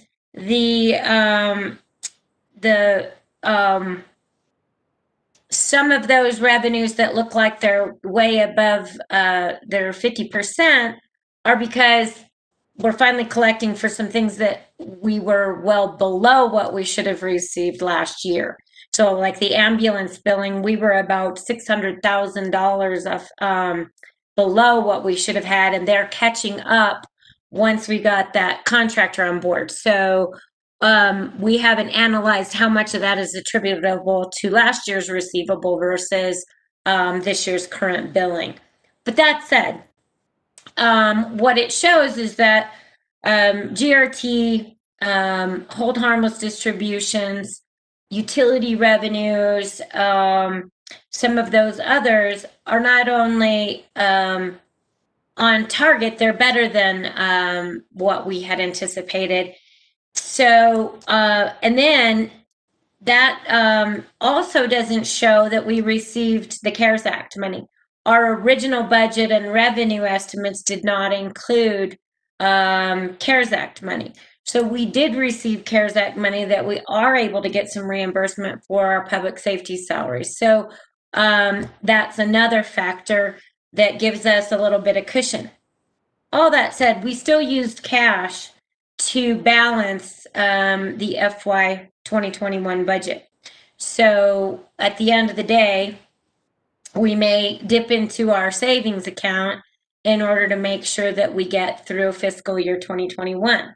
However, I believe that based upon where we are, based upon the way the departments have been operating and how they've been prudent in their spending, and the fact that we've been able to use some CARES Act money for some of the things that we would have ended up using our funding for had we not received that grant, as well as in elections, being able to utilize the grant that the clerk and her staff obtained to offset some of those increased costs that we had in running the election.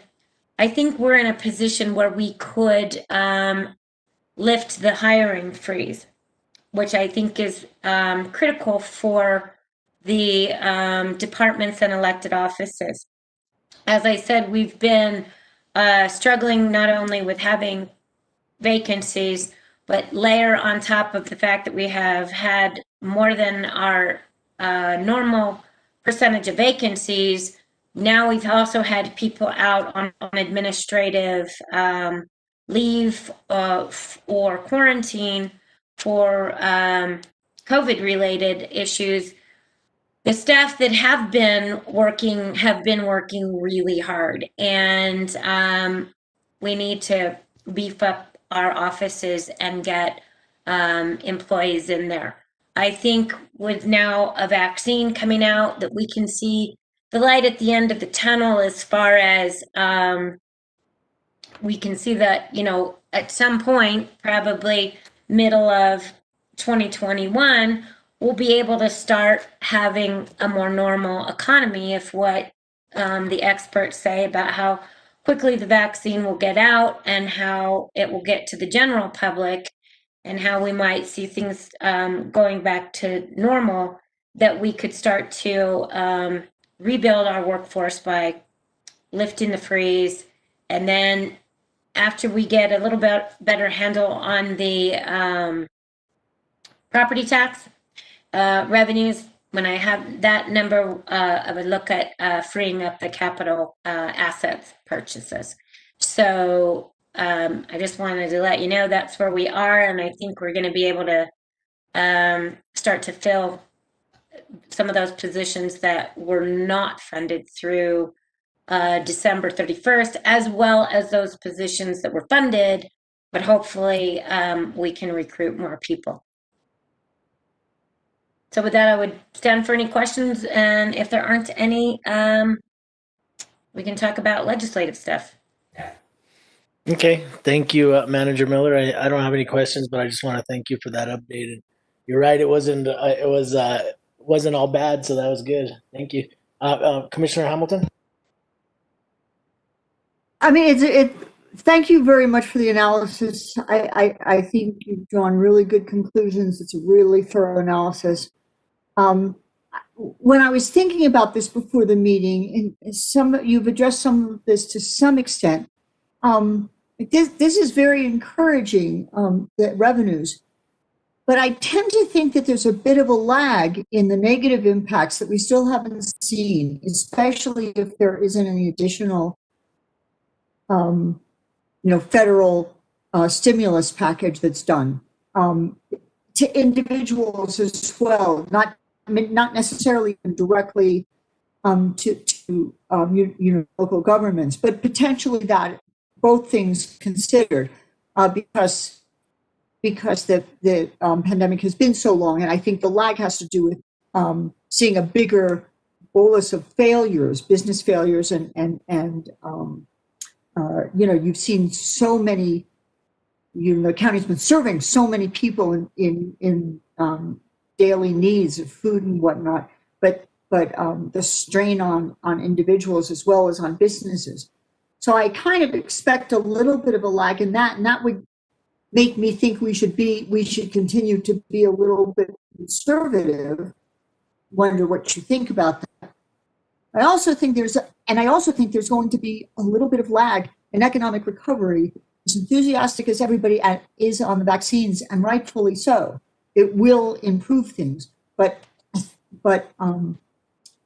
I don't think in May we're all of a sudden going to be like free and clear. Even if there is really, really good performance on getting vaccines out there, and then confidence, there's this confidence issue of when economy will recover. So I just wonder. The simple answer is probably yes, but I was just throwing that out to see what you guys thought in terms of how you're looking at, where we are and when we can start freeing things up. So we did look at that and talk about that. And one of the things is, first of all, as Joey showed you, expenditures year to date, they're even if you took it all the way up to today or estimated out to December 31st, we're not going to be at 50% expended. So there's buffer currently in our year-to-date expenditures. Secondly, it takes a long time to hire people. So lifting the hiring freeze doesn't mean everybody will start on January 1 and all of a sudden absorb all of our budget for the second half of the year. Third, I agree. The economy is not going to be bounced all the way back to what it was. It'll probably, we estimate that'll take a few years. But we budgeted pretty conservatively, on top of the fact, even though we used cash, we also had other cash for taking this out an 18-month to 24-month period. So that's a third factor. And then I lost my other train of thought. There was one other factor that we had also discussed. In addition to the fact that property values and home sales and properties, while yes, you've had some people who have, I remember what my other one was, who have struggled and likely lost their home. What you found as an industry and a sector across the country is home prices have continued to rise, home sales have continued to grow. So I think that our property values, while we estimated a lower revenue, and that might be that people don't pay, but it just means they're putting it off till they can pay, but not that our property value and our tax base has dropped. And then the fifth factor was that when we made this budget, we did not anticipate getting any CARES Act money, and we did. That gave us another few $1 million in buffer on expenditures. So I think all of those things combined, we're still being cautious. We're just saying, at this point, so like I said, I think we froze about 85 positions, but we have which meant we didn't put the money in the budget for those for 6 months, but we've been carrying more of an average of 150 vacancies. So we have had double that in the way of salary savings. So that's why you see that only $33 million in expenditures, when if you looked at half of our budget would be something That's more like a third of the budget versus half of the budget. So I think all of those factors we did consider as what we need now is to staff up in those critical areas. It becomes unsustainable for us to continue to provide services at this level with the staff that we have. I quite agree with that. I really appreciate that level of analysis and fully agree with the conclusions.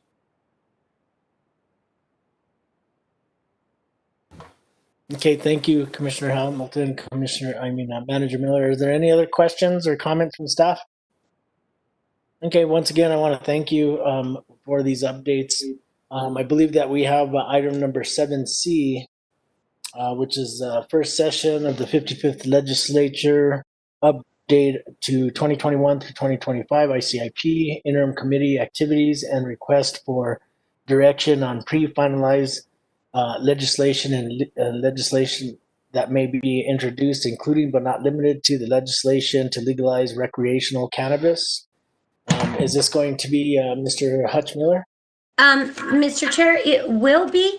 But what I'd like to do before we go to individual pieces of legislation or groups of legislation, I also want, I think Jacob is on, and we also have in the after, I'd like Hutch to go first, and then I'd like Jacob or Paul to give you an overview of the updated and final ICIP, because we did have a few projects that needed to be ranked and scored and added to our ICIP before we finalized it to send to our legislators.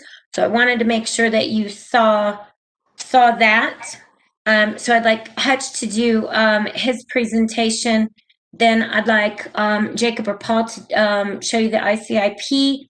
Then I'd also like to show you all the list of the legislation we have supported in the past. I think we uploaded that so that you had an idea of what we would kind of continue to lobby for. And then I'd like to take direction from the board on any additional legislation you would like us to support or oppose. Okay. Good evening, Mr. Chair, Commissioners. There we go. Daniel was pulling up the 3-page report, which has been provided to you, and I can go over this briefly.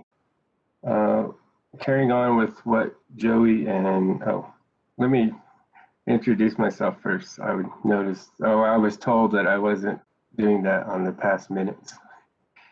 Hutchie Miller, Santa Fe County Manager's Office. So in the report, what I have starting off with is the dates for the 2021 legislative session. And the pre-filing for legislation isn't going to start until next year on the 4th. And then from there, all the subsequent dates for the session will take place. Opening day on the 19th and a closing on March 20th. The next item there is the consensus revenue outlook report estimates. And this is just going off of what Joey and Catherine were talking about. They're talking about the county, but this is talking about the state picture. And so the LFC met with the consensus revenue group last week, and what they informed the legislature was that the predictions of the pandemic financial impact wasn't as great as it was first predicted. So what that means is that the legislature isn't necessarily going to be looking at making cuts to state agencies. And so what they've recommended is that the state agencies go ahead and keep their budgets flat. And and actually there is a $169 million what is called new money for fiscal year 22. And so that means that there could be new projects, new services, and additions added on to state agency budgets. Whereas earlier in the year, back in June, it was predicted that the legislature was going to have to come into session in January and start cutting budgets. With that, the chairwoman, Representative Patty Lundstrom, has said that in the upcoming fiscal year, education, healthcare, and small businesses are the priority of the House side anyway. And they'll be looking at those items and trying to expand those items to help out where the pandemic has impacted the state in those related fields.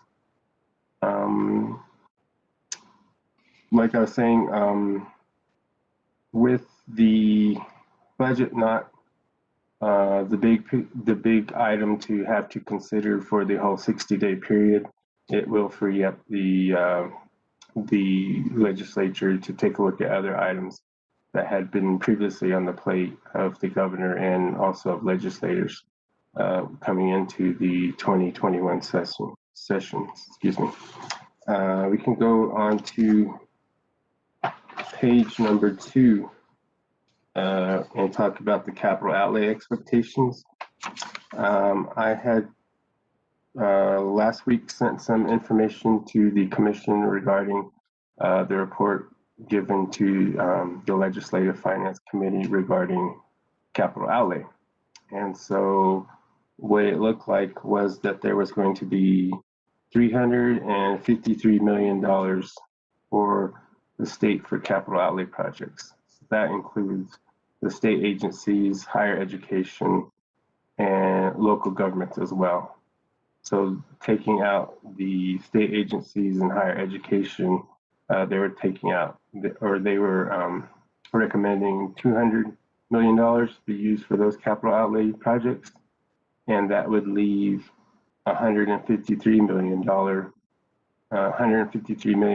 in capital outlay for local governments. So that includes all 33 counties and also the municipalities within the state. So it's good that there's still money going to be available this year, but it's not going to be a whole lot of money. So projects which localities will be asking funding for are going to be more of these smaller projects that could be finished off with a smaller capital outlay allocation. In addition to the reporting of what money was available, Chairwoman Lundstrom also directed LFC staff to take a look at putting together a bill already that would pull back projects which hadn't been spending their capital outlay allocations. And so in June, looking for money, the state had already done this, looked at state agencies and local governments to see where capital outlay allocations hadn't been spent yet. And there's still those type of projects which are still on the books at the state right now. So in all reality, they're probably going to do another sweep coming this next 60-day session. And the last item here on at the bottom of page 2 and on to page 3 is talking about the legislature logistics. And the most recent news was from Legislative Council Committee yesterday on Monday. The House members were looking at limiting the amount of legislation that House members could introduce. And so they were looking at anywhere between 2 and 7 legislative items per House member that they could introduce They haven't come to any agreement on that, but they were putting it out there right now to the members to let them know that this was a possibility. And the reason for that is that they were trying to limit the amount of actual human interaction between staff, staff to staff member, and staff to legislator, so that they could just focus on a few of high priority legislative items and not endanger staff with any social distancing requirements. And so that was for the House side. And the Senate, they did not discuss any limitations on amounts of legislation that Senate members could introduce. Lastly, there hasn't been any agreement either about using the Santa Fe Convention Center to host any committee meetings during the regular session. So it's still a possibility, it's still an option that's open to the legislature, but they haven't committed to anything yet so far. So most likely it's going to look like they're going to be using the virtual meeting capabilities. I think they're using WebEx at the legislature right now as well. And so they'll be using that to host the committee meetings and also the chamber meetings. And with that, those are my highlights from my report.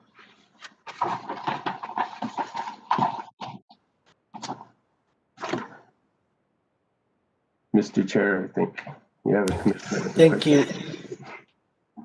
Thank you, Mr. Miller. We appreciate the report and the update. I'm going to go to Commissioner Hamilton for questions. So, Hutch, thank you so much for that. It's really informative. With regard to the plan to sweep money, I mean, I get the principle of not letting money sit around unused for projects that have never gotten off the ground. But have they set any criteria for what they would sweep? And does the county have exposure to that? I mean, what kind of liabilities have we assessed what exposures the county might have to that? Mr. Chair, Commissioner Hamilton, to my knowledge, I don't believe that the county itself has any outstanding projects that have been long lingering and haven't used its capital outlay allocations.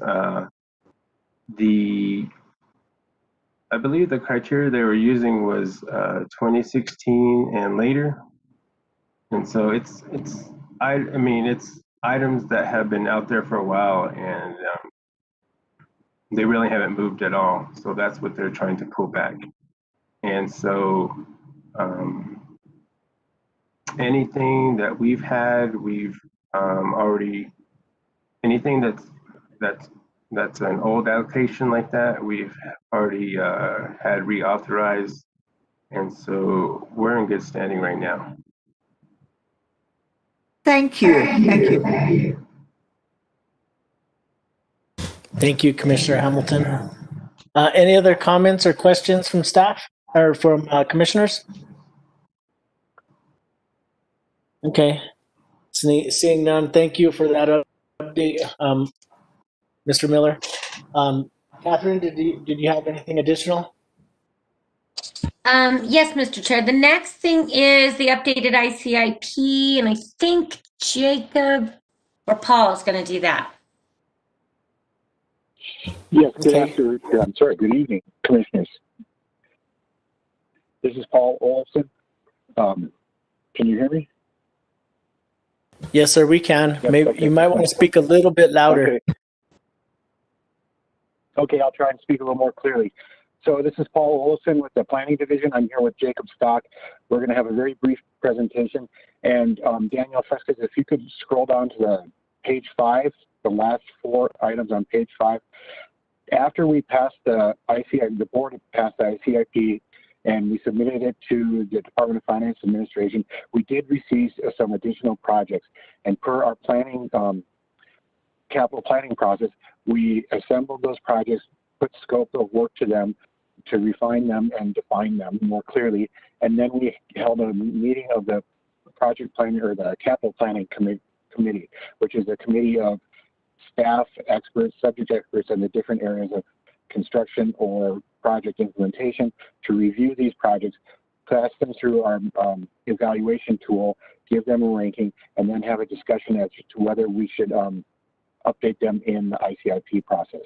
So the last three projects here, I'm going to ask Jacob to speak to these. These were the three projects that were evaluated and are recommended for addition into the ICIP, and we wanted to do this before the legislature met so that we could meet that final deadline and have an updated list before we presented this to the county presented it to its legislative delegation and to allow for the process to move forward. So we're kind of at the end of the window for this, and I asked Jacob to discuss these projects. Thanks, Paul. Jacob Stock, Planning Division.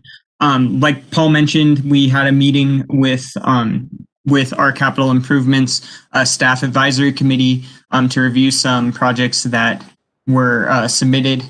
The committee recommended that 4 of the projects that we reviewed be added to this year's ICIP.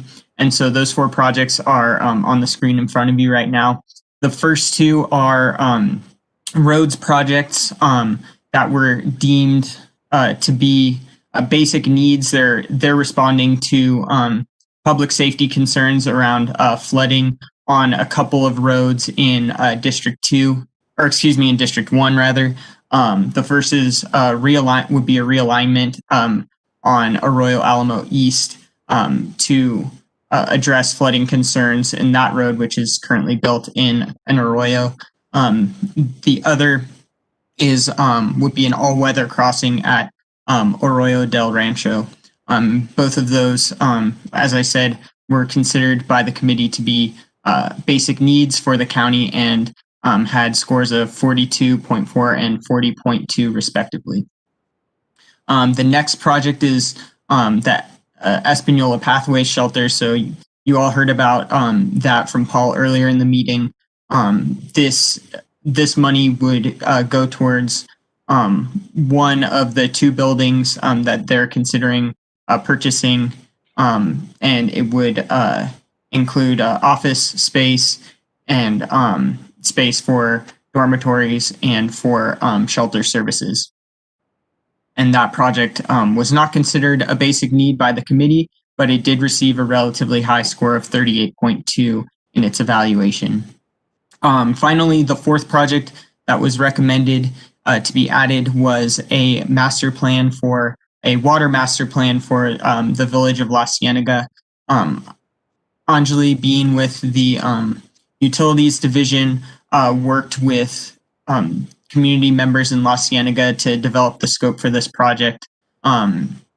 It will develop a master plan and PER for water infrastructure in the village of La Cienega to respond to water insecurity in that community.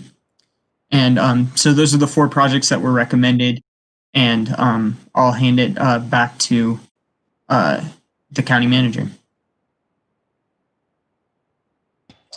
So, Mr. Chair, Commissioners, we just wanted to make sure that you knew this was our final version of the ICIP. When we send the packet to the, like we had discussed at the last meeting, we're going to put together the packet like we normally do when we have a dinner with the legislators. We put a letter, we put a copy, they always ask for a copy of our ICIP.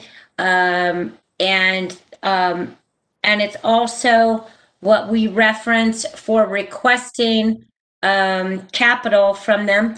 It was good news since the last time we talked about this, we thought, well, there won't be any capital, but it looks like there may be some capital. I know it hasn't been determined yet, but what we then do is send letters to each of the legislators about countywide capital requests that are on our ICIP, our top 5 priorities, as well as those capital projects that are in their legislative districts, so they know which projects we have on our ICIP that are specifically in their legislative district that we could utilize funding because it is on our ICIP and we actually know what the project is and what we need to do, versus something that's not on our ICIP that we haven't evaluated, that we don't have a scope of work for or any preliminary idea of what they are. So we just wanted to make sure you had a copy of this and if you had any questions.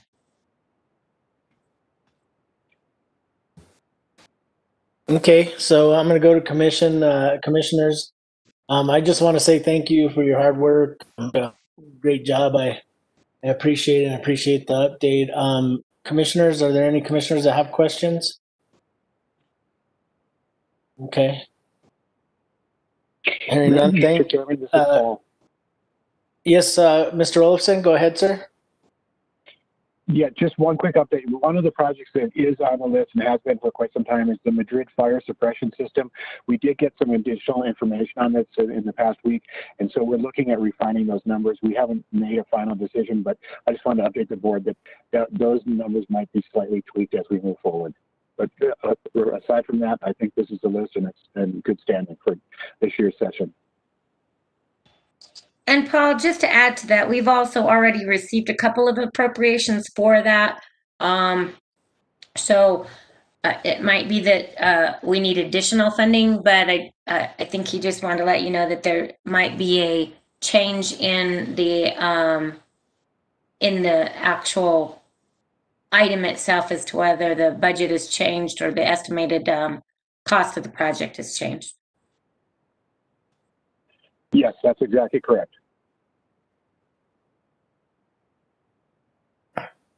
Okay, great. So, Mr. Chair, with that, if there's no questions on the ICIP, I'd like to move to the next attachment, Daniel. I think they were in order in there. I think. Hope I didn't ask you to open the. Yeah, so this, how'd you put this together? This is a list of all of the resolutions that the BCC has passed in support of different pieces of legislation. He included, you know, some comments if we had passed a resolution and it was, you know, if we had passed a resolution and then legislation passed. So what we've done in the past is we've continued to carry forward resolutions that the board has passed. And, but I wanted Commissioner Hughes has not had the opportunity to see what's been passed in the last 3 years. So this list is in there so you know what resolutions we've passed in support of different legislation, what legislation has passed, so we don't necessarily need those resolutions anymore.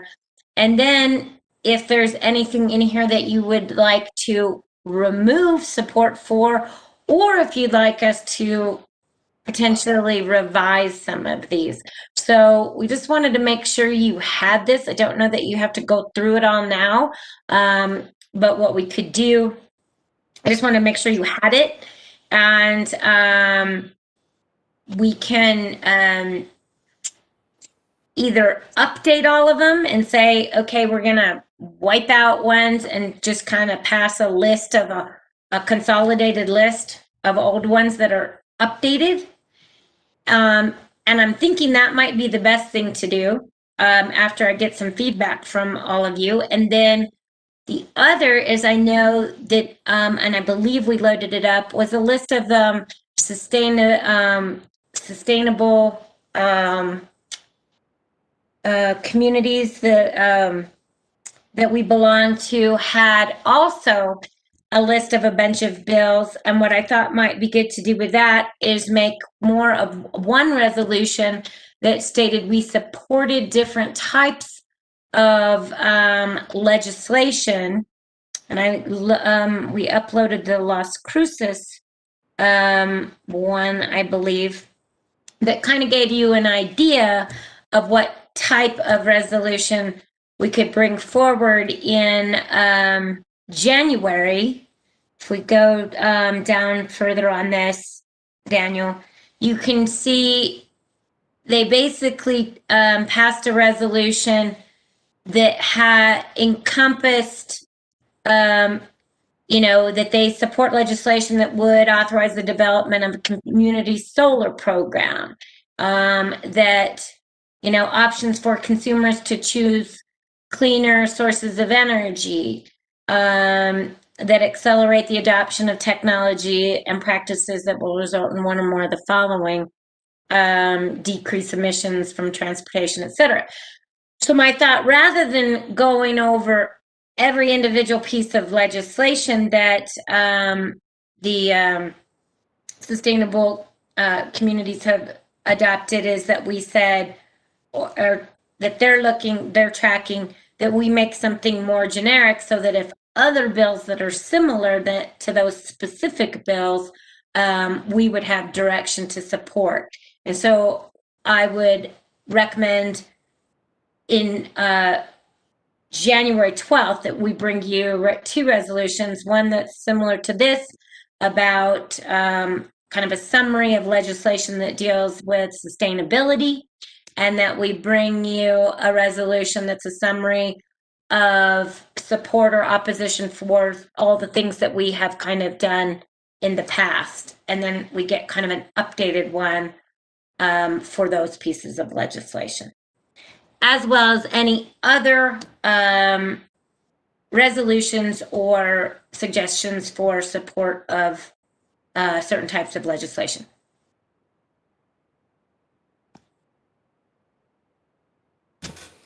Okay. Do we have any questions or comments? Commissioner Hanson, go ahead.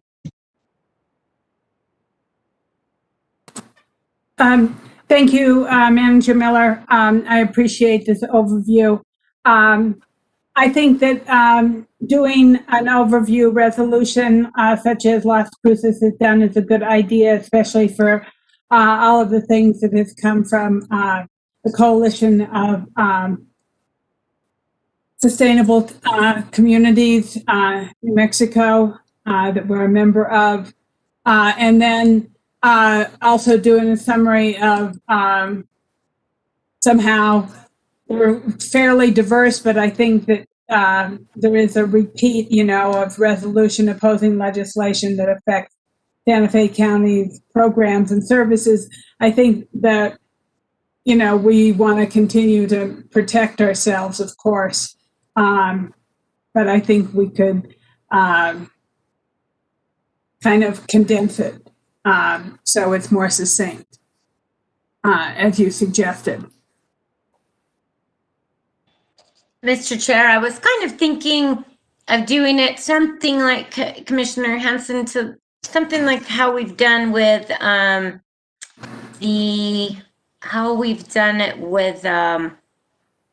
New Mexico counties. They'll give a list of 7 or 8 priorities, and we just adopt one resolution that lists those 7 or 8 priorities.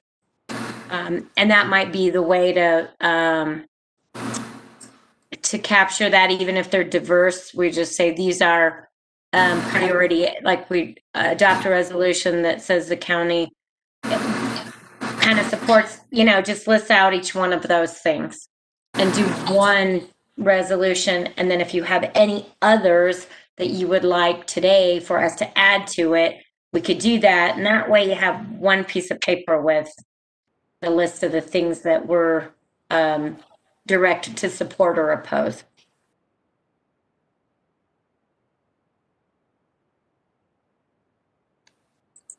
Does that answer Mr. Chair, question? Go ahead, Commissioner Hanson. So I think that might be a good way. It makes it easier for Hutchie to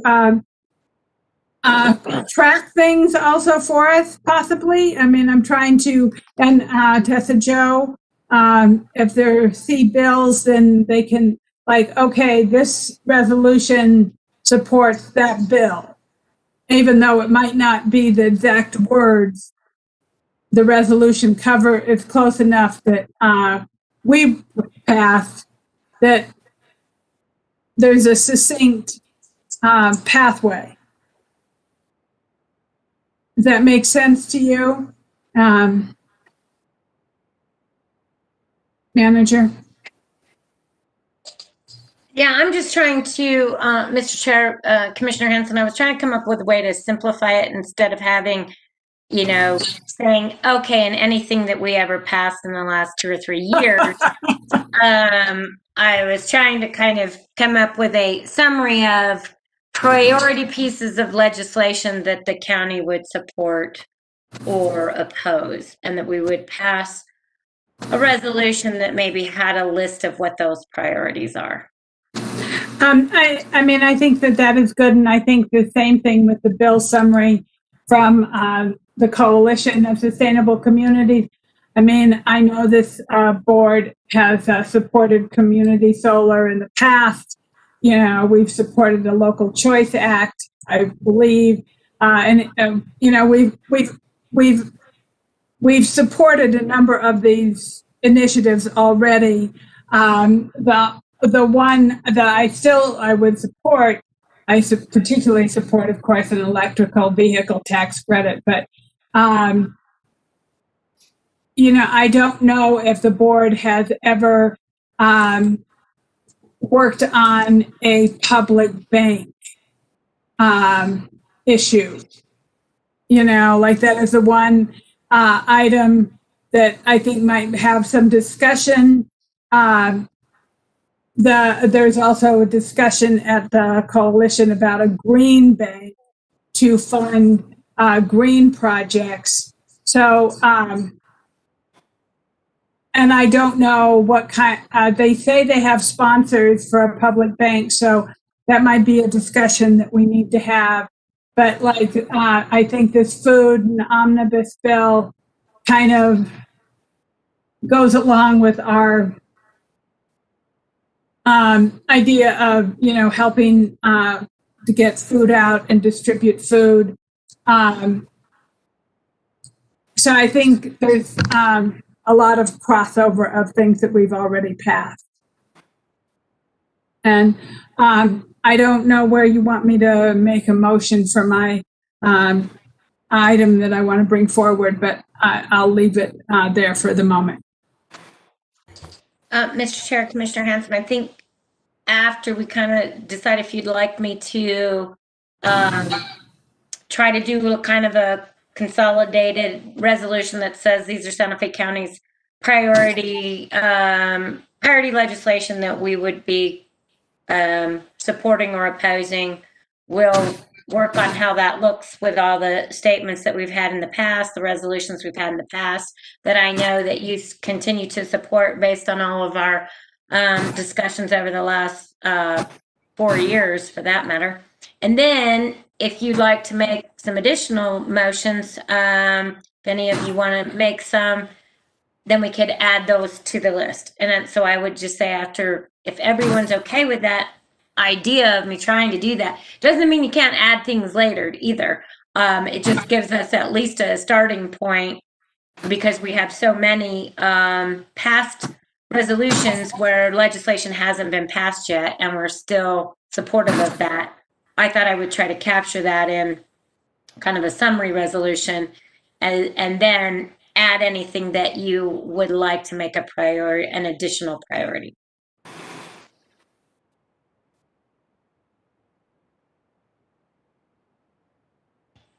And I was going to say, Mr. Chair, that I know Commissioner Hamilton and I also worked on the public bank issue, and I think she had a comment about that in particular.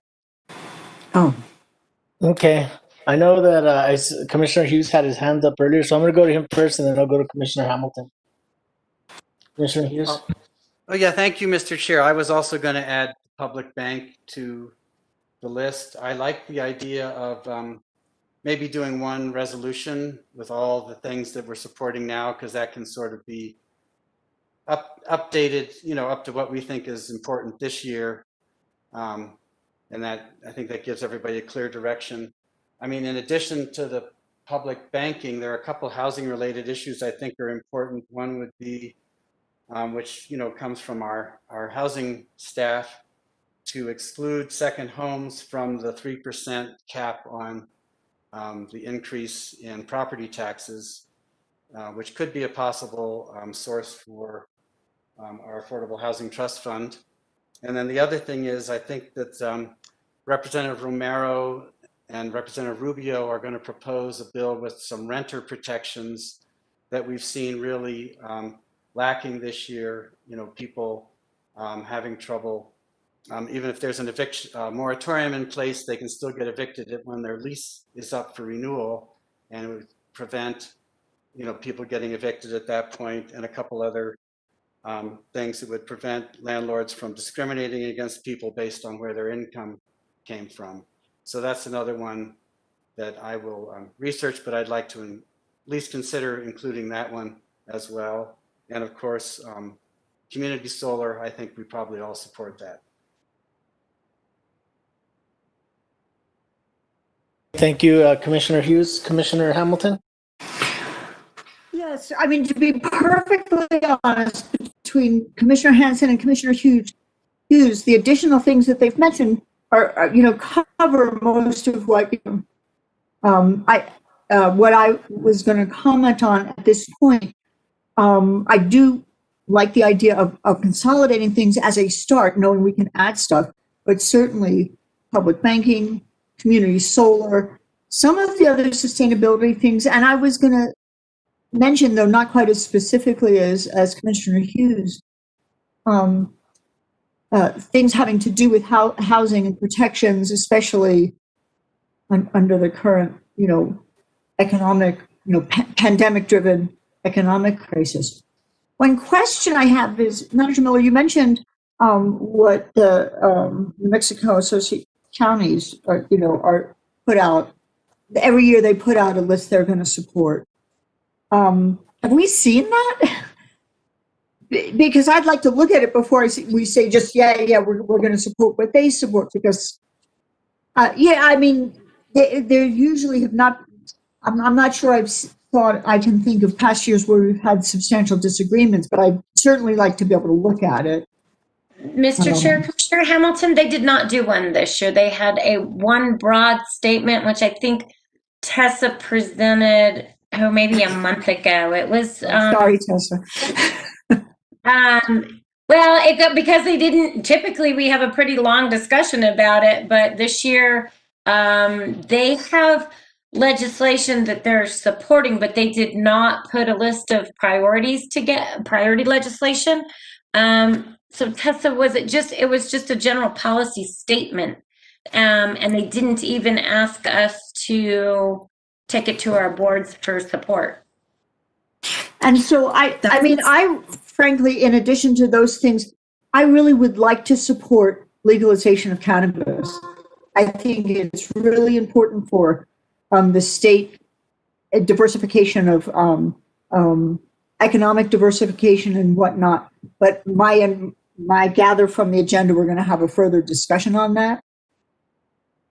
Mr. Chair, I believe that Commissioner Hanson actually has a proposed policy statement for the board to consider as to whether you would support that, and now might be a great time to do that. Great segue. Okay. Thank you. So, Mr. Chair, so what I have done a little bit of research on what other states are doing with cannabis in regard to allowing people to grow their own plants.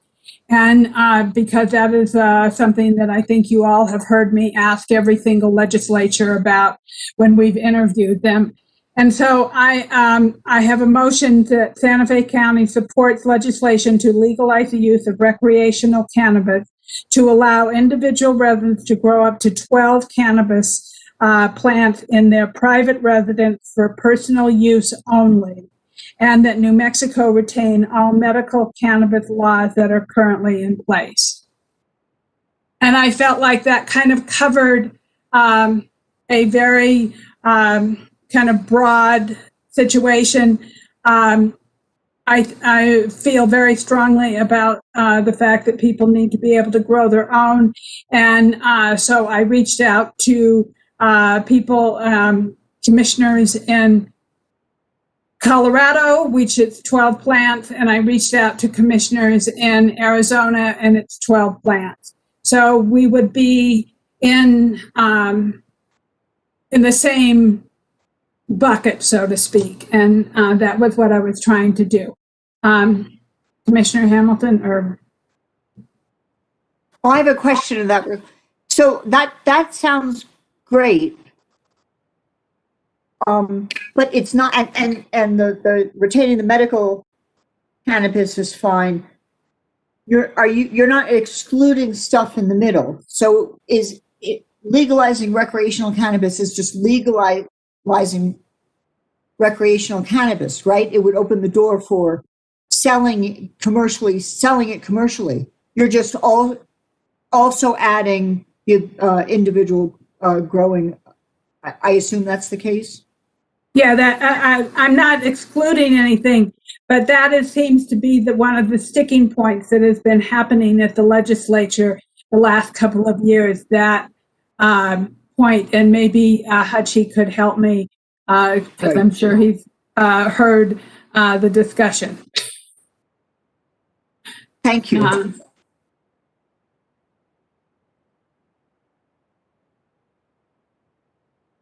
Mr. Chair. Okay, thank you.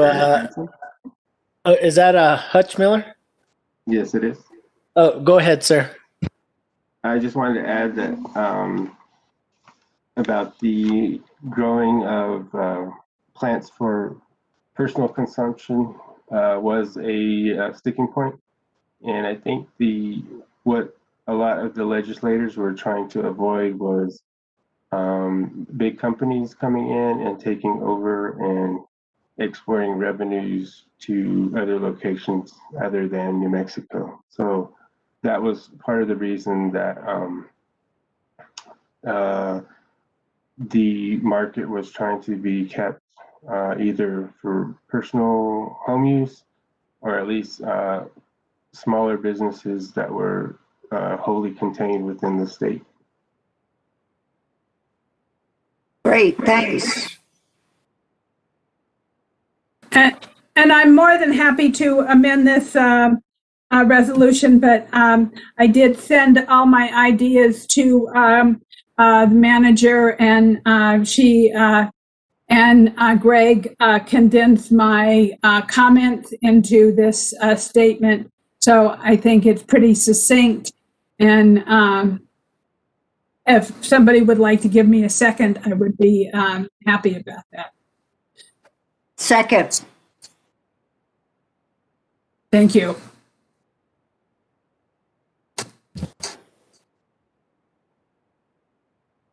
Okay, so we have a motion and a second, and this is, correct me if I'm wrong, Commissioner Hanson, this is in support of this letter supporting the legalization of cannabis? Yes, recreational cannabis. Do you want me to read the motion again? No, I heard it when you read it. I just want to make sure it was in reference to that. Okay, thank you. So we do have a motion and a second, but I just do want to say for the record that I'm an employee for Los Alamos National Laboratory, and this is something that I don't know if it is a conflict for me to vote on. So I'm going to recuse myself from voting for this, and based off of whether or not it would actually, since it's not something that's passed federally, it still would be illegal for any employee of Los Alamos National Laboratory to indulge in this type of recreational use governed by the regulations of the federal government. So so for that reason, I would recuse myself. Commissioner Hanson, did you have a question or a comment? I just wanted to say that hopefully with the new administration in Washington, that and that it has been mentioned and it is in the Democratic platform that cannabis will be will be taken off the Schedule 2 and made available. I don't know what kind of bills are available, but I completely respect your position because that is the position of the federal government right now at this moment. Okay, thank you, Commissioner Hanson. So we have a motion from Commissioner Hanson and a second from Commissioner Hamilton. I'm going to go to a roll call vote. I believe that Commissioner Garcia had to get off of the meeting as well, as he had something that he had to do, and so he asked to be excused. So we only have three other commissioners that are on this meeting right now. So Commissioner Hughes, you're on mute.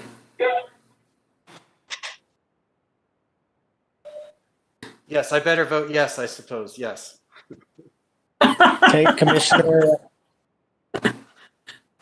Hamilton, Yes. Commissioner Hanson. Yes.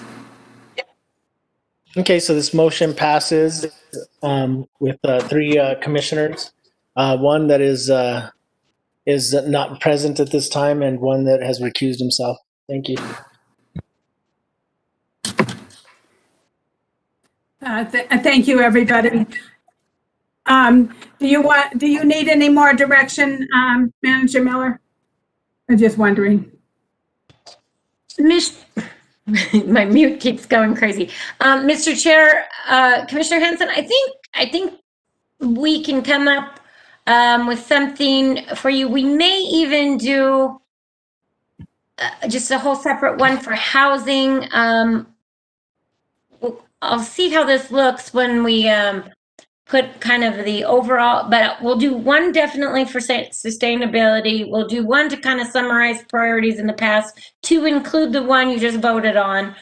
And then I'll take a look at housing and whether I can capture housing in that overall one, or whether we might need to do a separate one. Because if you notice, like what we did in the past, we said we support all of MFA's priorities.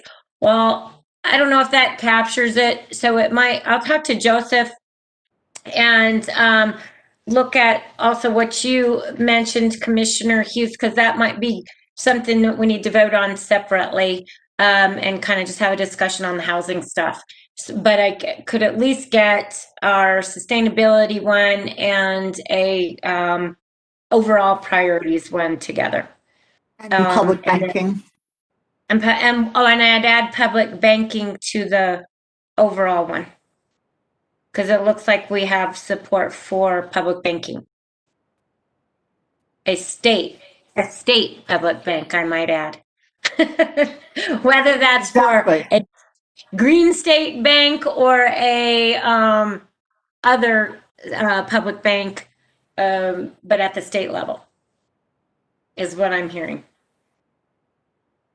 Okay, I think we've got enough to put something pretty comprehensive and well thought out for you in front of you. Obviously, I'll shoot it out to you if there's something that I missed, but I'll send it out before we finalize the agenda on the 12th. But I think we can get something together for you that lists the county's priorities. Mr. Chair, if I could just clarify then, anything about housing, then I should send ideas to the manager and you'll put together a resolution with the staff? Yes, I think that'd be really helpful, Commissioner Hughes. Okay, thank you. Okay, great.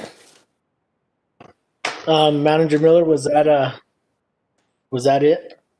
I think I am done talking. Thank you so much. All right, thank you. Awesome job. Okay, so we're going to go on to item number 8, and this is matters from county commissioners and other elected officials. Their action or non-action items. Our first one is 8A, which is commissioners' issues and comments, including but not limited to constituent concerns, recognitions, and requests for updates for future presentations. I'm going to go to each commissioner. Commissioner Hansen.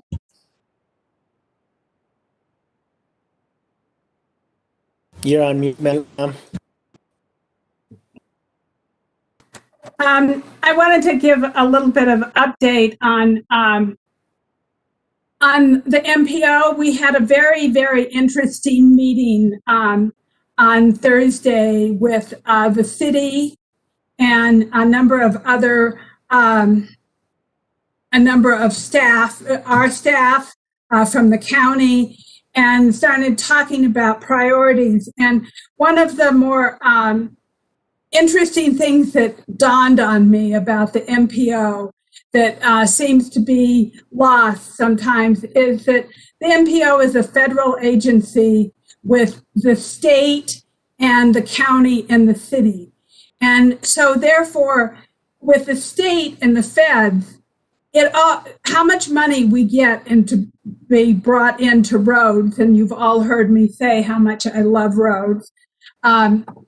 It really depends on what we can do in Santa Fe County, on who is the governor, who is the Secretary of Transportation, and what kind of relationship we have with them. Because under the 8 years of Governor Martinez, the MPO was really hand-tied and unable to do some of the projects that needed to be done. And one clear example of that is almost the moment I had been, for years, every commissioner from District 2 had been talking about Via Vetrianis and needing an overpass or needing that intersection fixed and completed.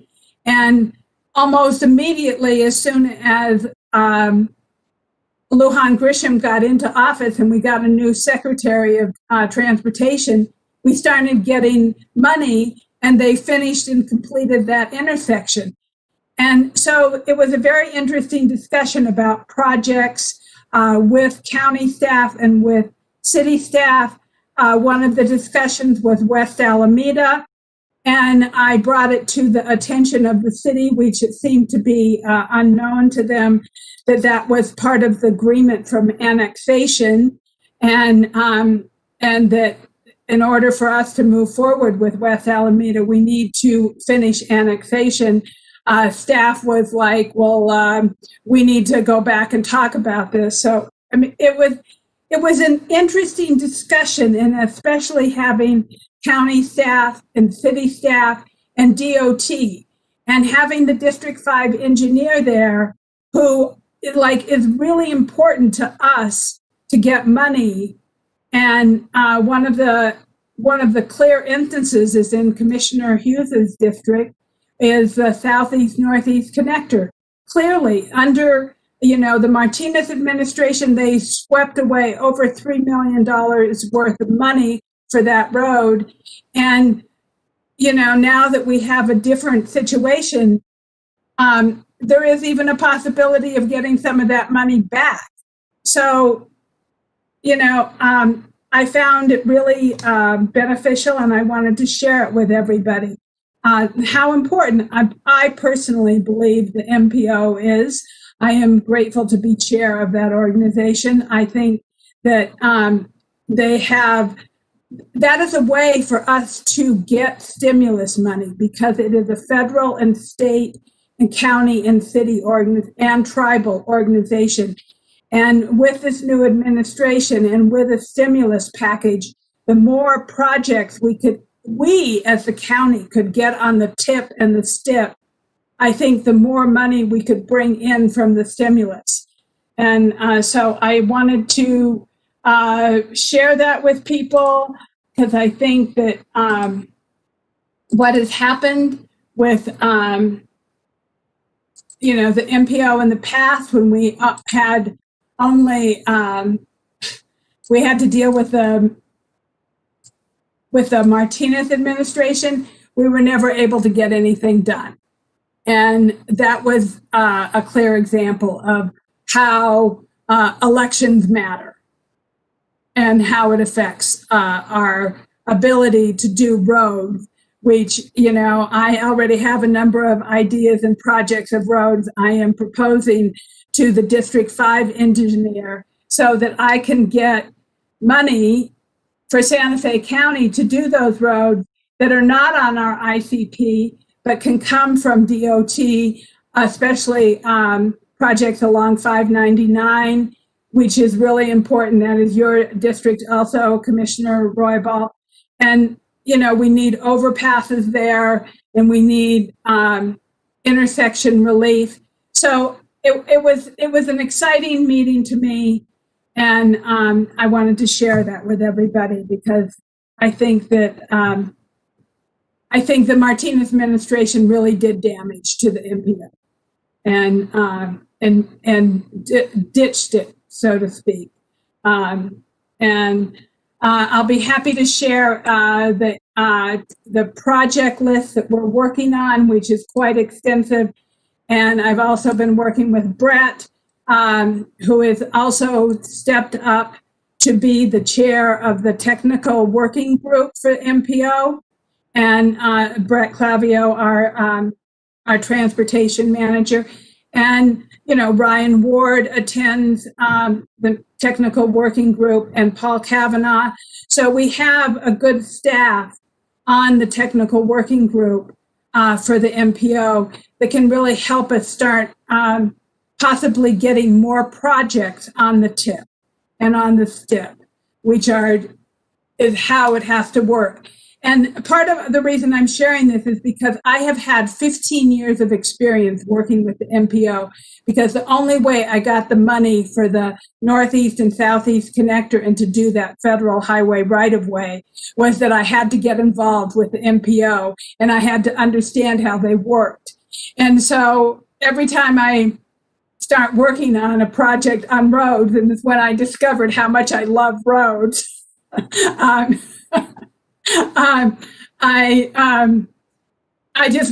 wanted to share what I think is something that exciting that is happening at MPO since we have a new administration. If we were back still under the Martinez administration, I would not be excited about the MPO in any way, because she was very unkind to us in Santa Fe County. So besides attending BIPO and NACO meetings and seeing all of you online, which I'm happy to see you, at least it is a connection. I want to wish everyone happy holidays. And I have my little Santa hat on here, so you can, so I can sing you Merry Christmas or wish you Merry Christmas. And thank you all for all the hard work that we are all doing together, because I think that Santa Fe County is doing really good work, and it's because of the kind of board that we have. We work together and recognize the benefit that we can all do to provide for each other in the district and our constituents. So thank you. Okay, thank you, Commissioner Hudson. Commissioner Hamilton? Thank you, Mr. Chair. Well said, Commissioner Hanson. Thank you for that. I actually wanted to mention, I think we still have, I hope we still have, our Fire Chief Eric Litzenberg on the meeting, and I'm pretty sure today is probably his last BCC meeting. And I just had to say, first of all, I can't imagine what Chief Litzenberg is going to do with his Tuesday nights after this. But more than that, I actually, even though it seems like a relatively short time, I believe, you know, Chief Litzenberg has had a tremendous positive impact on our fire department and therefore in the county. And I really wanted to thank him for that. He really, as you know, we had a chief with incredible intelligence, incredibly good ideas, real motivation to share and to communicate well, incredible and infectious enthusiasm. And I could keep going on. It was such a delight to have him, and so encouraging to everybody who participated in the professional staff and the volunteer staff. So I just wanted to recognize him in this last meeting and thank him for what he contributed to the county and to wish him the best going forward. So thank you, Mr. Chair. Thank you, Commissioner Hamilton, and I would echo those sentiments. I'm glad to have been able to work with Chief Litzenberg, and I wish that it would have been for longer, but we really appreciate all your hard work here at Santa Fe County. Okay, Commissioner Hughes? Oh, thank you, Mr. Chair, and I'll add a third to that. And we're going to miss Chief Litzenberg, and even though I've only been here a while, I've worked with him for a long time in various capacities, and he's a great guy. So all the best with whatever comes next. I was just going to mention a couple things that we haven't talked about yet. One is we had a town hall meeting for my district, and it went very well. I was surprised at, not necessarily too surprised, but a lot of people just keep bringing up various environmental concerns, not just around the climate, but around air pollution from forest fires and all sorts of things, which I think is very interesting. And of course, people know I'm interested in that, so that's probably part of it, but it sort of gives me some ideas of things to work on more in the future. We had a very nice meeting with the county staff and Eldorado Recycles, which is a group, or I guess it's called 285 Recycles. It's not just Eldorado. They are very interested in having the reuse part of the transfer station reopen. I think the staff did a very good job of explaining why everybody wants it to reopen, but we can't really do it right now during COVID. I really appreciate the staff attending that meeting and being very clear about what some of the problems are in terms of the risk to people running the transfer station and the people using it. So that was good. Next week, again, Public Works is going to meet with us in the ECIA Road Committee, I think, in El Dorado. And the idea, I think, would be to make sure we get El Dorado on the same page with the county staff as to what money we're going to ask for at the state legislature and other places for roads out in this part of the world. And I understand that's not always been very well coordinated. So hopefully we'll be coordinated this year with that. And I know we have some very good people in the community working on road issues. So I'm sure they have some good ideas to share with us. And I would have got my Santa hat if I'd known we were going to wear Santa hats, Commissioner Hanson. So just pretend, because I even have the white beard. So I'm the perfect Santa. But I just want to wish everybody happy holidays and stay safe. Thank you, Mr. Chair. Thank you, Commissioner Hughes. And, I would express those sentiments as well that I heard from a couple of my commissioners. I want to just send a shout out to staff for the great work that we've done in 2020. And thank you all for, being resilient and making changes to keep things going at Santa Fe County. It's been a tough year with the pandemic that we've been dealing with since March. And it's just been incredible to see how we have evolved to make sure that we serve our constituents and work hard for each and every one of them.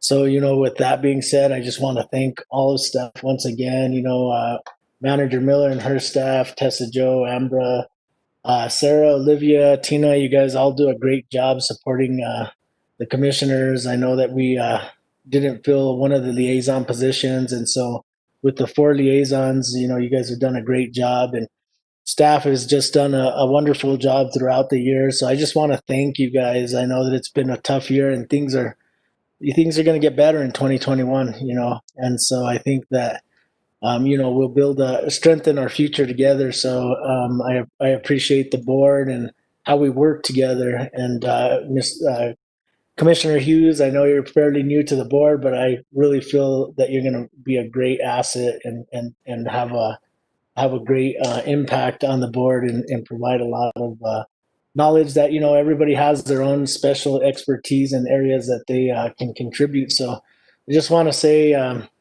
you know, have a blessed holiday season and enjoy yourselves and family. And so with that being said, I believe that all the commissioners, we've gone through everybody. And so what I'm going to do is go to our next agenda item, which is item number 8B, and this is other elected officials, issues, comments, including but not limited to constituent concerns and recognitions. I believe we have at least a couple of elected officials online right now. I'm going to go to Clerk Salazar first. Good evening, Chair Roy Ball and County Commissioners. It's been an incredible year, a year of adapting to changes, rapid changes. It's been incredible. I think all of us have experienced the consequences sometimes of what COVID has brought to our community and our work. And I personally have had close encounters, and I've been very fortunate to have not caught this because I cannot separate myself 100% from the responsibilities, the duties of the county clerk. So I have to be in areas that that require my attention, and sometimes closely. Even at the warehouse, the last portion of our election, ensuring that we conducted the audit that was directed by the CPA that the Secretary of State hires to ensure that the election is free, fair, secure, and that we're accountable. So I think many of us have had to come across situations where at times we don't know how this would affect us and how, you know, it could mean something very serious to each and every one of us. But I want you to know that I truly believe that mask work and social distancing work. When we're here in the office, we wear our mask, we social distance. When we work at the warehouse, we do the same. We're supposed to. I believe it's mandatory. I believe it's also my responsibility that all my staff feel secure and safe. There's no 100% guarantee, but I'm very proud of the Santa Fe County Clerk's office staff and all the hard work they've done, all the adaptability they've had to pull forward to basically survive this pandemic. It's ongoing, and I want to request that the Santa Fe County Clerk's Office staff and all other county staff ensure that they take personal responsibility for their co-workers' health also, and consider that when you gather in areas that put us into situations of getting this COVID-19, what else are we doing to affect other people's lives and our own? So many of us have been very fortunate because we've had to do our jobs. We have many responsibilities. One of the best things I know about Santa Fe County is that we have a very strong financial policy. And I think under the leadership and direction of the county manager, that proves even more so when we hear about what the finance department has to present. I also have to think in my own mind that part of that savings comes from our staff that are willing to work at home and can work at home, or it's required to work at home, that every time they flush their toilet or every time they turn on their light or the computer, they are saving us money. We don't have to pay all of that cost on a day-to-day basis for a while because of this. So they are contributing in many ways, not just continuing with their jobs and the high risk involved, but there are things that we can look at to say part of the savings is because of their willingness to work at home and also be a part of this process and ensure that we continue with the operations of the county clerk's office and all county operations. So I want to thank all of the Santa Fe County Clerk's Office staff again for their dedication, and that we can continue to provide public services to the constituents of Santa Fe County and all of our customers.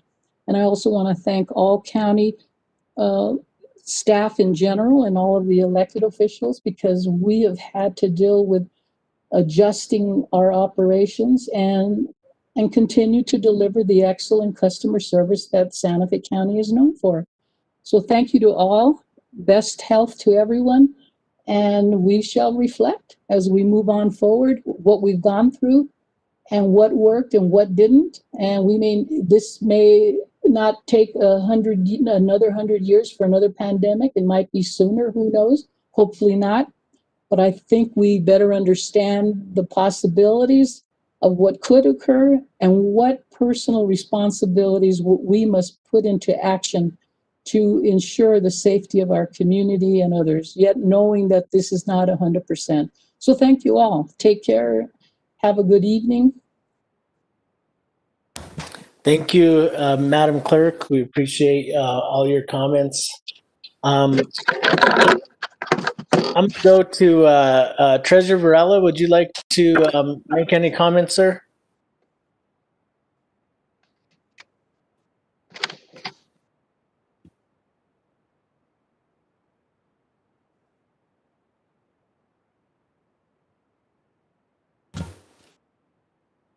Okay. I do want to recognize Treasurer Varela as well, and just thank him for his service to Santa Fe County. This will probably be his last BCC meeting as our county treasurer. So thank you for your service and dedication, Treasurer Varela. Are there any other elected officials that would like to address their commission or their constituents? Okay, hearing none, I'm going to go ahead and close matters from county commissioners 8B and go on to 8C. And 8C is a recommendation to Governor Michelle Lujan Grisham to fill the District 5 vacancy with Senator-elect Leo Jaramillo. This is after Senator Martinez has resigned or retired. And, I was asked by one of the commissioners, it's already really late in the year. Is the governor going to appoint this position? And that's something we really don't know. But I think that it's better to be proactive than reactive and have a special meeting. So I think that it's very appropriate for the commission to adopt this resolution now rather than having a special meeting later. And I think that this is the best way to go. Are there any comments or questions from the commission? I'll make a motion to move ahead with this item to recommend Senator-elect Jaramillo. Okay, how about if I let you second since I brought the resolution forward? And I will second it. Thank you, sir. I'll make a motion, and we have a second from Commissioner Hughes. Commissioner Hanson? I just want to say that I think that Senator-elect Jaramillo will make a wonderful senator, and I am looking forward to working with him. I don't know if he's still online.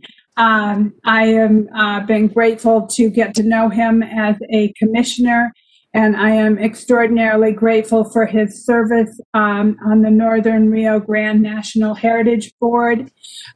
He has helped make that board much better by being an ally. And I know that he will do the same as a senator in making our community better. And so I wholeheartedly second this also, even though it's already seconded. And, whether or not the governor will appoint before the end of the year is out of our control. But I appreciate you, Mr. Chair, bringing this forward because it's proactive and it doesn't hurt us in any way. It only helps us because having Senator-elect Jaramillo to work with will be a great thing in the new year. So thank you. Thank you, Commissioner Hanson. And I've known Senator Jaramillo for some time, and he's Really going to make a great senator, extremely ethical, just a good man. I do appreciate the motion in multiple seconds, and Commissioner Jaramillo is online, so I'm going to go to him after we go through the vote on this and see if he has any comments. So we do have a motion in multiple seconds. I'm going to go for the vote. Commissioner Hamilton? Yes. Commissioner Hughes? Yes. Commissioner Hanson? Yes. And a yes from Commissioner Roybal. Right now, we only have 4 commissioners online, so we have 4 yeses. So this item passes with the commissioners that are here unanimously. So we do have this resolution that passes. Madam Clerk, can we get a resolution number, please? Chair Roy Ball, for the record, the resolution you just passed is resolution number 102. There we go. 102. Thank you, Madam Clerk. You're welcome. Okay. I appreciate that. We're going to go to Senator-elect Jaramillo. Did you have any questions or comments for the board? Well, I would first of all like to thank you, Chairman Roybal, members of the commission, and County Manager Miller and staff. It's an honor to have my name being put forward by Santa Fe County. And as you know, Santa Fe County is my second home because it's literally in my backyard here in San Pedro of Rio Arriba County. Now, the important thing about getting my name moved forward is in working with the governor's staff, it would establish seniority over the other freshman senators coming in January. And so although it would just be a few weeks of me being sworn in before them, seniority matters when it comes to chairmanship, if that ever were to be a possibility, but also in the selection of which senators, freshman senators, get put into committees. And so seniority definitely matters, and I am thankful for this. Thank you for the resolution, and I'm really excited to work with some of the topics I heard about today or this evening. I'm really looking on the diversification of New Mexico's economy by the legalization of cannabis. And I'm also deeply rooted in helping with the housing crisis and affordable housing in Santa Fe and Rio Arriba counties. I look forward to working with you, commissioners. I wish you a very Merry Christmas and a Happy New Year. And if you have any questions, I'd be happy to take them. Okay, I don't have any questions. Any questions from the commission? All I want to say is congratulations, and we look forward to working with you, sir. Thank you, everyone. Thank you. One other thing I wanted to mention, and I meant to mention this earlier, and I forgot, is it's actually our esteemed county clerk's last BCC meeting as well, and so I just wanted to thank you for all your hard work and dedication and loyalty to Santa Fe County. You've done such a great job, and we're losing a great leader in the Santa Fe County Clerk's office. And so thank you for all you've done, Geraldine Salazar, or Madam Clerk. We appreciate you, and I know that there's other commissioners that would like to thank you as well. So I'm going to go to Commissioner Hanson. Go ahead, Commissioner Hanson. Thank you, Mr. Chair. Yes, Geraldine, we will miss you. You have been a pleasure to work with over the last 4 years. I am grateful for everything that you have done and do for Santa Fe County.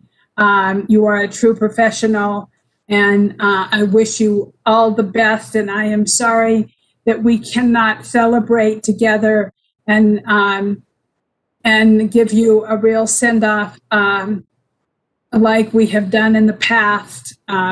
So from the bottom of my heart, I wish you all the best in the future. So thank you for your service to Santa Fe County. Thank you, Commissioner Hanson. Commissioner Hamilton? Thank you all. Just to add my voice to thanking both our elected officials who are who serve the county so well, our treasurer and our clerk, and who have, my entire commission experience so far has been with them, and it has enriched the experience, and really appreciate all the collegial interactions, and wish you best in the future. Thank you for your service. Thank you, Commissioner Hamilton. Commissioner Hughes? Thank you, Mr. Chair, and I'll just add, I have not been here very long, but I have been really impressed, Clerk Salazar, in how you've run the last two elections under very strange conditions and a lot of pressure. And so I thank you for your service over the last 8 years, and also, especially this year, getting us through the election during the pandemic. Thank you again. Thank you, Commissioner Hughes. It's what a way to have your last election with a whirlwind like the COVID-19 pandemic that everybody will always remember. So, Madam Clerk? You're absolutely correct, Chair Roybal. I want to thank all the commission, and I want to thank you, especially Chair Roybal, and all of you who have been chair at one point. I think you are all very professional. You're very knowledgeable, and you take your jobs very serious, which I appreciate very much. It's been a pleasure being your Board of County Commission clerk, and I will miss all of you. And I look forward to new adventures. Thank you, take care, and have a good evening. Thank you, Madam Clerk. Okay, so we're going to move on to our next item, and this is item number 9. Santa Fe County Board of Finance. We're gonna actually temporarily recess as the Board of County Commissioners and come back as the Santa Fe County Board of Finance meeting. So if I can have a motion to recess and then a motion to come back as the Board of Finance, but I do want to give a 10-minute break because I think everybody could use a break. So or let's do a 10-minute break and return at 8:40. But I think that we could probably recess as the Santa Fe County Commission, and then when we come back, we can actually reconvene or reconvene as a Finance Board of Finance. So if I could get a motion for recess.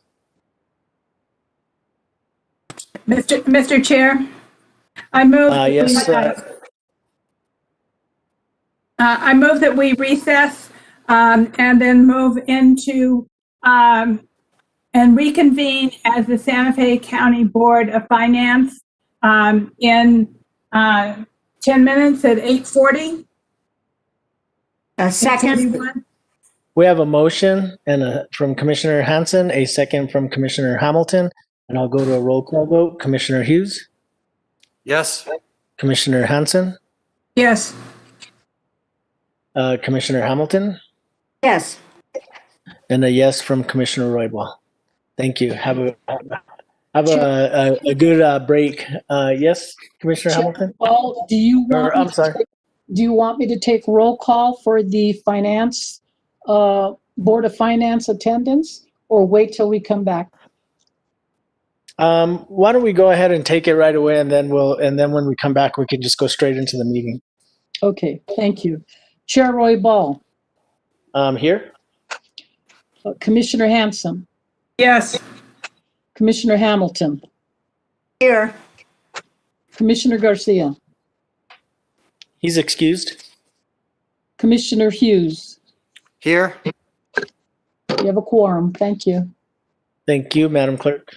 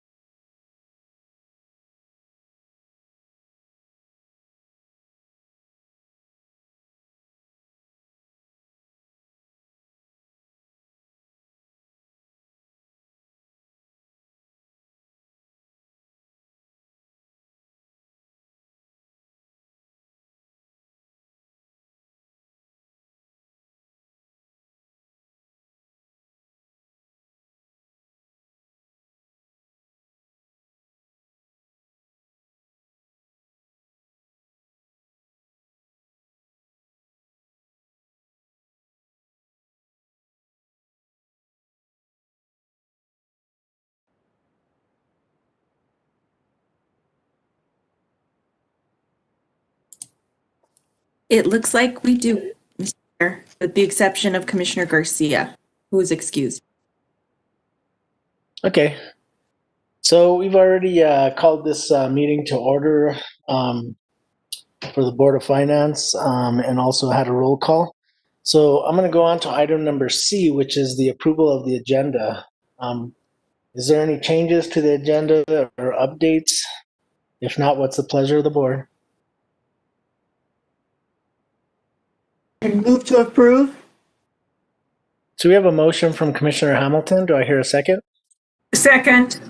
And a second from Commissioner Hanson and another second from Commissioner Hughes. Okay, so I'm going to go to a roll call vote. Commissioner Hanson? Yes. Commissioner Hamilton? Yes. Commissioner Hughes? Yes. And a yes from Commissioner Roybal. So we have an approved agenda. We're going to go on to item number 9D. And this is a presentation and approval of county investment policy, including the economic outlook and review of balances and other holdings. And we have our county treasurer, Pat Varela. Thank you, Mr. Chair. Good evening, commissioners. I apologize. I was in the safe getting some payments out, and I didn't hear Chairman Roybal asking me some questions. But I'm here. I'm here in the office still. However, I wanted to go ahead and start with their. First of all, I want to say thank you all for the warm wishes for my birthday today. I want to go ahead and start with the presentation here.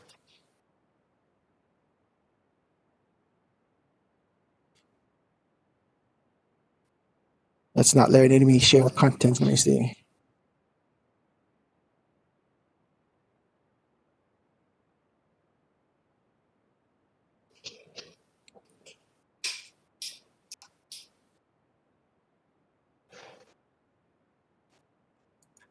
Daniel, are you able to pull it up on your screen for the treasurer? Yeah, I'm trying to right now. I apologize. Can anybody see my screen right now? No.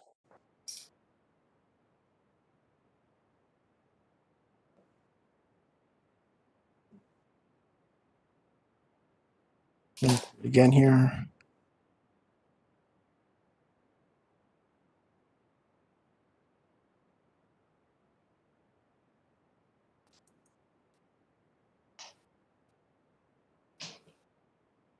Okay, let me go ahead and start here.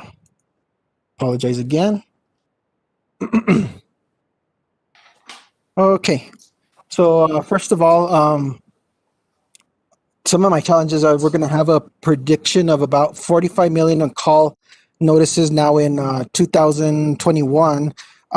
Those are from the board members and the investment committee members. We were doing short-term protection notices, and those are going to be projected to be called now in this year in 2021. We're reinvesting in the little bit longer spectrum of the short duration. Of course, and then that we're going to be reinvesting in a lower investment environment. We have, of course, near zero Fed rates, as everybody knows that. They're having some meetings. Feds are going to meet next Tuesday and Wednesday, but I expect it to still be close to zero rates. And then merchant card web services is causing an inundated number of phone calls that we have to the treasurer's office. And we're also severely understaffed, and that is we had temporary employment, but we have a lot of people out because of COVID testings and other related items that is dealing with COVID. And then we're going to have this is in 2022, which we'll have to be looking at this year. We're going to have the delay of property taxes again because of House Bill 407 passed in the legislature in session 2019. So that's going to impact all of Santa Fe because it's going to be the city of Santa Fe at that time. So we're going to be looking at a delay, and we're going to have to work with the clerk's office again to make sure that those boundaries are set with for the Santa Fe school elections. And I know the clerk and Steve Fresquez worked very well, and they worked a lot of overtime getting those boundaries for the previous delayment, which was last year. And that was in the northern part of Santa Fe from pretty much Pojoaque north to Santa Fe County. So that'll be happening again in 2022. Excuse me. So we'll go to the yield curve. So in a year ago, this is what the yield curve looked like. When I stood before you, we were looking at, in the high 1.1%, 1.5% in where we could really invest in 1.58. And that is a reflection of what had already previously happened in the year. It started in March. We started, the yield curve started going down, flattening out. And as you can see from this area here, it was already flattened at that time. So this was a year ago, of course. And then the beginning of the New Year, things started to look like more like a yield curve. You could see the window where we invest in was at 1.8 to 1.67. Everybody always spots the 10-year 1.88 was in January 2nd last year, first day of business. COVID started to impact. It started to make the headlines. We started to see that inverted curve where we started to see in the window where we invest was lower than the 6 month Treasury. We're looking more deeper into the COVID. This is February 27th. We were already inverted. We were going down to 1.8 pretty much on the 3-year, 1.30 on the 10-year. And of course, this is at the lowest part where we were at when the recession really hit that 1 month. This spike's going to be probably recorded in history because the duration of it was just for about 60 days where it really dropped, and the Dow reflected that, and so was the Treasury market, which the Treasury market, because of what's been going on and the Feds have been operating it, you can see back in 4.3, we're all the way down to pretty much zero rates, and we're looking at mid April. We're looking at 0.20, 0.25, 0.35, still somewhat better, but not to where we are right now. Right now, we're looking at, this is as of 2 weeks ago when I prepared this, we're looking at the 0.22, 0.339 in the 5-year window. Our core portfolio, we can go out to 10 years, which is 0.86, and it's been floating around this for the past 3 months. You'll see some days between the 3 and the 10-year will fluctuate. You'll have some good days. We had some bad days in the market last week, if you were paying attention. This week we've had the best 4 days we've had in a couple of weeks, and that is after President Biden announced former Fed Yellen back as Treasury chair. The rates went up in the Dow market. However, in the Treasury market, they're still staying around this area. And there's some hopes. They're looking at in fact, right now, I was paying attention to that earlier. They're still on Capitol Hill working out a stimulus package. They're promising that they're going to have something before the Congress reset for Christmas. So it's looking promising. This has been said before, but it's actually affecting the market right now, where there's more, I guess you could say, confidence, and a lot of the investors are going from bond market back into stock markets. When I came into office 8 years ago, this is what the yield curve looked like. Kind of similar, but there was a little more better confidence between the 5 in the 30-year at that point. But at that point also, you were looking at a pretty bad recession that was due to the housing, and the higher amounts here were due to the quantitative easement. That was for Bernanke's idea, and they were buying a lot of treasuries at that time. Right now, their idea is buying a lot of bonds. They're buying some actually corporate bonds. So because they're not buying the treasuries, the treasury market has pretty much stayed pretty much at the bottom. This is probably going to remain not this model, but the model I just had beforehand, which is this one. It's going to hover around this. And I'm thinking we're not going to see some relief on probably until the third quarter, as the vaccines get out. Moderna just got approved now. There's been several, I think they reported close to 78,000 that have already been deployed in Canada right now, the same Moderna drug, which is similar to the Pfizer. Difference is that the Pfizer one has to be kept below zero, where the Moderna one doesn't. Does that have anything really in the market? No. That's just what's going on. And looking at the current yield market right now, if you look at the red line, that's a corporate market, and that's, you can look at the 1 year window, which is way below 0.50 basis points, to the 30-year, which is paying 250, which we can't invest in this, of course. But in the treasury markets, which pretty much everything reflects almost by that, is the green, in which you can see the muni market is almost intertwining for several years in the long term of the curve after the 10-year. The purple is actually the CDs that you used to get, and right now, as you can see, it's pretty much tanked at the same. They're the spread between the CDs and the treasuries it looks great, but it's really not that great. You're looking at a 12 basis points difference. If they're issuing them. There's a lot of banks aren't issuing any CDs right now, and that's why the market is being low. We owned a lot of them. I was using those in different buckets. We have different accounts. Those that don't know, we have different accounts within our portfolio, and I was using those for cash flow, mainly in bond accounts. So I was buying them for short terms, because these CDs you can buy for from either 1 month to even 3 years.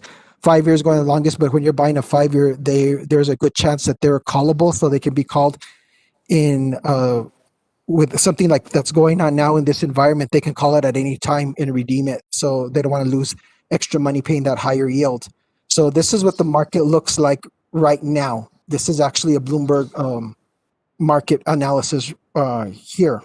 So if the average banks right now are paying between 9.09, the same with savings, 0.09. Money markets are about 16. I know people probably think, well, there's other money markets. Well, this is what the money markets that us as a government can invest in.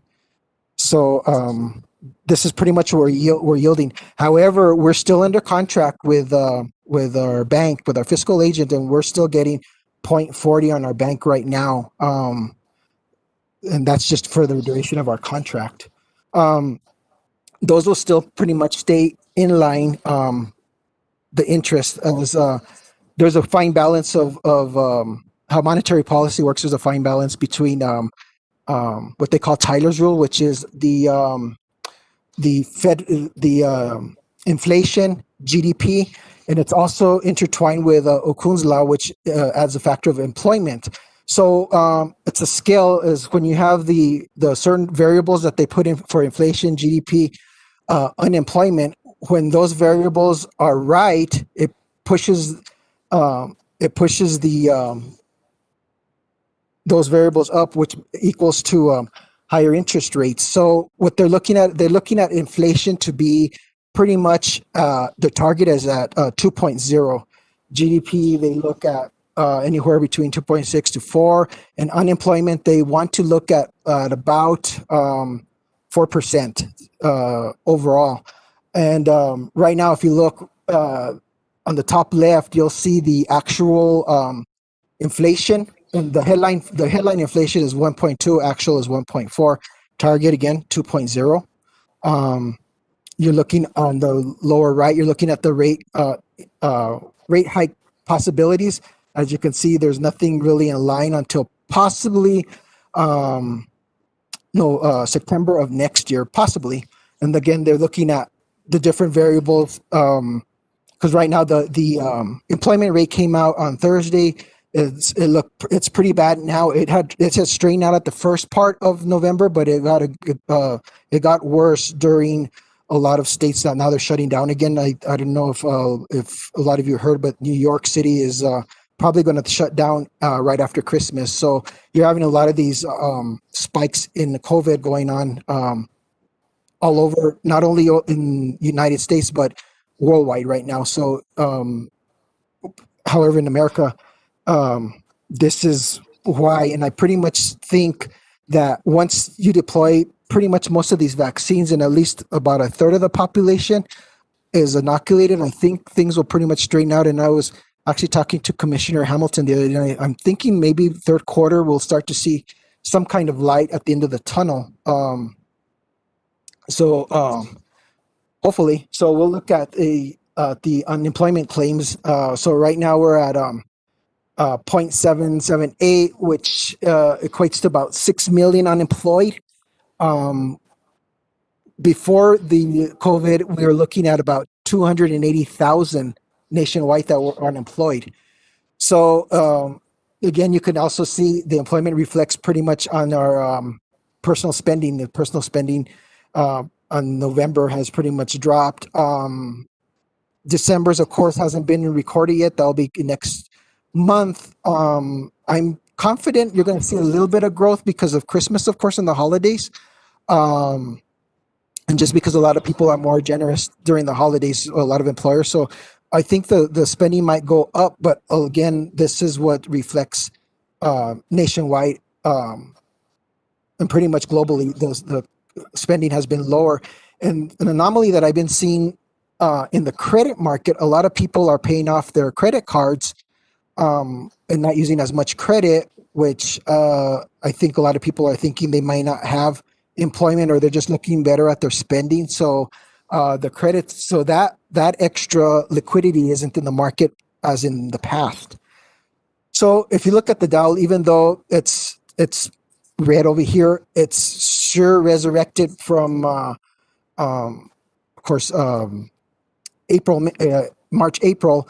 And for the first time, we passed the 30,000 mark. Excuse me. So even though, like I said, it's in red, we're actually doing good. And it actually broke over the 30,000 mark as soon as President-elect Biden started announcing his cabinet picks. So it looks like even, the investors are seeing confidence in that. So the Dow Industrial Rate here was from 323, where it's lowest, and it's now, of course, over 30,000. So, and even at its highest point last year, we were at actually in February, we were at 29,000.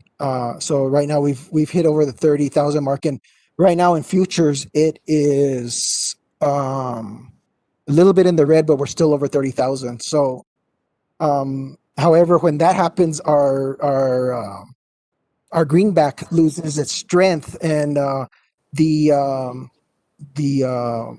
British pound and the Danish krone have had the gains actually for the last 3 months. And people that trade in currency, they've pretty much been, banking on those investments for this duration.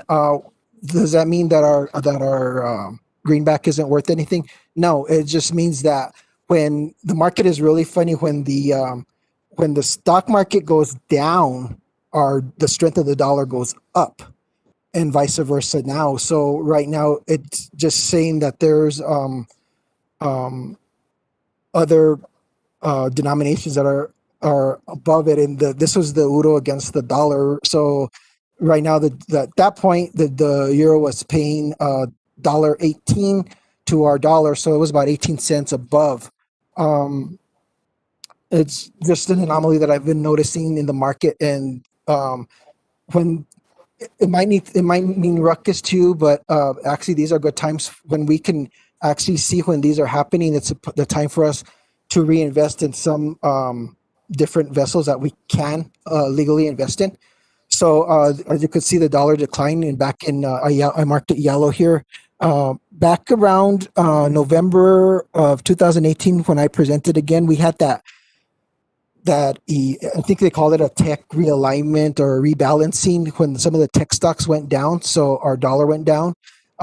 If you look at the big spike at the top, that was during the Dow crisis. So as you can see, when one zigs, the other one zags. Right now, we're pretty much at the 1150 index point. Excuse me. for a long time, the investors were going from the stock market into the bond market for safety. And as you can see, the aggregated bond market pretty much stays. Of course, because of you're going to see the red spikes. Those are February, March. But investors, and then plus the treasury. I mean the Fed's buying bonds. It pretty much went up on the aggregated bond market. Now, aggregated bond market is a whole mix of bonds. So it's a lot of government bonds, which we invest in, but there are also some corporates. And so we kind of index on this because it pretty much, they follow each other. You can see the corporate bonds, again, they spiked up when the feds were buying some corporates and governments, munis. About 3.5 billion flowed into that market. Back in October, November, the end of October, more into November, opposed to the small amount in 2 billion in April. And again, that's due to the Fed. So this is a good market for us to gauge in because we buy all the investments are fixed incomes or government backed in some manner. So it's always a good eye to keep on this benchmark right here. This is the Lehman Brothers ticker for the aggregated bond market, and as you can see, the lower spike in March, and it's been pretty much at a rise, and then it kind of dipped a little bit after August. Again, this is about the time that the Fed started to slow down on buying those bonds. So they're kind of like investors are waiting to find out what exactly the Feds are going to do. They're waiting for next week's meeting to see how they're going to proceed in the crisis we're in. And several of my investment committee meetings, I've noted where every time there's a Fed meeting, there's some kind of idea that they come out with. They even came out with going into negative rates, which would pretty much hurt us because if that would happen, we would have to pay a bank to hold our money instead of them giving interest. Another idea was them for an artificial yield control, which they did that after World War II to pay off World War debt. What that is that's manipulating the yield curve, and there's no fluctuation. So there's no fluctuation in it. There's no difference in buying it from today to next week. They looked at that model. I think Japan right now is in that model right now, and it's kind of working for them. But of course, that's a different type of government and different economy. But they looked at that method. So there was a point there that pretty much they really didn't know how to navigate, and they were just repeating the same methodology that they're going to use. They're just going to use different tools in their toolboxes to try and fix, to try and help this economy go on. So Dow 5-year window is you're looking at from 2017 to 18, where it was a steady raise. This reflects actually the point that we started to get better yield on our portfolio because they started stepping it up pretty frequently. And in fact, in 2018, they were pretty much raising the yields about 25 basis points per meeting. So we were getting some pretty good returns there for a while until this happened. We're looking here at the NASDAQ index. NASDAQ also too, steady growth until this year. It's pretty much been a havoc year, but things looking better. On oil, pretty much and I think you can see it at the pump. Israel and Libya put a lot of oil in the economy last month, and they're still doing it, and it causes an over inventory with a lot of cities and states in lockdown. Of course, the inventory is going to go up and the prices go down. Bad for us, like for our road funds that pretty much it is dependent on that. But the good news about that is that in New Mexico, the oil industry, and especially in the southeastern quadrant, they've increased their wells from 20 to 63. So that's because we rely on that. we're going to be expecting some better revenue in that market. What does that really mean, or what does all this really mean for Santa Fe County? Well, the interest rates are still going to be they are what they are, so we're going to invest still what we have been in the methodology for the past pretty close to a year. However, we need to look invest in shorter terms now, because if by the third quarter, which I'm thinking and anticipating, the market may change in that point. So if we buy, say, a 3-year bond in July and it changes towards the end of the year, it will be underperforming in that bond. So we kind of want to watch what's going on over the next 3 months, I think, to see what happens locally. Of course, this methodology before, we were buying higher term with longer call protection, meaning that we were going to get higher yield for, say, 6 months of call protection, meaning that bond wasn't going to get called within that 6 months. We have a lot of bonds coming up now that are going to get called because they were in the 6-month, 9-month call protection. So that was just for safety measures. So we're pretty much going to have to watch the next 3 to 4 months to see what happens, not only locally but nationwide and worldwide, to see what happens and how we can best serve the county. With that jibber jabber, I stand for any questions, if there's any. I can't see the screen, so you'll have to, if you could please say if there's any questions. Thank you, Treasurer Varela. Earlier, what you missed out on is us thanking you for your service to Santa Fe County. We know this is your last BCC meeting, and also to wish you a happy birthday. So, I'm going to go to other. Absolutely, sir. I'm going to go to other commissioners. Commissioner Hanson, did you have questions? You're muted. Mr. Chair, no, thank you. There you go. Okay, thank you. Commissioner Hughes? No, not at this time. Thank you. Commissioner Hamilton? No, not at this time. Thanks a lot. And thank you, Treasurer Varela. Thank you. Okay, Thank you. since we'll go ahead and move on to our next item, which is an action item. So every year we look at our investment policy. We look at it to see if there needs to be any adjustment, changes in language, if there's new legislation that we have to add in there whatsoever. We do that. That's pretty much the best practice. I've learned from other municipalities in other states that their investment policies have never been touched. And so when I came on board, that's one thing that we made sure that we've been doing. So in that, we've been working the last few months because in the environment we're in, we really couldn't meet. So I was adding in an item or a topic per meeting to discuss on how we want to revise it. So as you can see from the slide, we only have 2 areas that we changed. And the first one is out of the, we had an internal audit, and in March, we had canceled the investment committee meeting because of, for one, COVID. And usually we have gone to the GIOA, which is the Government Investment Officers Association's big seminar that they have in Las Vegas yearly.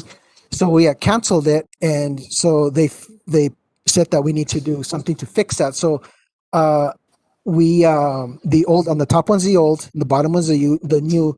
We added section or item E to that is, I believe, sorry, monitor, just gotta go.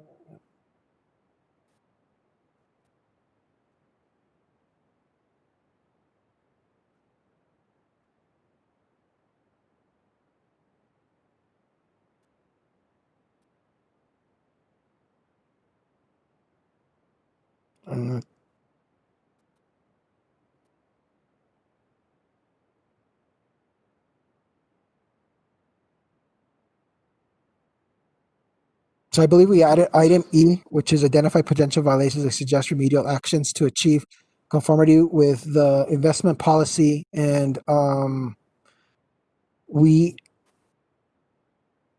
sorry, we didn't. We actually added a line item on 3. It's a investment committee and or board shall meet a minimum of 10 times a calendar year in any month when neither the investment committee nor board meets. The treasurer or treasurer's office shall make availability to the investment committee the monthly schedule of investments and balance sheet. And also the other one that we changed was the diversification table on the ETFs. As you can see, before we had 25%. Not really sure how that came about, but I don't know if it was a typo or what, but we changed it to 5% of the portfolio. And that came to light because an ETF is basically kind of like a mutual fund per se. It's like, I like to call it like an attaché case with a bunch of different investments in it. And the best way to invest is to diversify to begin with, and to have different tools in the toolbox to rely on in different cases. For instance, like if this was back in March, April, it would have been a good time to invest in an ETF. Right now, it wouldn't be worth it, but this is just another tool in the toolbox to do it. So we brought forth an approved ETF list to invest in, and also we changed this in here. And with that, I stand for any questions or motion to approve. Mr. Chair, this is Manager Miller, and I just wanted to point out that in your packets, because we adopt the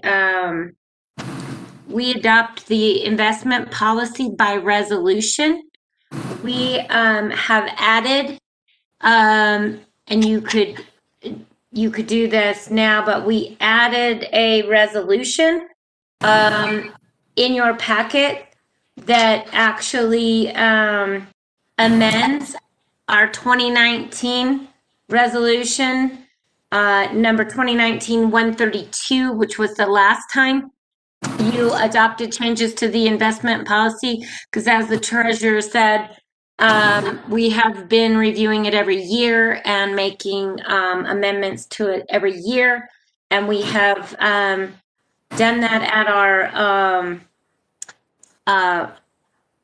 we've done it at the investment committee level, and then brought it to the board to adopt by resolution.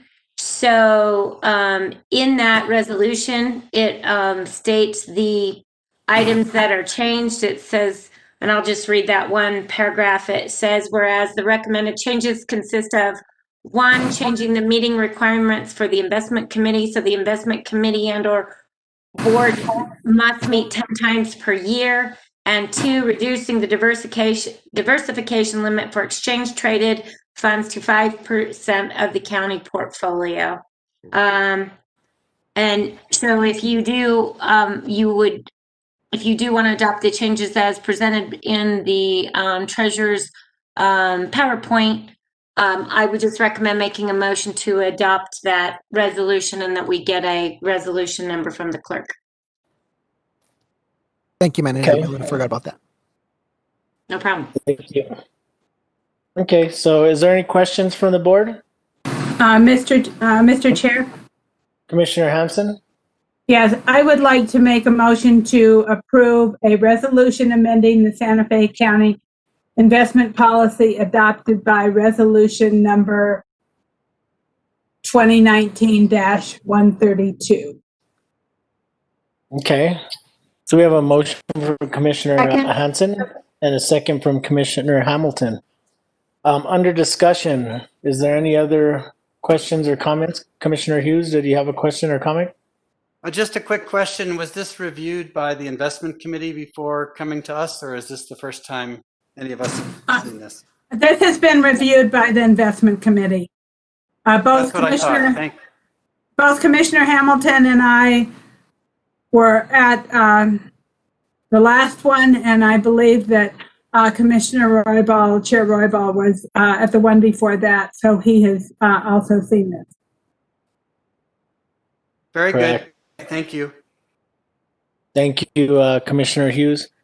Okay, so if there's not any other questions or comments from the commissioners, I'm going to go to a roll call vote. Commissioner Hanson, Yes.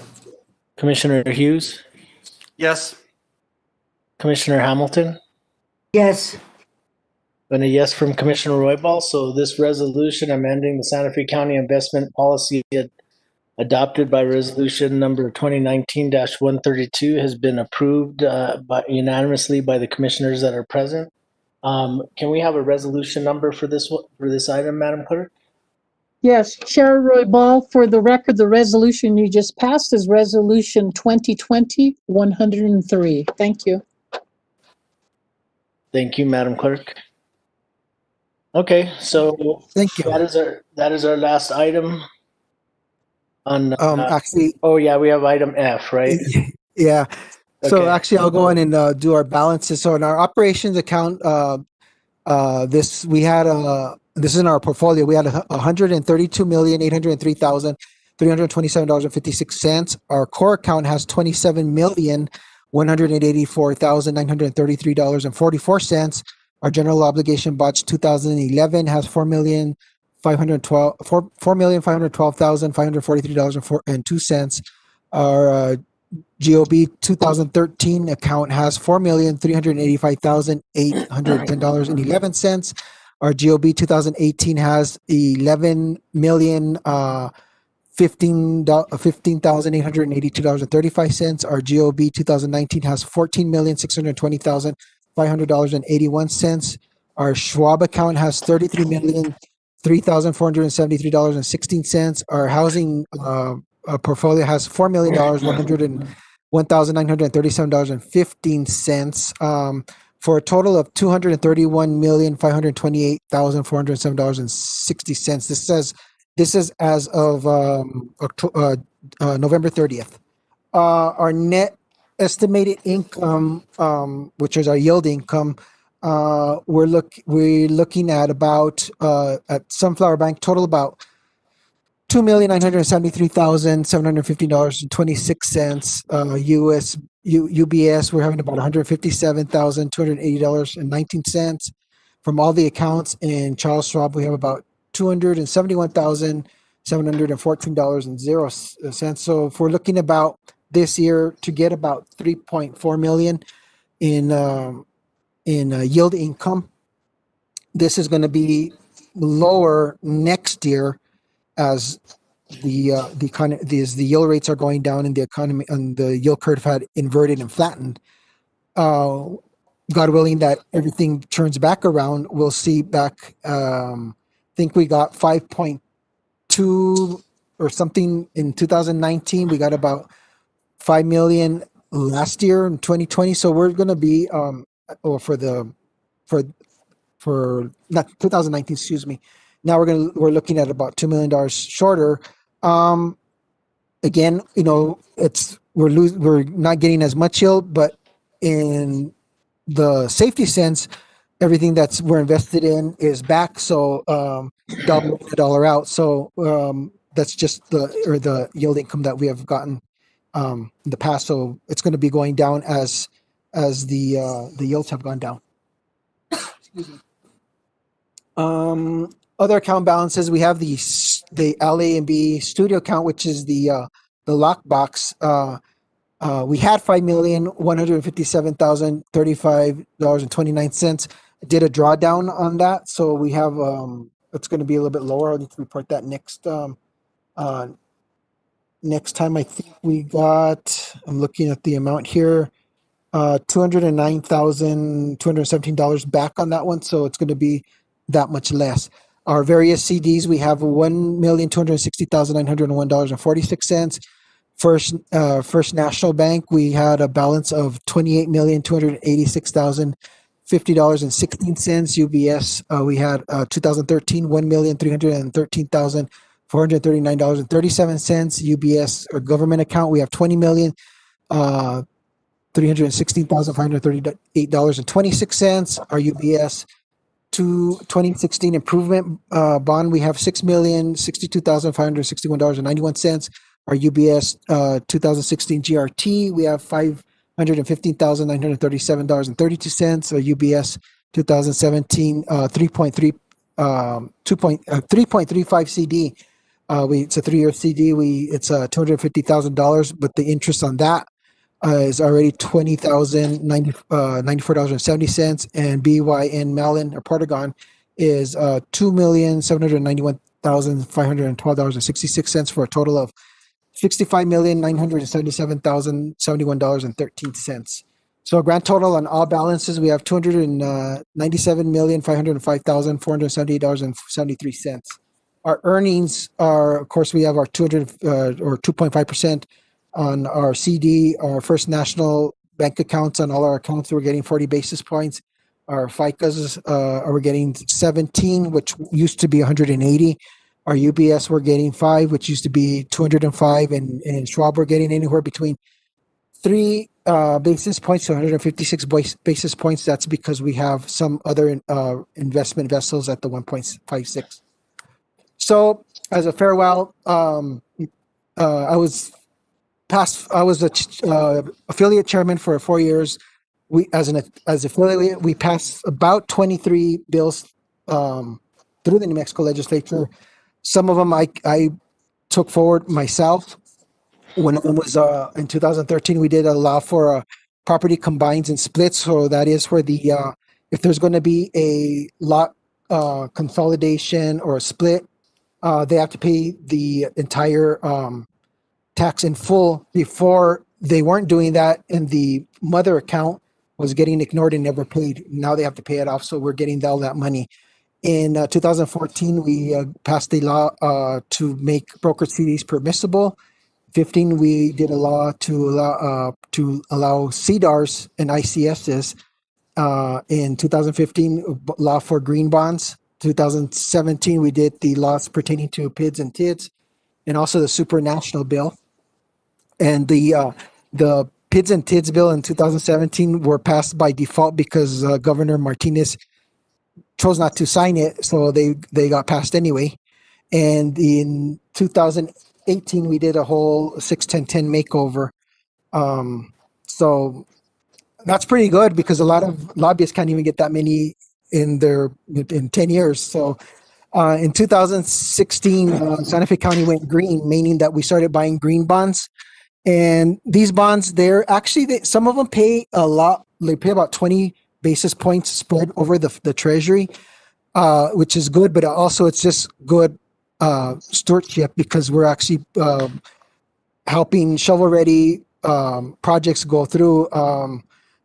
One of the things there, because I'm a musician, Tyler Guitars, it started going green, and which is nice, but if you want to buy a guitar, you have to pay almost $3,000 for one. But that's just a take that I thought was neat. That was neat. One of my dream guitars. Anyways, they're going green. We went green. A lot of people ask if we do this. So we do invest in green. We had many first. I was the first treasurer to actually bring our office to the public. We did the outreach. Now 6 or 7 other counties have followed it, and it's pretty successful. I was unfortunate that I wasn't able to do it this year at all. I started to do it in November, and then Governor Grisham, of course, with the COVID, so we had to cancel those ones. So we didn't do that, but it's been a very successful program. It hits everybody's district, and everybody's been content with it.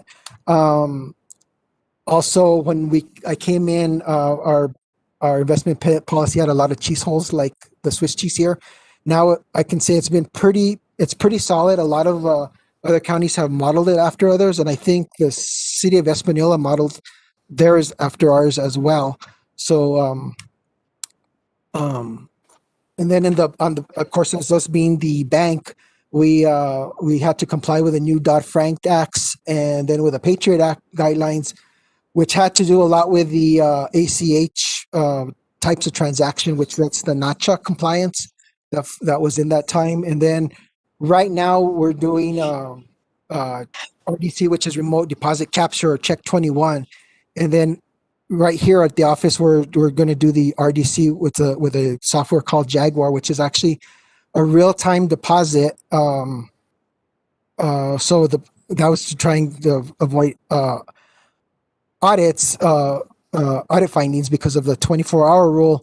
Don't know how well that's going to go over because we're inundated with mail right now and we're short-staffed. So we have quite a bit of payments. In fact, I've been running payments all night here while I've been listening to the BCC meeting. And I'm just like to say, I was proud to serve you guys. It's just been an honor to work with everyone. And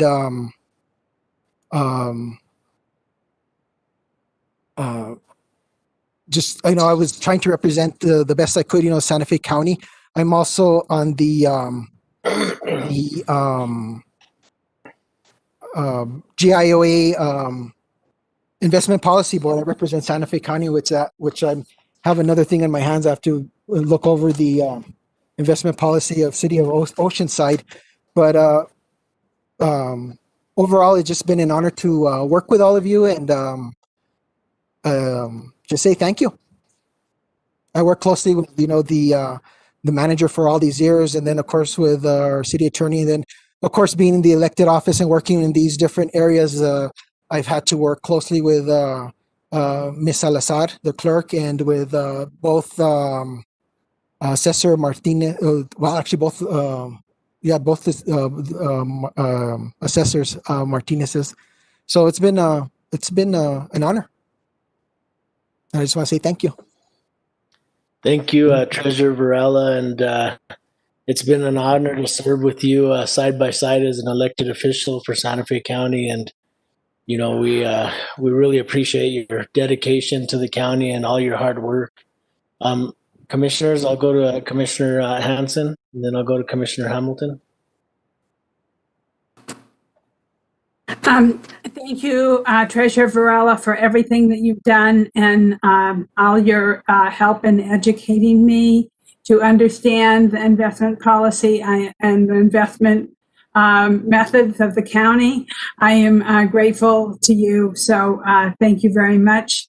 And I wish you incredibly well, and Merry Christmas and Happy New Year. Thank you, Commissioner. You too. And happy birthday. Oh, thank you. I did say it earlier, but I'll say it again. Thank you. Commissioner Hamilton? Yeah. Treasurer Varela, it might seem an odd choice of words, but congratulations on 8 years of really great contributions. I hope it was good for you. It was, it's a great contribution to the county. It was great working with you.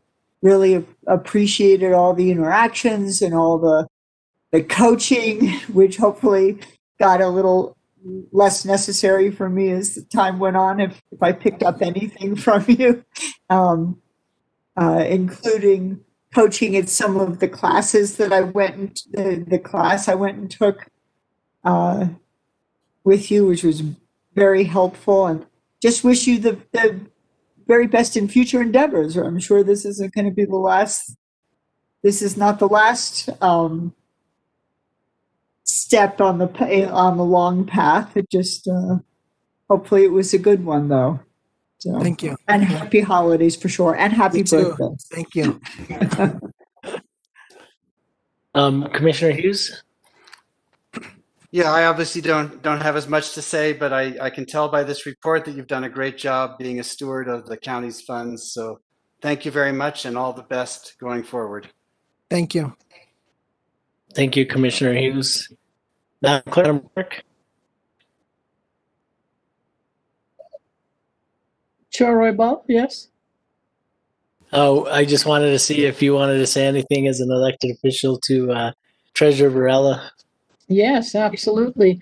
As a colleague, an elected official, especially one that runs an office, I want you to know, Treasurer Varela, that I've enjoyed our hallway talks throughout the years. Yeah. It's been great. I mean, we've been able to exchange information and knowledge and experiences, especially when working in and managing and leading an office, an elected office, which has a lot of responsibilities. And I think we have both enjoyed what we have done in Santa Fe County in these offices. So I want to thank you for your friendship and the work that you have done, and to let you know how much I have appreciated working with you and talking to you. And I will take those memories with me. Thank you so much. Thank you, Madam Clerk. Thank you, Madam Clerk. Manager Miller? Thank you, Mr. Chair. And Treasurer, yes, I very much appreciate the working relationship we've had over the last 8 years. From actually the minute you took office, you were always willing to explore what we needed to do to improve our investment policy, improve the office operations, improve our portfolio performance, make sure we didn't make risky investments, and you've always been fun for me to talk to. I've enjoyed working with you on a personal level, and thank you for your contributions. And and I have to say, you have truly grown as a treasurer from when you first started.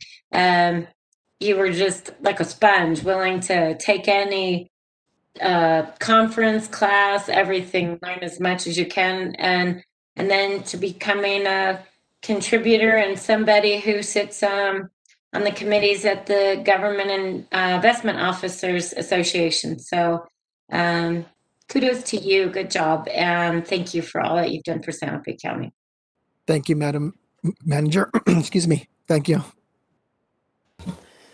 Thank you, Manager Miller. And, once again, it's just, it's been an honor to serve alongside with our county clerk and our county treasurer. And, I know that you guys will still do great things. And so I look forward to seeing where you guys and what you guys do from here forward. So I guess as Commissioner Hamilton said, congratulations on such a successful career as elected officials at Santa Fe County, and great job and good luck to all your future endeavors.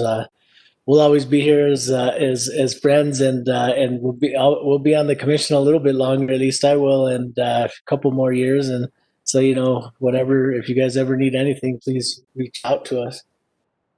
Great. Thank you. Yeah, thank you, Chair Roybal. You're always so courteous and acknowledge the other elected officials, which we truly appreciate. Thank you so much. You're welcome. Okay, so it looks like we are on item G, is that correct? Which is adjourn and reconvene as a Board of County Commissioners. So moved. So we have a motion from Commissioner Hansen. Second. And a second from Commissioner Hamilton. I'm going to go to a roll call vote. Commissioner Hansen? Yes. Commissioner Hamilton? Yes. Commissioner Hughes? Yes. And a yes from Commissioner Roybal. So we are adjourned as the Board of Finance and reconvened as the Board of County Commissioners. So our next item is item number 10, and this is matters from the county attorney. County Attorney Schaefer, can you give us a summary of what we'll be going into executive session for? Yes, Mr. Chair, Commissioners, I would request a motion to go into executive session to discuss limited personnel matters as allowed by Section 1015(1)(h)(2) NMSA 1978. Threatened or pending litigation in which Santa Fe County is or may become a participant as allowed by Section 1015(1)(h)(7) NMSA 1978, and discussion of the purchase, acquisition, or disposal of real property or water rights as allowed by Section 1015(1)(h)(8) NMSA 1978. including one, rights of way for county maintained roads within the exterior boundaries of pueblos. Two, potential breach of contract action concerning water and wastewater line extension, water delivery, and wastewater discharge agreement and related agreement. And three, executive management personnel matters. And Mr. Chair, I just note that executive session is via a separate WebEx meeting. So if the motion to go into executive session is made and passed, you will need to log out of this meeting and log into that meeting before we come back to take care of two items that remain on the agenda. Okay. So do I hear Commissioner Hanson? Would you like to make the motion? Thank you, Mr. Chair. I move we go into executive session to discuss what Attorney Schaefer presented. Thank you. Do I hear a second? Second. And we have a second from Commissioner Hughes. Can I get a roll call, Madam Clerk? Yes, Chair Roybal, Yes. Commissioner Hanson, Yes. Commissioner Hamilton, Yes. Commissioner Garcia. He's excused. Thank you. Commissioner Hughes. Yes. Thank you all. Have a good evening. This is the last event for Geraldine Salazar. So have happy holidays, Merry Christmas, and a Happy New Year, and blessings to all. Madam Clerk? Yes? We have one more resolution, I believe, or ordinance to pass. No. I think there might be something at 10C, which will be an ordinance possibly, or is this a public? Mr. Chair, Commissioners, it's just a request to publish title and general summary. I don't think that the clerk has to be present for that. Okay, So great. then we won't need a number for that. Okay. Yeah. Well, Madam Clerk, once again, it's been an honor, and Happy New Year. I hope you have a blessed holiday season. Thank you so much. Good night, everyone. Take care. Safe departure, safe Bye. returns. Okay, bye-bye. Good night, Madam Clerk. Night. Okay, with that, we are going to check out of this meeting and check in an executive session. We'll see you there.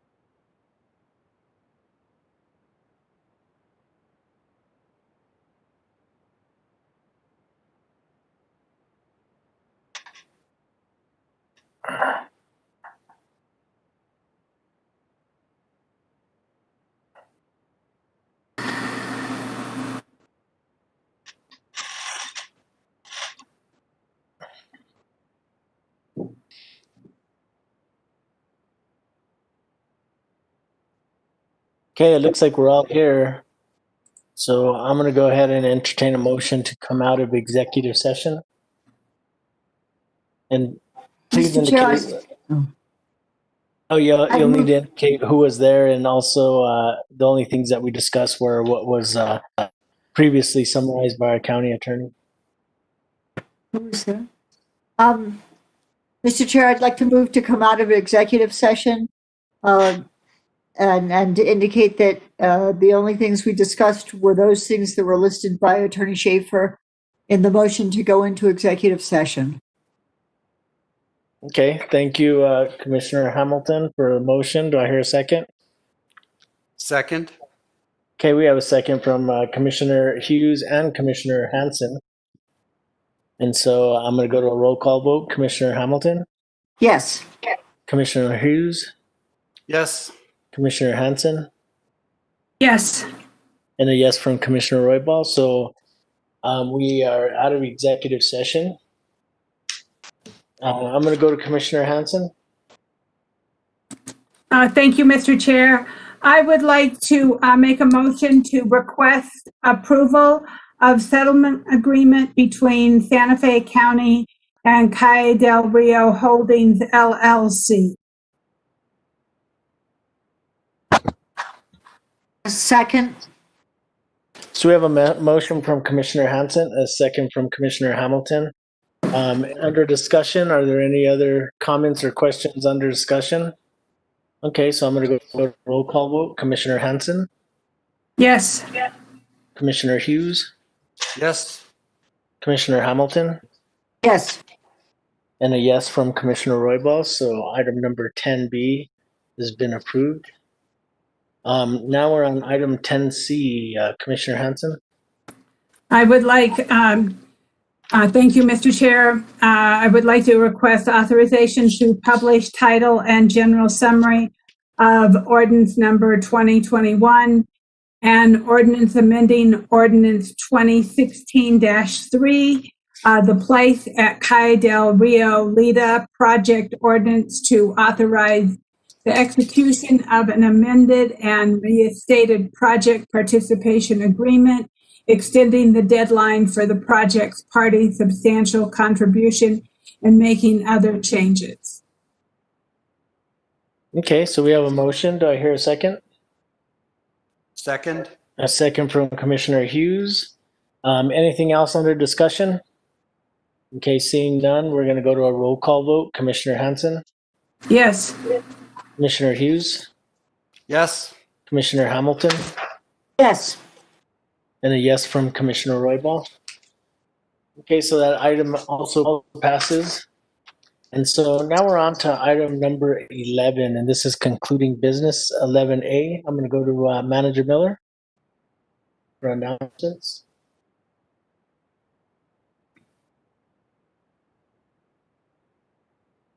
You're on mute, Manager Miller. Can't find my mouse. Thank you, Mr. Chair, Commissioners. I just wanted to bring up a point that perhaps you could provide me some feedback on, and that is that every year the governing body, and this is required by statute, of a county or municipality needs to conduct an annual site visit to the jail or detention center under its jurisdiction to inspect the overall conditions at the facility. Following a site visit, an inspection report is presented at a regular meeting of the governing body. As you know, this year with the pandemic, we have been limiting entry into the jail. And so we did not schedule our typical visit where the entire governing body has gone in under a part of our regular board meeting to do that inspection. I would like to recommend that due to the current pandemic and the risks posed by COVID-19 to jails, that an on-site visit such as that is not really advisable of the whole board, and that I was thinking I could do a virtual site visit. Either I could do it myself alone, or I could do it with a designated commissioner, and record that inspection of the facility. That's normally those parts of the facility that are visited by the board, and then play that recording at a regular BCC meeting, or and the report made of that inspection, or I could schedule an in-person on-site visit for commissioners individually. But I'm open to however you would like to handle it.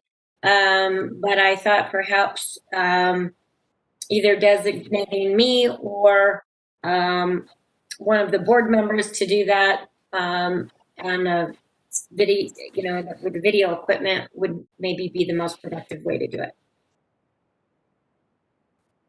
Okay, Commissioner Hamilton?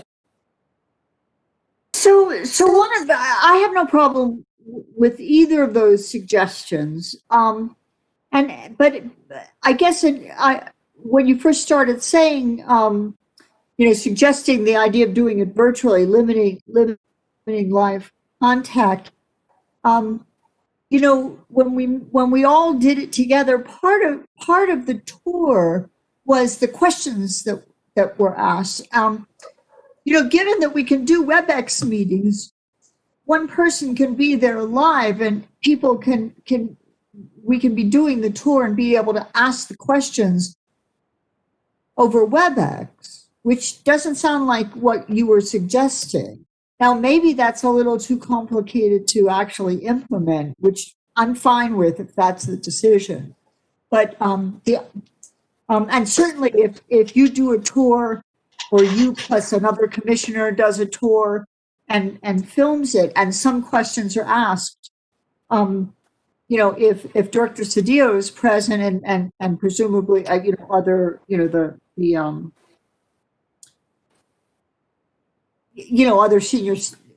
needed senior staff at the next BCC meeting where you would play this, we would have the opportunity to ask questions then, and that would serve the same purpose, I suppose. So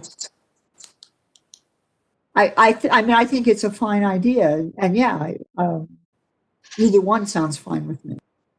Yeah, I would say either one sounds fine too. We might get a little bit more out of a virtual tour that all commissioners could have questions, but we just have to look to see what would be more feasible and if it would be difficult to do that. But Commissioner Hanson, I saw your hand up. Yeah, thank you, Mr. Chair. I support the idea of doing a video tour and having the warden at a meeting. I know that you need to do this possibly by the end of the year, so it might be challenging not to have Pablo there, or maybe we have a little bit more time. But the warden could always come to the meeting and answer a number of questions for us. We don't have the youth detention center, which I think is a good thing. So it would just be the adult detention center. And as much as I will miss not being able to go to the jail and checking it out, I think that this is the next best thing. So I would just vote for a video. Okay, Commissioner. Okay, go ahead, Manager Commissioner Miller. Harrison does bring up a good point, and that was the December 31st. Part of why we didn't schedule one is I think it kept hoping that the COVID situation would get better, and that we would be able to do our inspection in the same way we've always done it with the entire board. But so we haven't done one for 2020. In order to meet that requirement, I was hoping we would do the video with either just me or me and a commissioner or a commissioner before the end of the calendar year, and then present it to the board at the beginning of 2021, and then the next one, either we wait until we can all go in there, or we could do, as you were suggesting, do it live. I don't know. I'd have to work on how well that works to walk around with a camera and try to do a Q&A that way. I'd have to test that. I think that might be a little challenging. Yeah. Does the facility have Wi-Fi or anything like that, or how would that even be accomplished? Yeah, that's a good point. Yeah, and it is off of 14. I can't say our internet's the best out there. Yeah. As Mr. Chair, Yes, Commissioner Hamilton. if you actually if you just did the tour, or whoever with somebody, and you're videoing, are you gonna video the tour? Yeah, so that was my thought, was to video the tour along with all, like, we typically have a list of things that we want to make sure that we inspect and we ask questions about. So I would video that, and then we'd play that, and you would have opportunity with the warden and his staff at the BCC meeting to ask questions of the warden and his staff as the video is playing. Like, maybe we'd go into the medical area, do the video, pause the video, and you could ask the medical staff questions. I think that is by far adequate. I mean, when I was talking about it and suggesting doing it live, and then I realized that, well, you can show the video and have the people you're going to ask the questions of there at the meeting to ask questions as during the video. It's just as good. I don't see doing the hassle of trying to do it real time. I think it's a great idea. Great, thank you. I'm okay with that too. I And think if you need a Commissioner volunteer, I'll Hughes- go. But Commissioner Hughes hasn't been to the facility, so it might be he might be the one that we should maybe send. But Manager Miller, were you saying something else? Oh, I saw that Commissioner Hughes had a comment. Oh, okay. Commissioner Hughes, go ahead, sir. No, I think you guys have solved it. I think the video visit, and I don't feel the need to go until everybody's been vaccinated. I think that makes sense, especially me and probably even more importantly, the detainees who are also very vulnerable. So the fewer people, the better until we've all been vaccinated. And I look forward to an in-person visit sometime next year. Okay. Okay, then that is what I will do, and I'll get that scheduled with the warden, and then I'll work it into our agenda in the first part of the year. Sounds good. Any other questions or comments from the board? Commissioner Hanson, did you have a question or comment, or are you going to make a motion to adjourn? I was going to say happy holidays and making a motion to adjourn. Okay, well, we have a motion. In my Christmas hat, my Santa hat. We have a motion from Commissioner Hanson, and with that being said, I'll second the motion. And I think from Santa Fe County to all of our constituents, have a blessed and happy holiday. Be safe. Remember to take care of each other and social distance. And are there any other comments from the board or season's greetings? Yeah, Mr. Chair, I just want to thank all of you for welcoming me on this board. I feel very at home with all of you, and it's a great place to be and serve our community. So thank you, and as well, happy holidays to all of you. Yes. Happy holidays to everybody. One and all. All right. Good night, everybody. Oh my gosh, see you next year? And I Officially? second. Yeah. All of those. So let's just signify by saying bye. Bye. Bye. Good night, everyone. Good night.